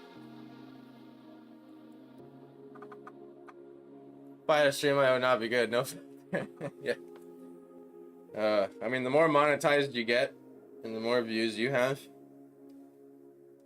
the more careful I would say you gotta be. Like, if we had thousands of people watching, I think I would tread waters a little more carefully than, you know, just hanging out with you guys. Like, not dropping F-bombs, but like, you know. Because if 1,000 people's watching, then you know at least like 37 of those are like 11 years old or like 9-year-old kids, because their parents think that like their kids are like learning art or something. You know what I mean? And they let them watch Twitch. But well, let's enjoy the rated R days, huh? While they last. I would need to Gorilla Glue on my lips, yeah. Okay, I put one prompt list. Nice, yeah, I saw that. Thank you, Steph. Sometimes I read the comments backwards because it's like, I like look up and I accidentally see like the bottom comment first as they move up. It's like a visual glitch thing that happens to me all the time.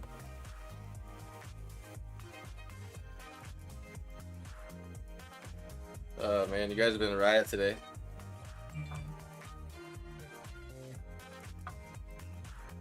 That's what I was doing. I want to add like more fruits and vegetables to this thing over here. There you go. Let's just give them some bananas. They're growing some bananas up in here, man.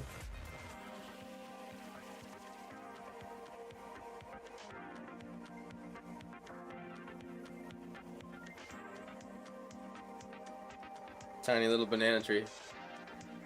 Why not?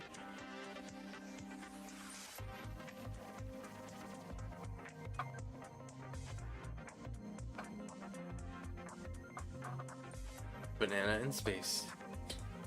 Zero gravity banana. This red got a little too excited for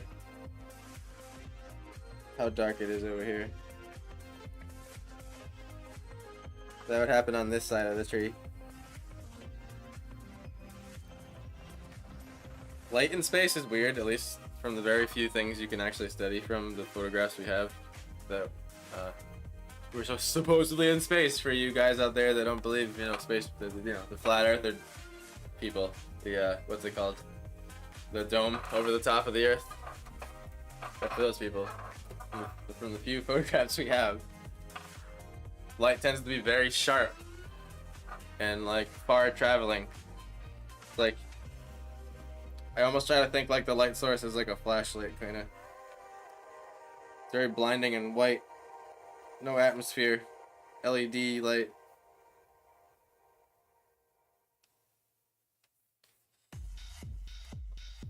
The closest thing we have to an atmosphere in space is like dust, hence nebulas. But they're just little explosion leftovers. Hey look, we teach science too here on Planet Joko. The cosmic microwave background, bro. Have a good day, everyone. I have to do at least one productive thing today. Well, I appreciate you spending the entire time and hanging out. It's always a pleasure laughing and shooting the shit with you. Kate, hope you have a wonderful day and get everything done that you want and so on and so forth. I'll see you tomorrow morning for most likely a ghost pirate ship-y scene.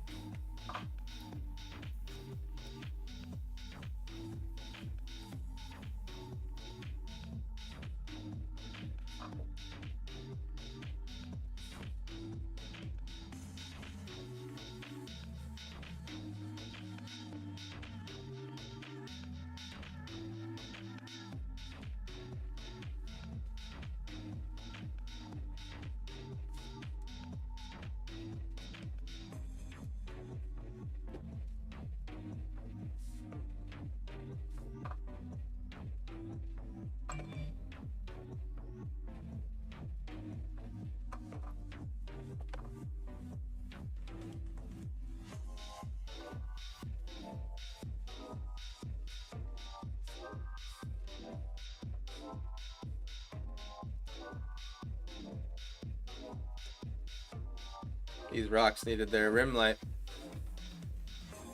or else they wouldn't have stood out.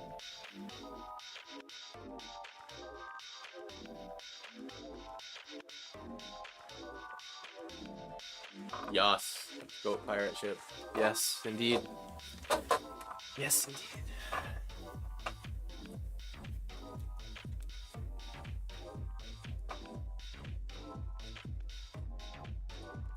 If I sustain that the whole time while drawing, you guys think there's something wrong with me?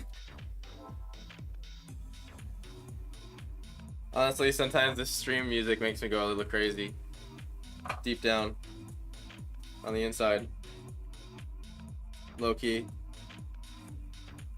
But I infinitely will always be listening to the stream music more than you guys. Maybe besides like Steph and Kate, because they they tune in a lot, so. Maybe the stream music makes you all crazy too. The true fans. It probably makes the true fans crazy.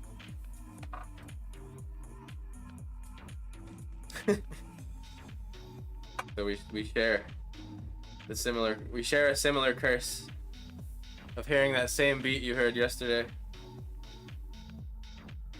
Kinda like how it looks that these are a little uneven. Elevator music vibes, yeah. Honestly, we've tried a lot over the years. We've tried the solo acoustic music, we've tried the classical piano, we've tried the meditational vibes, and lately, I don't know why, but the house music vibes have slapped just right for some reason, so. Here we are, listening to Boots and Pants.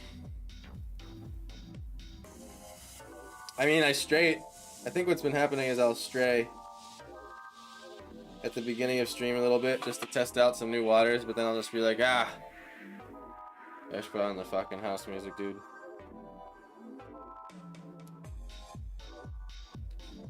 Fucking.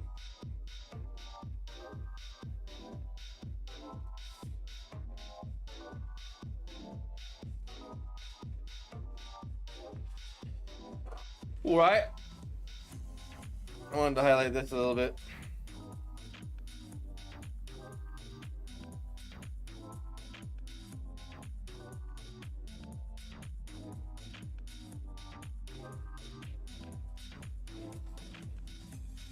Depending on what you're painting, sometimes the Epic Music Quest Mystic vibe works too. Yeah, totally. Totally. That's definitely works at the right moment. Like peeling the tape.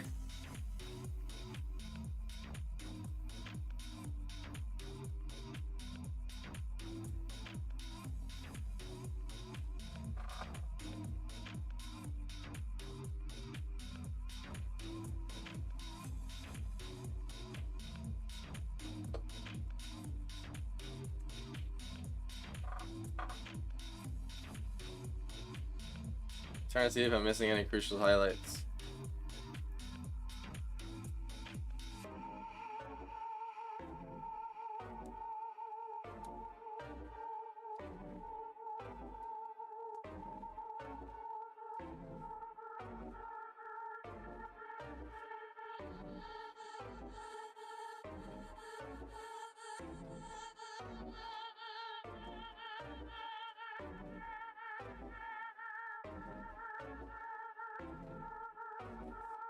This one was chilling today, man. This one I felt like I finished at a really nice time. So we were chilling.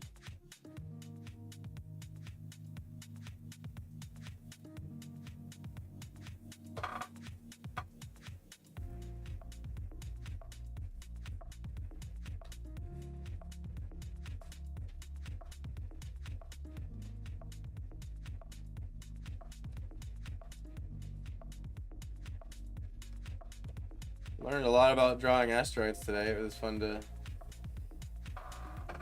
experiment with the texture, the porous stone thing.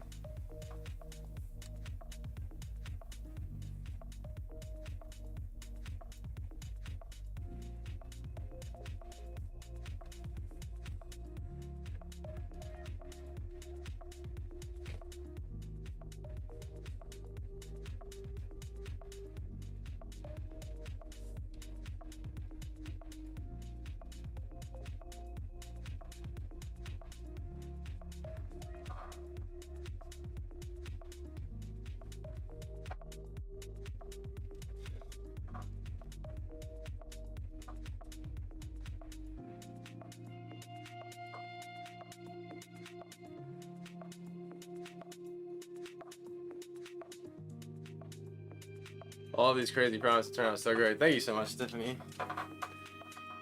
Would you say that I'm rendering them to somewhat a consistent level? Because that's what I was worried about with the initial idea. I wanted to be able to get them all to a similar level of detail and satisfaction within the 4 hours. Whatever it takes.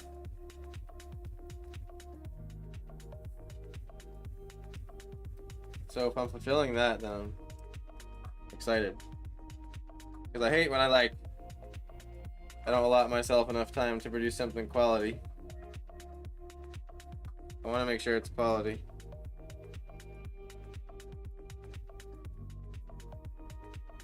But then I've learned, I guess in these days,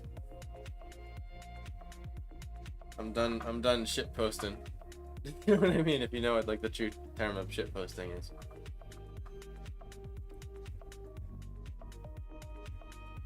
I bet if you put Taylor Swift in the background, you have 2 million people in here. No fucking kidding. Seriously. Yeah.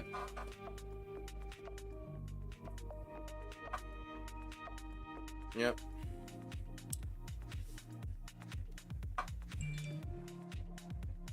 Got a blank space, I'll write your name.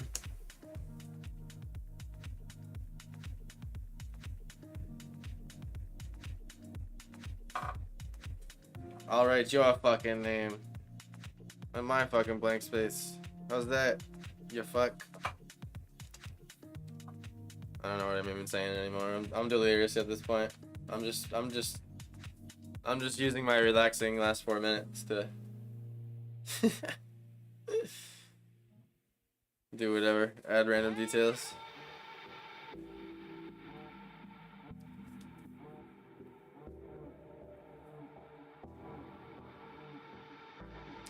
It's been super fun to watch, and the 4-hour timer is great. So I think it does give you enough time to render it with enough details so you can order big prints. Hell yeah.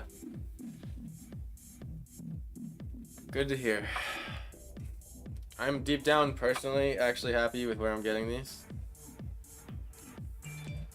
But I was curious if like y'all are getting to see the ideas to a way that's like, yeah, that's cool. That's like, you know, cause something like the snail, man, like ideas like the one yesterday, you can go like it could have kept going. I could have made that into something I spent 2 months on. But I'm also kind of on a mastery quest to be better at choosing exactly what needs to be drawn over what doesn't, if that makes sense.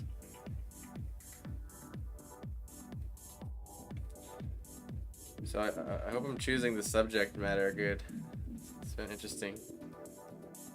The more difficult the subject is, the more of that dance I have to dance. Of like, okay, if I actually spent, if I took this literally, right? It's like the 1,000 motherships thing. It's like if I actually took that idea literally, it's impossible. So it's like I have to interpret that, figure out a way to interpret that in 4 hours. It's fun. And I think doing a lot of these through Clip Studio Paint gives us a lot more freedom to do some things that may be harder a little bit faster to get some of these worlds depicted. But for the most part, all of these have been sketched on one layer with the oil brush, just color picking, changing the brush size. That's all I've used pretty much.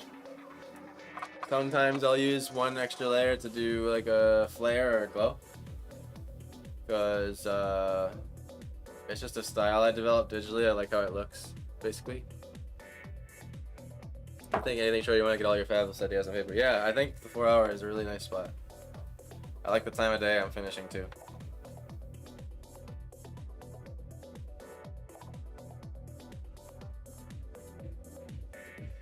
Alrighty, feeling pretty good about it. I'm gonna sign it.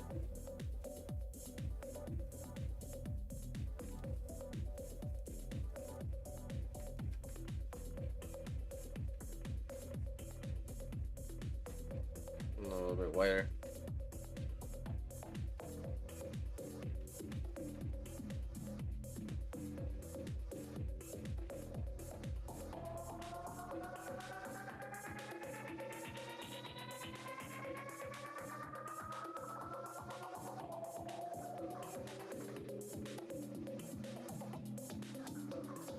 I don't like how obvious the white is.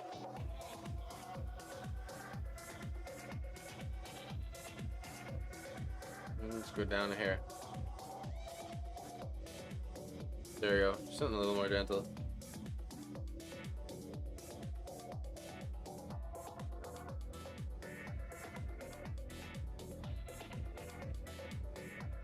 There we go. Cool. This was a fun one, guys. Minute left. Just call it there. Thank you so much for hanging out. Really do appreciate it. Y'all have really made it fun and real and a thing. Especially hopping in the Discord, which you should do if you haven't. It'll allow you to vote on the prompt list, which we're about to close that poll right now.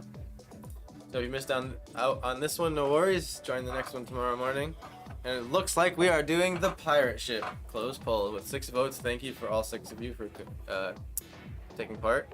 We did get a couple votes, or 1 vote for 3 and 1 vote for 1, which is cool. 3 would have been.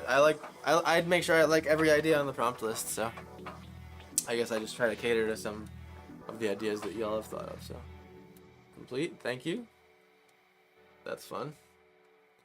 And of course, as always, the discount code Meteor10 until midnight tonight for anything off my website, including the print that will be available soon that we drew today, and the one yesterday, and the one before that, and anything else, including the stickers. Oh, there's my timer. Yeah, so keep that in mind.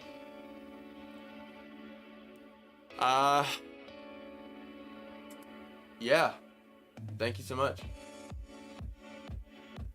Yeah, 66.666666. It's funny. Very specific, yeah. You have to be very specific with these boats, extremely. But keep a lookout in the Discord for the print being available. I'll post the direct link there. And keep a lookout in the morning for the new reel of the time lapse, the video. Been trying to be religious about posting that video the day after. So thank you very much. I love you all. You're all blessed. And I'll see you tomorrow morning for the next drawing of the day. Thank you.